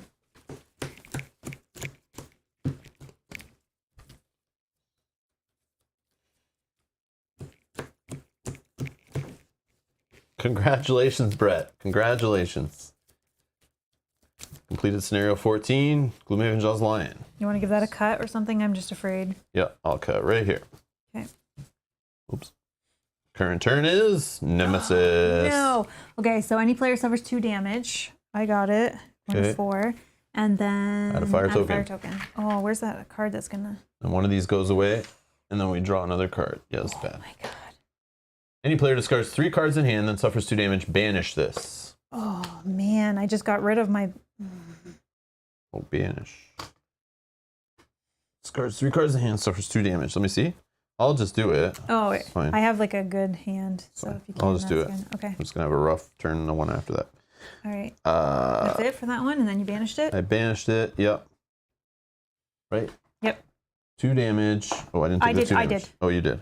Oh, is it the same player? I think it's the same player. Oh shoot. Any player discards 3 cards in hand and suffers 2 damage. I gotta suffer. Sorry. So now 3 left. Oh man. Okay. Oh my gosh, yeah. no, this is where the game kind of sucks sometimes. Okay, any player suffers 2 damage. I'll suffer this 2 damage. Yeah, fire token on the map. Yeah, just got out of control. Like four Nemesis turns in a row. Okay, then this is gonna trigger. That sucks. So we're gonna unleash twice. Yep. Kate and Kanji are back. Okay. Kanji needs a shield, if you will. 3. Unleash twice. If there are 3 or less fire tokens on the location on the map, add a fire token. Otherwise, unleash. All right. Either Matt or Rob is coming back. But at least we now have some. Well, there's 3 here, but turns. Oh, there's 3. Matt. Damn it. Matt is back. Never goes away, this guy. Okay.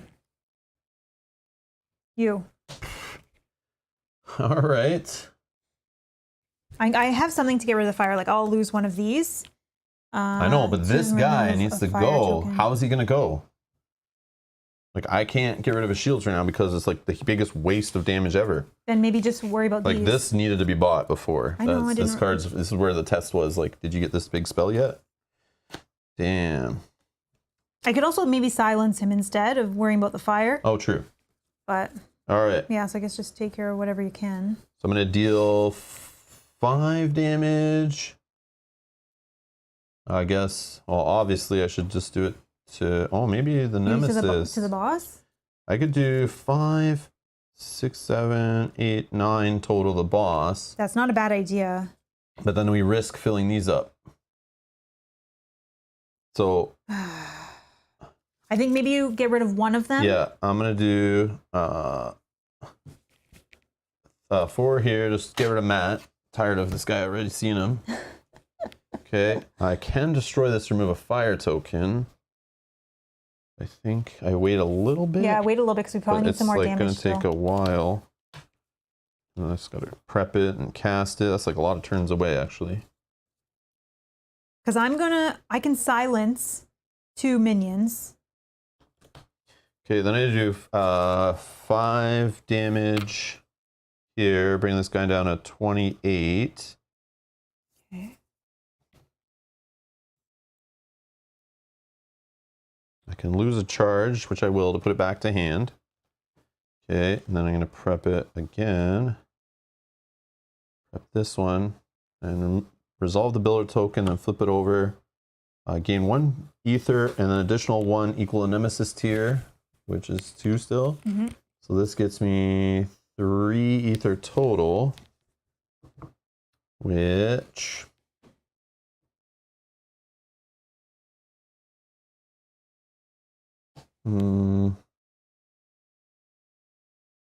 Yeah.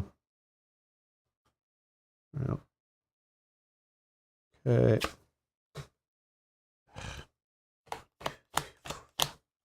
It's me. Okay, so I have my...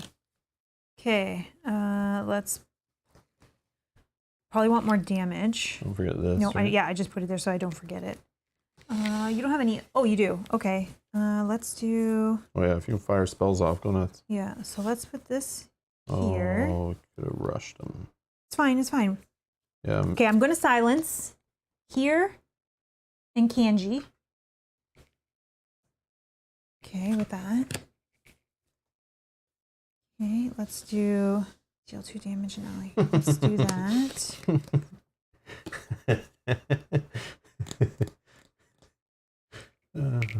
Okay, I'll focus a breach for you. Sure. This is full, fully boosted, so I can cast this one, which is 3, 4, 5, 6. So let's do 6 damage to the boss.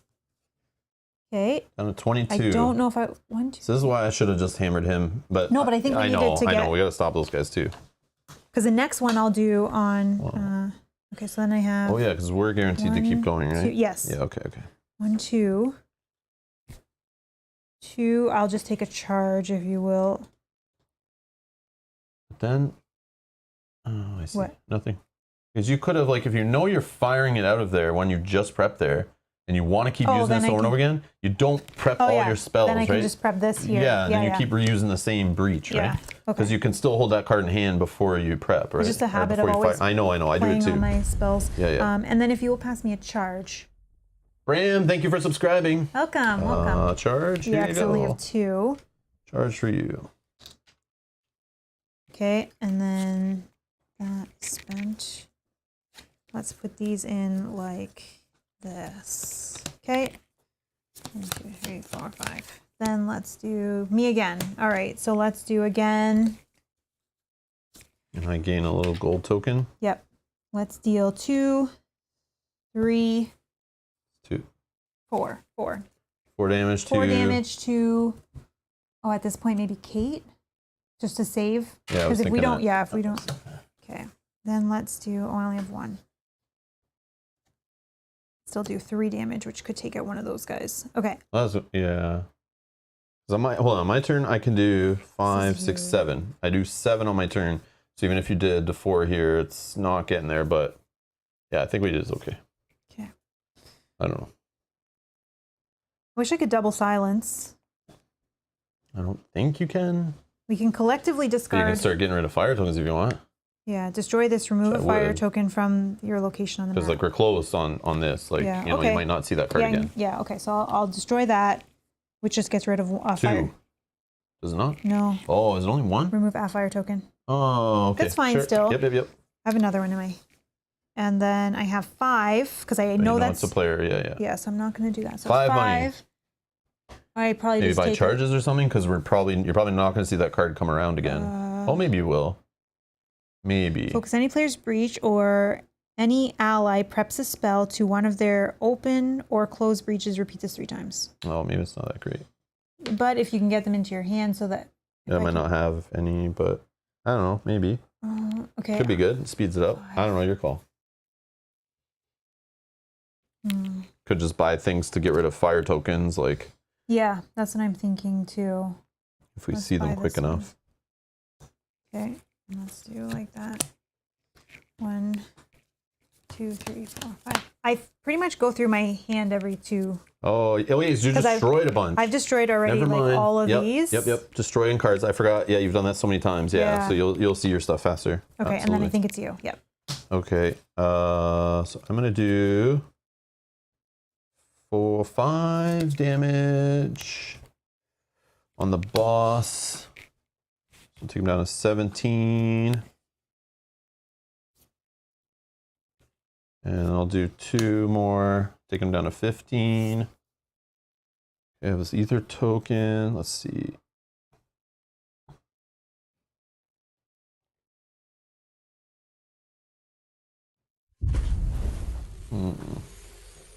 Oh. Evil Matt the Destroyer says, I will make you suffer. Wait, which button is can't? He's trying to cancel it. No.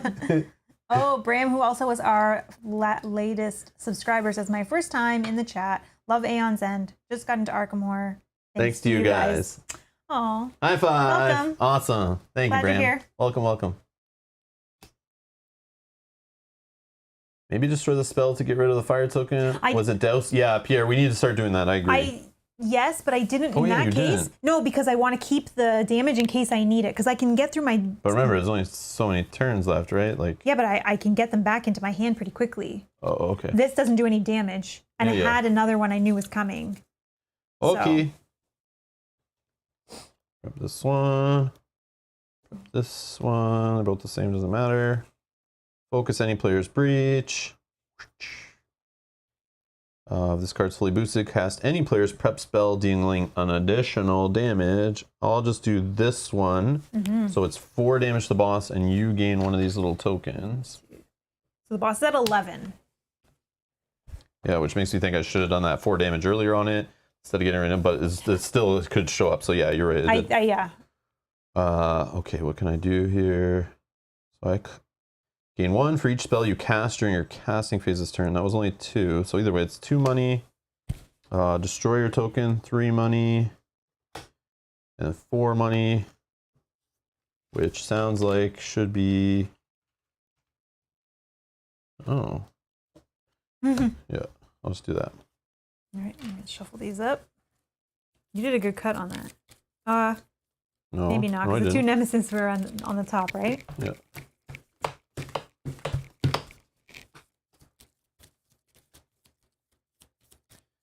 Oh yeah, I gotta do the charges because that helps me get that other card back to hand. I gotta remember that. Always leave a charge here.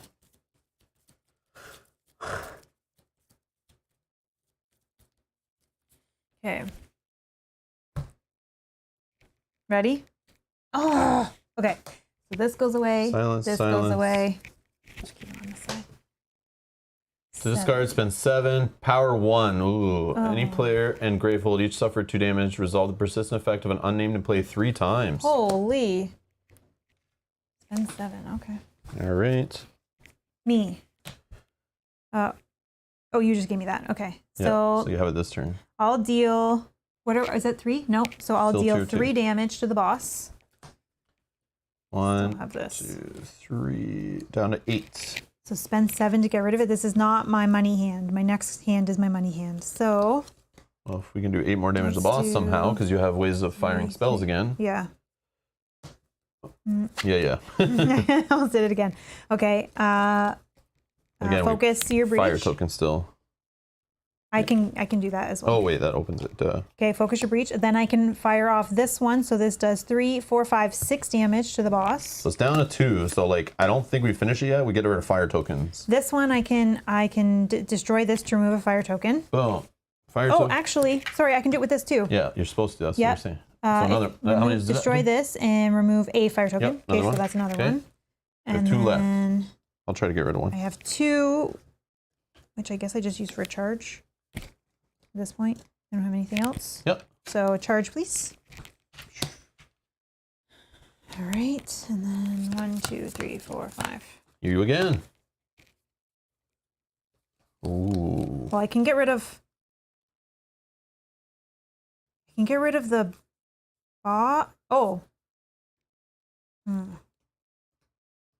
I mean, if you can smash stuff, but then we risk drawing something off here that does damage to us or Gravehold or the burning the fire anyway. I can get rid of another token, so we'd only be at 1. But I don't know if you hitting the boss right away, or you're talking just wasting it on a shield here. Because like I think once you deal the 3 damage, I don't know if you do the whole effect. Like once he's down to 0, it's over, right? Mm-hmm. Oh yeah, at the end of game stuff. This might make more sense now. At the end of the game, if there are 8 or more cards under this mat, randomly banish cards until there are 7 remaining. I think there's only 4. 4, okay. At the end of the game, if there are fewer than 5 cards under this mat, resolve the persistent effect of the unnamed with the most letters in its name until there are 5 cards under this mat. Oh, so we're going to have to... So it'll be... Yeah, it wants us to have 5 of them. Okay. Okay, at the end of the game, once there are 5 to 7 cards under this playmat, place all the cards under this playmat into envelope 15 and reseal the envelope. Okay, so no matter what, even if you get one more under there, that's fine. But it's this guy who suffering damage and fire tokens go back. There's no point in holding it off, trying to get more fire tokens out. He's just going to keep adding them. I know. So I think we just end it, right? And then we don't know what card off the top. Maybe a purple card or whatever. That yeah, and we're also at 4 and 3. Yeah, I think we just end it. Okay, so I will just deal... but I would say you do the whole effect probably. 3, 4, 5. So this does 5 damage to the boss. Yeah, which and then only I can is 2. Destroy this to remove a fire token. Yeah. Because that might make a difference. Yeah, I don't know. I'm not sure. We'll just try it out. Okay. So now we have to do the... Yep. So this guy, it fills him in, right? We do the whole LE18.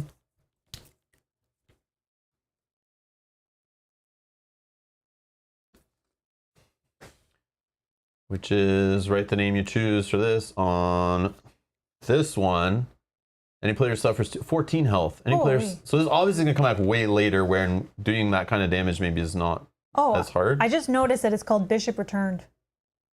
Oh. That makes sense. Any player suffers 2 damage and discards their most expensive card in hand. Oh, Persistent, unleashed twice. Okay, so I'll write Kanji in that sucks. Let's see what we have to do, though. Maybe we get to cross one of these out. Based on that, no, you still need that. Oh, sorry. That's okay. If the name contains any of the letters in the word unnamed, it does have an E. An N. Yes. Yeah. Or an N, yeah. Cross out the first persistent effect on the card. Then place it under the mat, and then banish this card. So now we have 5 under the mat. And we'll banish this card as well. Yeah, banish. Okay.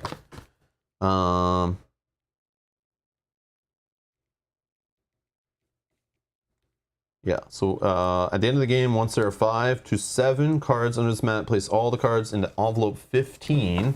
So we got Kanji, Sajat, Janet, Simon, and Matuja are all coming back to haunt us. Oh, man. If we make it that far.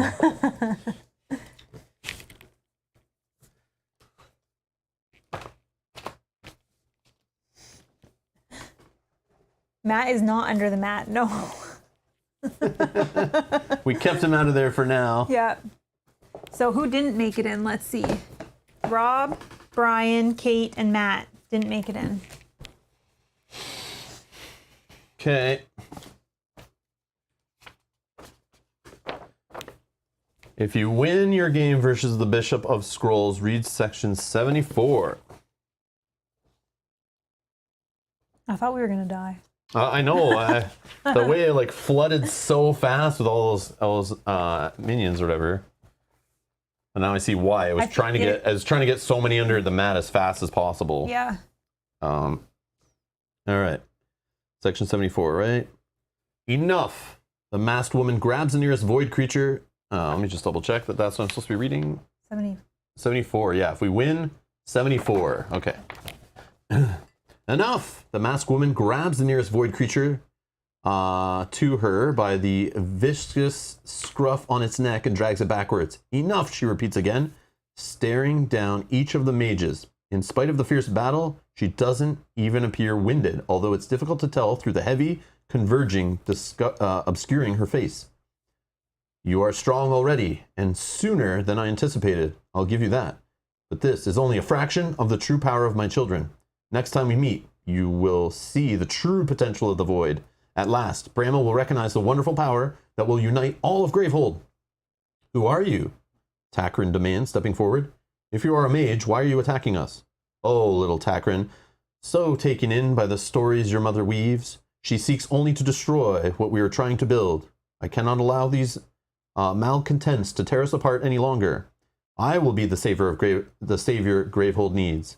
With a crack, the masked woman snaps her book shut and leaps back into the void portal alongside her menagerie of monsters. Before the mages can react, the rift narrows into a single point and then winks out of existence.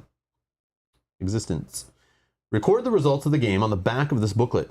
Write the number of fires on the forest clearing location on the map, then discard all fire tokens. And then we're reading 67. So on the back there is game number 1, our affiliation, which is Azur. Mm-hmm.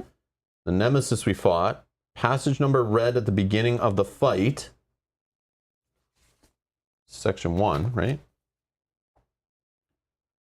Location we're in was the forest clearing. The result, number of fires. So we win, number of fires. Passage number read at the end of the fight. Which was 74? 74, I guess? Okay.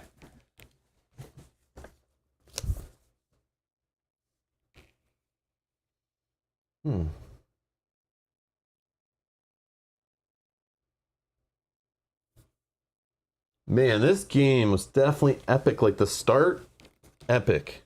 Like epic. So much craziness. Fit this. So much craziness.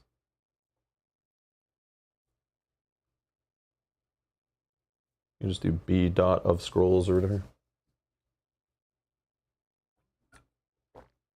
Or the Bishop of S.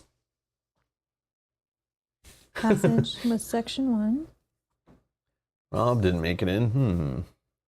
So dark, so cold. At least we can discuss our plans for revenge when we get out of the darkness, says Janet. Next time, I will bring balloons, which I'll rub to make annoying squeaking sounds. Oh my god. Result was just a win? That's all I need to do is just win? Right? For result, I can just do like win-loss? Yeah. Say we won. Okay, number of fires was a 1. And then we read number 74. Okay. That has been filled in. I like writing stuff. Yeah, I see Batushas saying people on BGG hate the writing stuff, but I think that's part of like you need that in the legacy game, right? Yeah, it helps track things for you. Yeah. It's just weird, like in the middle of play, to constantly keep stopping to writing on the cards. I don't know, but that was fun. I mean, but it's okay. It was more fun because we were at the chat, but I could see if we were just playing he and I, and we're like, okay, what's another 5-letter name? Especially when it's like unleashing 3 times, like over and over again in the same phase. You're like, oh, come on, not another one. Let's go. Oh, sorry. Do you need more? Just be careful. I don't know if it's dry, so try not to. All right, 67. Yeah, I don't know. We only play one day, I think, maybe. Yeah, right? That's up to you. I think so. Because even that took like 2 hours, not to mention the reading to prep it up. But yeah, we'll see. I don't remember what you said. 67. What? What was that? Kel stares into the thin air, where moments ago a void portal had sliced open the fabric of reality. Probably another mage exiled by Bramah, Tarkin reasons, just like Zaxos or Arachnos turned mad and attacked people. Did your mom send that monster? She would never, Takaran answers. Quickly, though he can't help but look away, unable to maintain eye contact. That's not important, Ilya snaps, her usual cheerful demeanor stripped away as she paces with barely contained agitation. She made it sound like something big was coming. What if New Gravehold is already planning an attack? Brahma wouldn't. Takaran tries to defend the leader of the city he devoted his life to. But when he remembers the scathing cruelty he'd seen as their leader banished his mother without even letting her explain herself, he finds it hard to dismiss the potential. Ever since the fall, his mother told him Brahma had become stricter and stricter in her precautions to protect the city. Takaran had always thought it was worth the sacrifices, but New Gravehold shouldn't have to be protected from its own people. If we don't even know what Zahana is planning, we can't assume what Brahma will do, Q reasons. We need to talk to her, my mother. I need her to explain. Q reaches out and asks Takaran, Q reaches out and takes Takaran's hand with her own human one, entangling her fingers in a quiet attempt at comfort. We don't have time to go hunting through the forest for her, she told us, to meet her at Azur, so we'll see her once we get there and make sure everything is all right. Before we go, we should see what we can scavenge from the surrounding area. There might be something useful. Kel glances around at the ravaged forest, scarred from the battle. That is, if there's anything left. If you're playing with 1 to 2 players, banish all of the tier 2 basic cards from the Nemesis deck. Okay.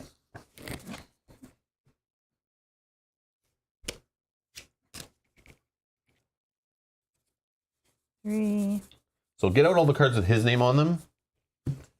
I would assume, like, separate them, you know, like. Mm-hmm. And then any ones that are left over saying basic and they're tier 2. So these are tier 2 basic. Okay, these are banished? Yeah, these are his name cards. Okay. These are 3 and 1. Set aside the remaining upgraded basic tier 2 and tier 3 cards and all of the basic tier 1 and 3 cards that weren't already banished.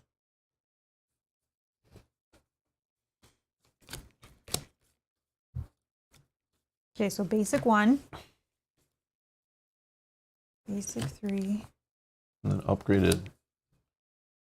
Basic. Basic.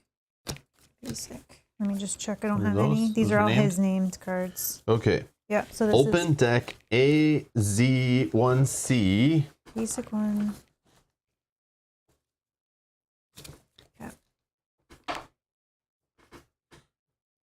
AZ1C. This is the front. Okay.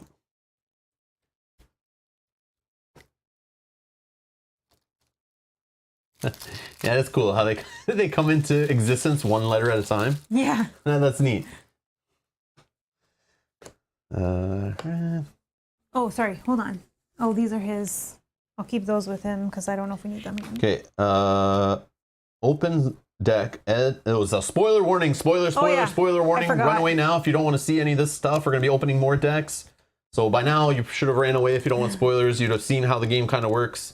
But we're going to go over the resolution of what happens. So we'll be opening more decks.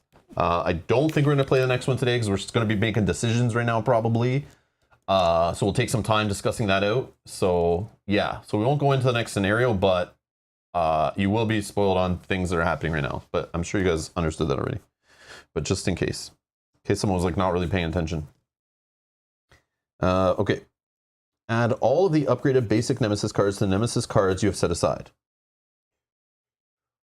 Oh, I got one. Got in. Okay. Just throw those in the pile. I know. I'm just double checking because I. Yep.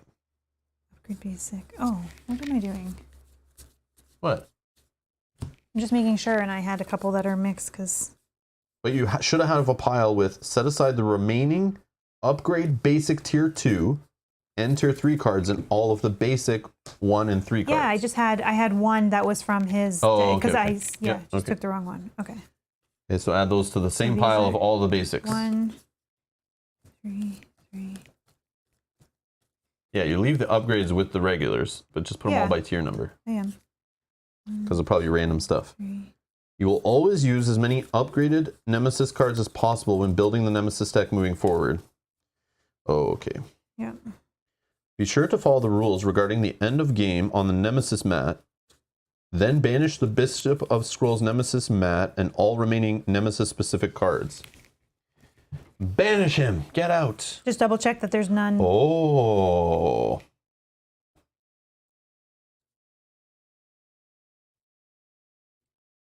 Yep. Banished.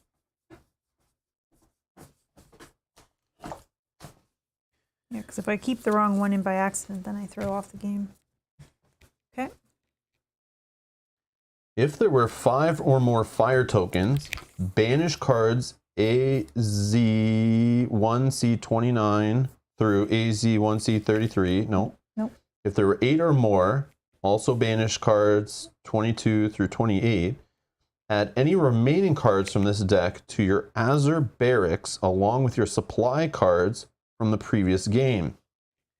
So this, when stuff's in the barracks, that means we get to pull from that when we're playing the next scenario. Yeah. Oh, so it just gave us a few more gems. So we got another gem to choose from, I guess. Oh, that's pretty. Frozen Light. 5 costs, gain 3 ether. You may discard this during any ally's turn. If you do, they gain 1 charge, and you gain 1 charge. Interesting. It's the Oprah charge card. You gain a charge, you gain a charge, everyone gains a charge. Interesting, okay. Expensive, but... Yeah, this art for Q is awesome. Yeah.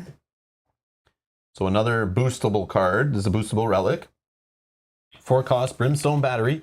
Any player destroys a card in their hand or discard pile. If that card costs 3 Aether or more, boost this, or attach this to any player's breach. When a spell is cast from this breach, if this card is fully boosted, Gravehold gains a life. Ooh. That's very good. So it's going to take some build up to get that going, but that is, I love stuff like that. That just like, I love when a card evolves. That's so neat. That is not bad. Yeah, that's cool. Void Steel Vein. 4 cost gem. You gain 2 ether. You may discard this when any ally casts a spell that costs 1 ether or more. If you do, that spell deals 2 additional. So a gem that you can buy to help you buy things, but later in the game when you're all worried about damage, this card then morphs into like a help. Man, these cards are amazing. Yeah, but we're probably not gonna be able to pick I them love all. stuff that's flexible like that. That like your deck evolves as the game goes on, and you get more decision points, more options as you play. It's very clever. I love that stuff. Multi-use cards, man. Yep. One of my favorite things in games. All right. 8 cost spell. Wow. Entwined Tremor. Cast. Deals 6 damage. If there's a spell that costs 5 ether or more prepped to an adjacent breach, this deals 2 additional. So man, if you had this on yours with like the extra damage from the breach with the Nemesis level. Yeah. Plus we're doing the open focus, and then you get to fire it off with an extra damage. Yeah. And oh man, like there's some cool combos here. But it obviously would take work. It's very situational and stuff. This deals 2 additional damage. If there's a spell that costs 4 or less prep to an adjacent spell, you gain a charge. So still amazing. Like obviously it costs 8. It better be, but yeah, very cool. Interesting. What the hell is this? Oh, experience. What the hell is this? I'm gonna read more. 1 sec. If there were nope.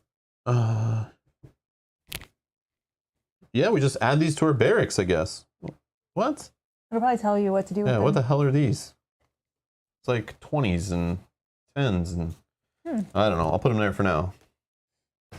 All right.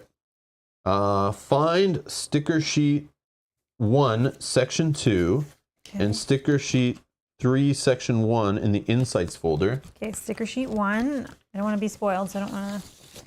Okay, sticker sheet 1, and then what section? I'll keep it off screen so you guys can't see. And then what section? Sorry, sticker sheet 1, section something. Here, I can zoom in like this, so you get a little more room. Okay. Sorry. Find sticker sheet 1, section 2. Oh, I see. Oh, sticker sheet 1, section 2. Okay.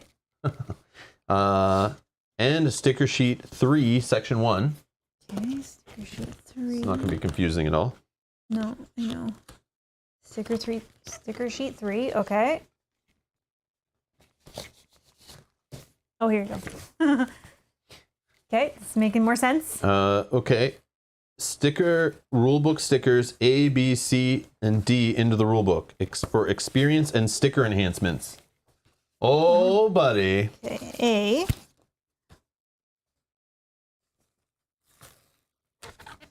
Here, we can show this stuff. Yeah, I'm just keeping the thing on. Whoops. Wrong button. Smells just slapping some stickers in the rulebook, which we'll read out and we'll go over in a second what they do. But it's related to the experience cards we just got, how they work, and also about sticker enhancements. Okay, I need and to it tells us to read them. Sorry, just tell me the letters again. A, B, whoops. Okay, A, yep. B, C, and D. Why I was asking is because it does A, B, D, and C is on another page. Yeah, so I just making sure weird. It's weird that the way I it is, do the right ones. Okay, so this is D. But again, I don't know if it's different if we did the other book and it would give us different stickers. That's why they're like everything's kind of like out of whack. It's weird. It's not like in order, but I mean, that's fine. Page 10, D. These are not going to be great, but that's fine. It's fine. Don't worry, we burn the game when we're done playing it anyway. Shh, you're not supposed to say that. I mean, what? Gotta heat our house somehow. Definitely don't have the money to do it. I buy too many games.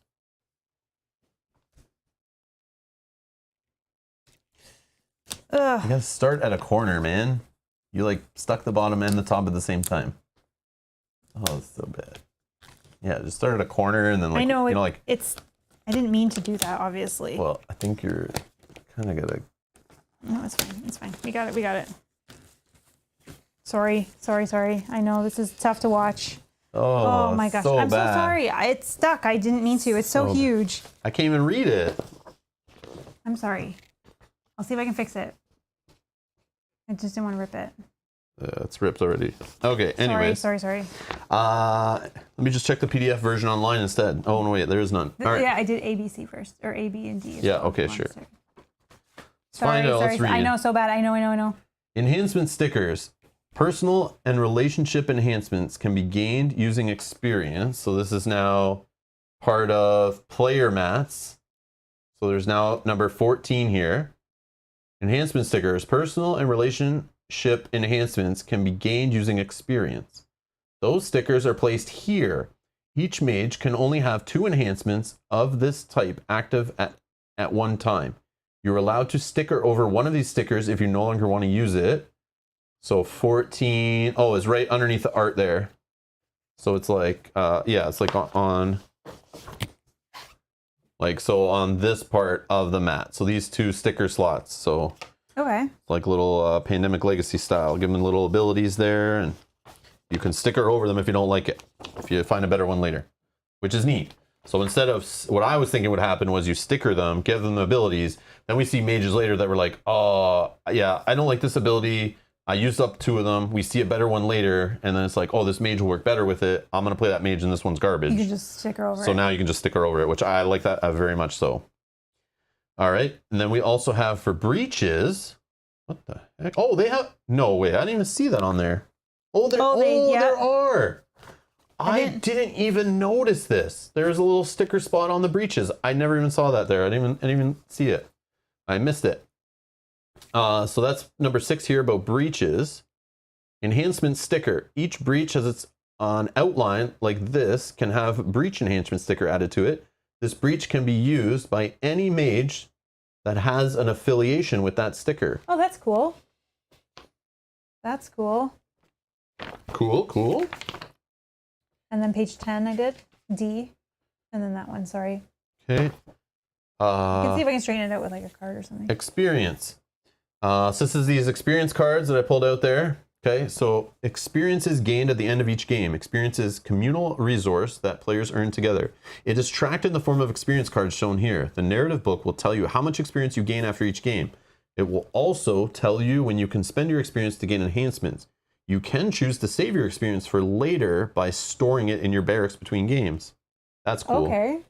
Enhancements. Experience is used to gain enhancements. Enhancements make the players stronger for future games. Each enhancement has an experience cost shown next to it on the sticker sheet. Players may choose to spend their experience however they want on the available enhancement stickers. Players are allowed to place enhancement stickers over other enhancement stickers, but they will no longer have access to the old effects. Oh, I don't not think so. There are 5 types of enhancements. So the 5 types we have are breach. Stickers can be placed on a breach that has an outline for the sticker on it as long as the breach number is the one that is listed on the sticker. The breach number is listed at the start of the effect, i.e., the sticker 2: spells cast from must be placed on a number 2 breach. Once a breach has an enhancement, it can be used by any mage that has the same affiliation as an enhancement and that can use that breach. Personal, these stickers are applied directly to the mage mat and cannot be moved to another mage. Relationship enhancements are similar to personal enhancements. These stickers must be applied to the mage mat of the mage listed on that sticker. Relationship stickers cannot be moved to another mage. Starter card, these stickers are added to the bottom of starter cards with a sticker outline. Starter cards with enhancements can be used by any mage that uses this type of sticker card, or starter card, sorry. Once a starter card has an enhancement, it can be used by any mage that has the same affiliation as the enhancement. And then there's general. These stickers are applied to the map. Oh. If you're playing with Gravehold, place them along the top of the map. If you're playing with Azure, place them along the bottom of the map. General enhancements provide a benefit to mages with the matching affiliation. Interesting. That's neat. That's very neat. And then page 10. And yeah, like as you guys can see on the map, like there's the Azure and there's the Gravehold. And then page 10. Yep. There's... Oh, page 10. Oh, I see. Oh, sorry. Yeah. Enhancements, which is part of setup. Starting with the second game of the campaign, players may have enhancement stickers on the map, their breaches, their player mat, their starter cards, or their starter cards. During setup, you may place enhanced sticker cards anywhere in your hand or starter deck that corresponds with that card's name. So like, for example, if you have an enhanced crystal, you can place it anywhere your player mat says crystal. Okay, that's cool. Yeah, so like you can have it in your hand right away, or you can have it in your deck later to pair with another card or something. Yeah, that's cool. Choice. I like choice. Choice is good. All right. Okay, that's all I've stickered so far. Cool. Sorry. Okay, I read them. I need to do it on a flat surface to do them better. Your group gains 4 experience per player. Oh, sweet. Are there 5s? So our group gains 4 experience per player. We gain 8 worth. Yeah. Cool. Oh, so we can probably spend it now. If you won this game and there were 2 or fewer fire tokens, your group gains an additional 2 experience per player. Nice. Is there 10? Yep. Okay. I'll give that back to you. Okay. No. Oh, per player. Yep, sorry.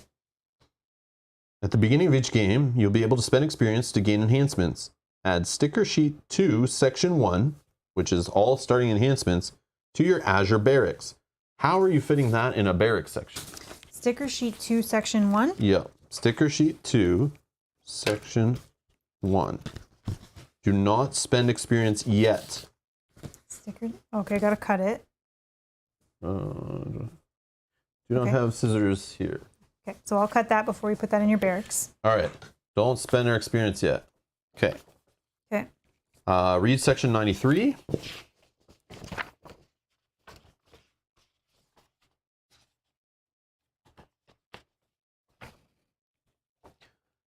All right, let's go. Kel stares off into the forest impatiently. Azure might be in danger. You're right, Takaran agrees. Let's head south. Well, hold on, Ilya counters, holding up a hand.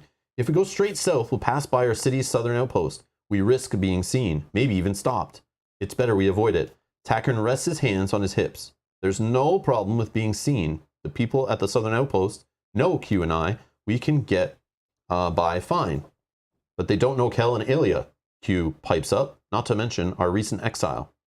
It's unlikely they would have already heard about your exile, Kel says, stepping to the side to stand next to Takaran, offering her support. Besides, it's the most direct route. Azure needs our help as soon as we can give it. Only hypothetically, Ilya folds her hand in front of her resolutely. I think it's safer to swing out to the east. We can visit the village of Fane while we go and make sure they're all right as well. Right there. Mm-hmm. If you want to go directly south, read section 79. If you want to travel around to the east, read section 38. So here's my first thought. We are playing with Q and Takaran, so we could go south. But I think it assumes you have all of them. Oh, okay. Remember, this game's meant to be played 4 players. Like, yeah, you're right. I don't think that makes a difference at all. So, but we can let chat decide. Those who are here. So if we go like this. So we are here in the forest clearing. Should we head to the southern outpost? Or should we go east to Fane?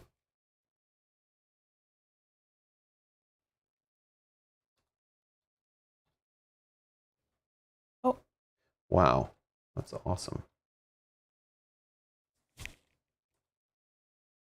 Robert's just putting a poll in the chat, and then you guys will be able to decide. South or east?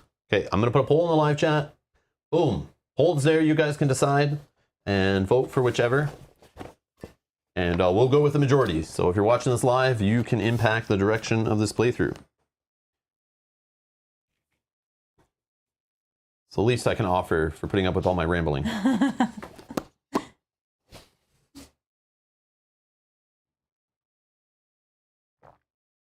Can you reread that section? Yes, Janet, 100%. Oh, because it might make a difference. Yep.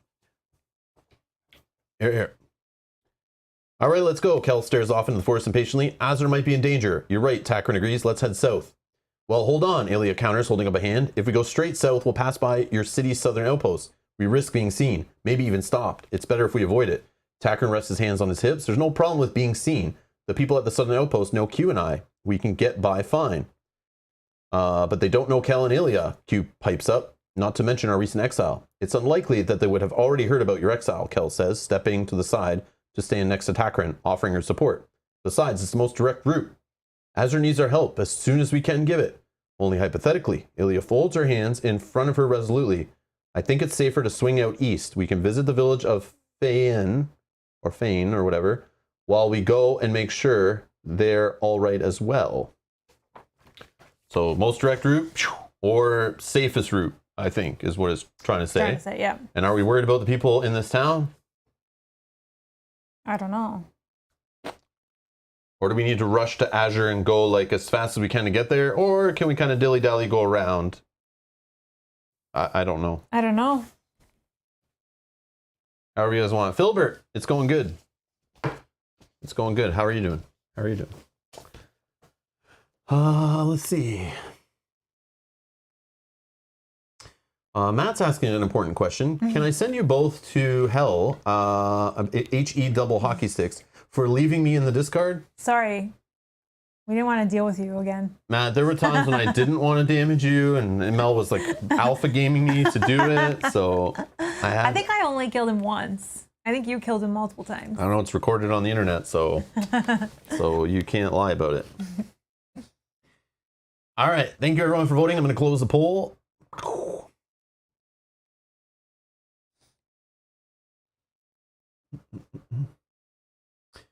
57% would like us to go south to the southern outpost. Okay. All right. Oh yeah, I shouldn't have closed the book because now I don't know where it was. I want to say like 93 was one of the things. Yep. Okay. If you want to go directly south, read 79. Okay. Kel steps forward. Fane is safer than Azur. It's well defended by the Thorn Shield. It's better to head straight to Azur no matter the risk. Ilya shrugs and nods along. All right then, I'll trust you. Just follow my lead this time, Takaran says. If the people at the southern outpost try to give us any trouble, I know how to handle them. The group continues along with Takaran, using the visible top of the southern outpost where it pokes out from the forest canopy to guide their path. Ever since it came under attack by a necroswarm, the people who live in South Post have been hard at work repairing it, but the once imposing and defensive guard tower is still looking a little worse for wear. In a world like this, nothing can ever survive for long. Careful, Kel's hand closes around Takaran's wrist and tugs him backwards as he immediately drops his gaze from the sky to focus on what's right ahead of him. A sylvopede. Ilya says quietly, pointing through the undergrowth to a flash of reflected silver skin that's barely visible. They're a real feral, dangerous animal. We should give it a wide berth. Hold on, that's Rip. Q steps forward, ignoring Ilya's warnings, and pats her knees invitingly. The smooth, featureless head of Razra's constant companion pokes out of the bush and lets out a happy squeak. Rip turns and waggles its tail in a clear invitation to follow. Takaran and Q hurry after Rip, and, after a moment's hesitation, Kel and Ilya follow as well. It isn't long before they emerge into a clearing and spot Razra herself. Rip rushes up to his master and headbutts her happily, waiting for pets and scratches. Razra blinks in confusion as she looks at the group of mages approaching. Thraxrier, Q says with a gasp as the heap of metal beneath Razra shifts a bit and lets out a groan. Razra, what are you doing? Razra shrugs. I caught him wandering around here all suspicious and voidy, and I thought maybe he was the traitor mage. Zahana is the traitor mage. Q steps forward and reaches out to try and help Thraxrier up, displacing Razra from her seat. This is Thraxrier. He's an old mage of Gravehold who was turned into a nameless and is regaining his sanity. Oh, I get it, Razra says, and then screws her face up tight in confusion. No, wait, I don't get it at all. Zahana is a traitor? Why? Because of stuff like this, Q explains as she gets Thraxrier to his feet and helps him straighten out his helmet. Zahana's methods may be a little misguided, but all she is trying to do is get Brahma to acknowledge that there is room for a middle ground between our world and the void. Q touches the black scales on her own face gingerly. It is not so black and white as tradition would have us believe. Plus, there's another one of Brahma's malcontents out there opening void portals and putting everyone in danger, Kel says. She drove Zahana to the brink, and this new mage is even worse. Your precious traditions are unsustainable, but Brahma won't listen to us. Huh? Razra crosses her arms. That all does sound pretty bad. I came back from the void, Thraxrier says, his voice slow and halting. I came back to tell you, there are portals opening everywhere. Zaxos went to Azer. Zaxos is working with you? Razra's eyes widen. He's not evil. He just wants to understand the void so we can defend better against it, Q answers.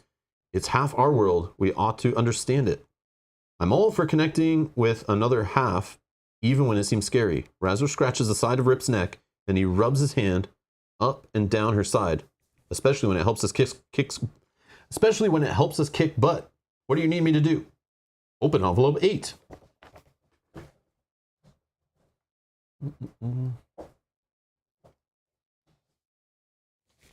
Envelope 8. Oh, what we got here? Oh, this guy. I remember this guy was cool in the other one. Razra. We got some familiar mages showing up here. We got Razra and Thraxrier. Look at this guy. He's like half split in the middle here. Okay, and then some kind of memory breach. Oh, that's focus for him. Any player's breach with the lowest focus cost on cast. Yeah, that's for him. All right. Add both the mages there to your Azer barracks. Okay, now we have a specific type of barracks.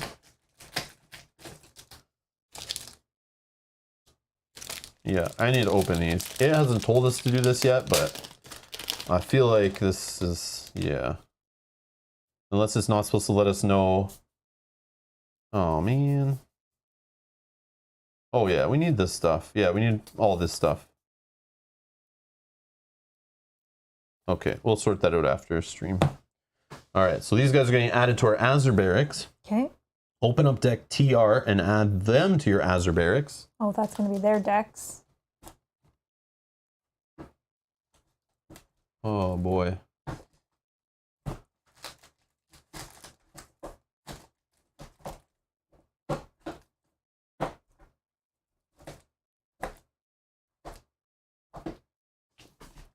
Serenity now, serenity now, serenity now.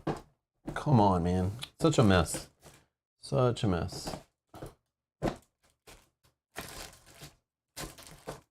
TR. I don't know how this is in any order. I don't know what you're talking about. The two, I have no idea, man. I got decks in the middle of other decks. They're all over the place, different rows. Yeah, I don't know. But anyways. TR. Okay. Oh, it's Rip. Oh, I remember this now, yeah. Rip, help, game 1 charge. All right, open deck TR, add them to your Azer barracks. Oh, cool. It's like their player cards, basically. Okay, so these, and these. We'll go into some barracks, okay. Find sticker sheet 4, section 2. Add stickers E and F to your rule book and read them. Oh boy. I thought they would like slowly give us rules, right? Sticker sheet 4. They're just like take them all out. E and F. Okay. Let me do it like this. Don't put them in that book. Huh? Don't put them in that book. Oh, sorry. I'll put them in the rule book, Mel. Sorry, in the sorry. rule book. Page 23. Matu says, important fact. Razra is an expansion to an existing Razra mage from New Age. She has side deck, and this version adds more options there. Oh, so you can mix. Yeah, I feel like we have Razra, Matuj. I'm pretty sure I have that expansion. Is it from the Calling or whatever? I feel like we've had Razra before with that side deck with the dinosaurs or whatever. So this just adds more to that. Yeah, step by step. This is a legacy game where you make permanent changes to it. And I don't know if they have a reset pack to reset it back to scratch. Oh, these stickers are terrible. This is not me, I swear to God. Yeah, it is you. Because you start with one corner. No, I started down and then it... No, you start with a corner. Okay, I'm sorry. Sorry. But they're like ripping and everything in here. Yeah. Yeah, it's permanent changes. So yeah, you can't go back. But the cool part is, step by step, you actually get a bunch of cards from this game when you're done, at least if it's like the other Aeons End games, that you can add to your Aeons End collection, and you'll be able to replay with the Nemesises, the Mages, and all this stuff. You should be able to use them again. Mel is right, says Brett. I don't know. That one. Yeah, the stickers might suck. Let's not get that wrong. But like, oh yeah, they don't even fit in the spots, or oh, you're maybe just whatever. I remember the last stickers were bad. Yeah. They like weren't even cut properly. It's okay. All right. And okay. Sticker sheets E and F to your rulebook and read them. Okay. Severed. These particular void creatures seem to have this uncommon ability to cut a mage off from their source of aether itself. While such an effect should only be temporary, a mage without a connection to aether would not be able to harness any kind of spell. I have never encountered such a thing before in my studies. I wonder where they could have learned such a feat. Mazra, Breach Scholar. When a mage becomes severed, place a severed sticker from sticker sheet 5, section 2, over the affiliation seal in the upper left corner of the front of their player mat. So remember, mages have a little symbol up here that's showing we're aligned with Azra or whatever. So if you're severed, this mage cannot be played after you finish fighting this nemesis. If you're instructed to immediately replay this nemesis, you may use this mage for that game. Wow. When you are finished fighting that nemesis, the narrative booklet will instruct you to read a passage if there are severed mages. Read that passage in the narrative book. Then, set that mage aside for the rest of the campaign as you're not allowed to use them again. So this is how it's going to force us to switch it up. Yeah. Which was one thing they didn't really do before. At least I don't know if you've really seen, but that's really cool. At least not that I remember. But definitely not in the little campaigns. No.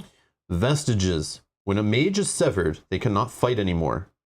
So they pass along their tools to the rest of the mages. After reading the text related to the severed mage, you will be directed to a sticker in the Insights envelope. This sticker must be applied before the next game. These stickers function exactly like enhancement stickers with 2 exceptions. They do not have any experience cost to apply them, and some of them are used to enhance a mage's ability. These ability stickers are applied to a player mat in the ability section. When a player resolves that mage's ability, they resolve the ability vestige afterwards. Just like with other enhancement stickers, you are allowed to sticker over vestige stickers. So severed and vestiges. Okay. So don't get too attached to your mage. Oh, that's sad. They could be severed. Ugh. Dirty. When you're ready to begin the next game, read section 6. I have the stickers, those arrow stickers, you know, but I don't know if there's a oh, you can I have to write it on the back. Yep, sorry. So the last one we read was whatever you just read. So put section 6 to read at the beginning of the fight. Has to read the beginning of it. Okay. It sounds, Justin, yeah, it sounds like it is like retirement in Gloomhaven. Okay. So at least for the campaign. Obviously, they're saying that so like you could play with the mage again in regular games of Aeon's End. And our location that we're going to be fighting, can I write this in now? Can I write the Southern Outpost now? I assume so that we don't forget where we went? Yeah, that's fine. Matush says 2 mages my wife played got severed. Oh no. Oh, Matt's actually having severed vestiges for dinner. Nice. Sounds delicious. Enjoy. Oh, we'll deal with that in the future. Yeah. No spoilers on that one. Oh man, this is gonna be fun. Sorry, we're on that so far. I am assuming we're still in the same affiliation, but I'll leave that until just in case. I don't know if that can change. Of course. So. All right. Whoa! Wow. Crazy. That's a lot. Yeah. Definitely a lot. I thought when I was telling Mel before the stream, and I was saying at the start of the stream, is like, yeah, we've played Aeon's End. We've done the legacy thing before in Aeon's End. We'll set it up. We'll get it ready. We'll go into it. We'll play the first Nemesis, probably fail, play it again. We'll do 2 playthroughs today for sure. Super long stream, all this stuff. Well, it's basically been like 5 hours. I'm done. We could play another couple hours, but the problem is with the legacy game, I always forget. There's like lots of story to read before, decisions to make after the game, decisions to make. And I want to do those decisions for the next playthrough. I want to really take my time choosing our market cards and spending our XP for stickers and stuff. I want to really talk through that in depth and take our sweet time doing it. So we'll do that in the next episode, which is scheduled. You can find that link down below in the video description. There's a playlist, or you can see it on the main page in the upcoming live stream section at youtube.com/Rob's Gaming Table. And you can set a reminder or just subscribe to the channel, turn on notifications, and you'll get notified when we go live. But I have scheduled the next stream. It's there, so you can set a reminder so you don't miss it. It's for next Sunday, and we'll do it then. So yeah. So only a 5-hour stream. I was saying to Mel, like, I'm good to go 6 or 7 hours today, but it's like, yeah, I think it would be probably another 3 hours, probably just picking our experience, going through that stuff. Going through the Nemesis, the market, choosing all that stuff. Like we've done this before, playing the campaigns even in the other regular Aeon's End games. And it's a little bit overhead, which I want to slowly enjoy it. I don't want to rush through it. So it would be different if we had to replay, because then it's kind of just like shuffle up, clean up, and start again. But yeah. So the next stream I scheduled actually an hour earlier, so 11 a.m. Eastern, to give us time to do a bit of that pre-work, and we might be able to, even if we fail on the Nemesis, and if it makes us play it again, we can like do it right there while it's all still fresh in our head. So yeah, that's the plan. So we're going to try to play this weekly and maybe 2 playthroughs a week. We'll see how it goes. But yeah, so you got to wait a week. We have other games to play. We have other campaigns going on. Lord of the Rings Living Card Game, Gloomhaven Digital. We got to learn, I believe it's Imperial Assault, Star Wars Imperial Assault, that has won the polls, or winning the polls, at least at the time I was looking this morning. I don't think anything else would have jetted ahead. But our YouTube members and our Patreons voted on which game we're playing next with Kyle, 3-player. And there's 5 games on the poll, and Star Wars Imperial Assault, I believe, is the winner. So we're going to learn that. We actually started already reading the rules and getting that set up. Mel's painting it already. So yeah, we're going to be learning that this week to start playing that weekly on Tuesdays with Kyle, playing 3-player Star Wars Imperial Assault, going through a campaign of that, plus some other games. So I don't want to rush this game, that's for sure. And there's also the fact that this game, not everyone has their copy yet, and it's not even available at retail yet. So I also want to kind of take it a little bit slow, especially in the first few episodes, to kind of give people a chance to play it and get ahead of us if they want to come and watch us and not have spoilers and stuff. So yeah, so if you're still waiting for your copy to arrive, you now have like another week. Maybe somebody will get their copy, play the first one, then can go watch our episode 1 and kind of watch it at their own pace. Yeah, I know there's people at the beginning of the stream that were saying they were getting it next week, so that'll give them time to So I want the first, like, I want to play it weekly for like at least the first like 3 or 4 episodes to give like basically like a month for people to get their copy, play it a little bit, and catch up on the streams and stuff. So yeah, no rush. And I was debating on delaying this like a couple weeks, maybe even a month, to allow people to get it and play it so they can come and watch us and not be spoiled and stuff. But what I think I'll do is just not rush through it. Sometimes we play these legacy games and we get super excited and we're like, let's play 2 each day. Let's play Saturday. Let's play Sunday. Let's play Thursday. Let's play Saturday and Sunday again. And we just like plow through them, 7-hour streams, just go crazy. But this one I want to take a little bit slow at the beginning and kind of enjoy it. So then, yeah, people have a chance to catch up and stuff. So that's the chance. But maybe after like we really get into it, maybe that we'll, you know, maybe by like episode 4 or 5, we'll do like back-to-back Saturday and Sunday or something, or if we have a long weekend in there somewhere, maybe play it like 3 days in a row and just go crazy with it. But we'll see. We will see. Daniel says, that depends on if my cat can let me play, or will let me play. Oh, yeah, your cat messing with your game. Understood. But yeah, that was fun. Also, the chat's excited for Star Wars. Yeah, Star Wars Imperial Assault. Yeah, it was the one that won the poll. On the poll, we had it, so all the people's names who are scrolling by had a chance to vote, which I think the poll is still open for another, like, at least on Patreon until like 5 p.m. I think I put it. Oh, I thought it closed at noon, but... Oh, maybe it did. Maybe it's already done. I think it closed at noon, but maybe I'm wrong. But if you're a YouTube member, you could have voted in our community page. And yeah, so there was like Street Masters, getting into more Lord of the Rings series of Middle-earth with the Spreading War campaign. There was the Destinies expansion, the Seas of Sand or Aeons, I forget what that one's called. The first expansion, I guess. And then Imperial Assault. Is it all 5? I think it's all 5. Yeah. So Star Wars Imperial Assault 1. So that's what we're going to start playing. So we're not going to stream on Tuesday this week. We'll start it next week. But Kyle's going to come over this week and we'll play off stream, like learning that game and teaching him and figuring out. Mel and I will start reading it tonight. I'll read it tomorrow. We'll start getting on the table. We'll probably play it tomorrow off stream. And then play with Kyle on Tuesday and kind of like make sure we know the rules and we're down with it. And then we'll jump into it in a week and a half from now, basically. So if you're interested in Star Wars Imperial Assault and want to see us play through a campaign of it, that's what we plan to do. And we're going to do a campaign like without the app, I think. At least we'll try it without the app first. And then maybe later if we want to play it again, we'll play it with the app and stuff. So I'm going to be the Imperial Sajat. So, yeah. So me and Kyle will fight Rob. I think, yeah, Kyle and Mel, I think. But again, I read the rules, learned to play, but I want to see Kyle and Mel's opinion after we play it and learn it a little bit and get an idea of more of how the game works and let us, like, we'll discuss it and figure it out, like. But I think I'll be the game master, I think. I want to try it at least. I might not like it. I might be like, I don't really like playing one versus many games. I mean, I love Fury of Dracula. I think that game's awesome for that. I like the hidden movement games with the one versus many. But oh, Joseph says 1 versus 2 is most fun in Star Wars Imperial Assault. Okay. Oh, okay, perfect. Yeah, okay. Yeah, and I like the way they can each control one hero each, and there's like balance for that. Like there's rules that you don't have to play with all 4 Rebel players, which is neat, or Rebel heroes or whatever.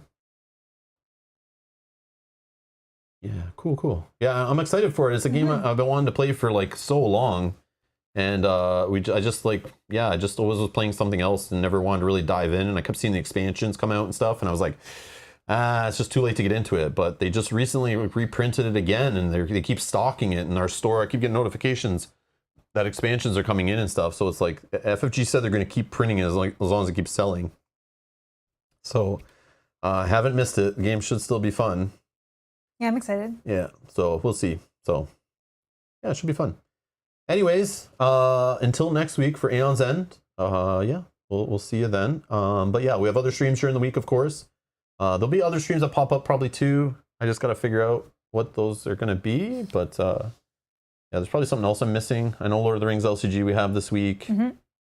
But yeah, anyways, more streams coming to the channel, so make sure you subscribe, hit the notification bell, and also hit that like button. Helps other people find these videos on YouTube.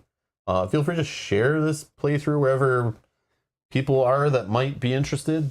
Aeon's End forums and corners of the interwebs. I shared it to BGG, but yeah, I don't know, wherever you think people might be interested in watching along, having some fun. Spoiler warning, of course. Daniel, yeah, Spirit Island, maybe. I'll look at the numbers of how the last couple episodes did, and if there was interest for more Spirit Island, I'll keep Spirit Island going. But yeah, possibly Spirit Island. That's one I just have to sit down and look at the numbers to see if it's worth that, or if I should just start focusing on something else solo-wise for a daytime stream. Also to see if there's anything going on. Crowdfunding, I have to kind of check. I've been making notes of some things I want to talk about in the next Rob's Cafe chat. To see if there's some crowdfunding campaigns or news or anything that maybe I'll cover. But I could also do that in the same week, no problem. But yeah, so just gotta sit down and check that out. That's what I'll be doing tomorrow and tonight. So just stay tuned, subscribe, turn on notifications, and you shouldn't miss any streams that you might be interested in. And enjoy the rest of your weekend, everybody. Bye-bye. Bye.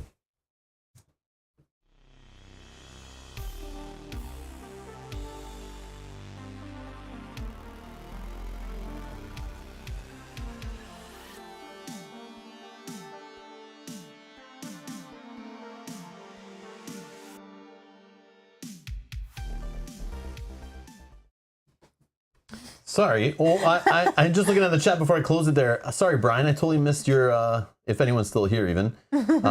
Scroll back for teaser. Sorry. So our teasers, this is a problem. I start looking at the chat, but I miss these sometimes, and then I see them after. I feel so bad. So Brian's teaser is, will Rob kill Matt for the 7th time? Will Mel chuckle every time she takes out Rob? Will the bishop baptize Azur in destruction? Watch next week. Same mage, same mage time, same mage channel. Thanks, Brian. Thanks, Brian. Bye, everybody.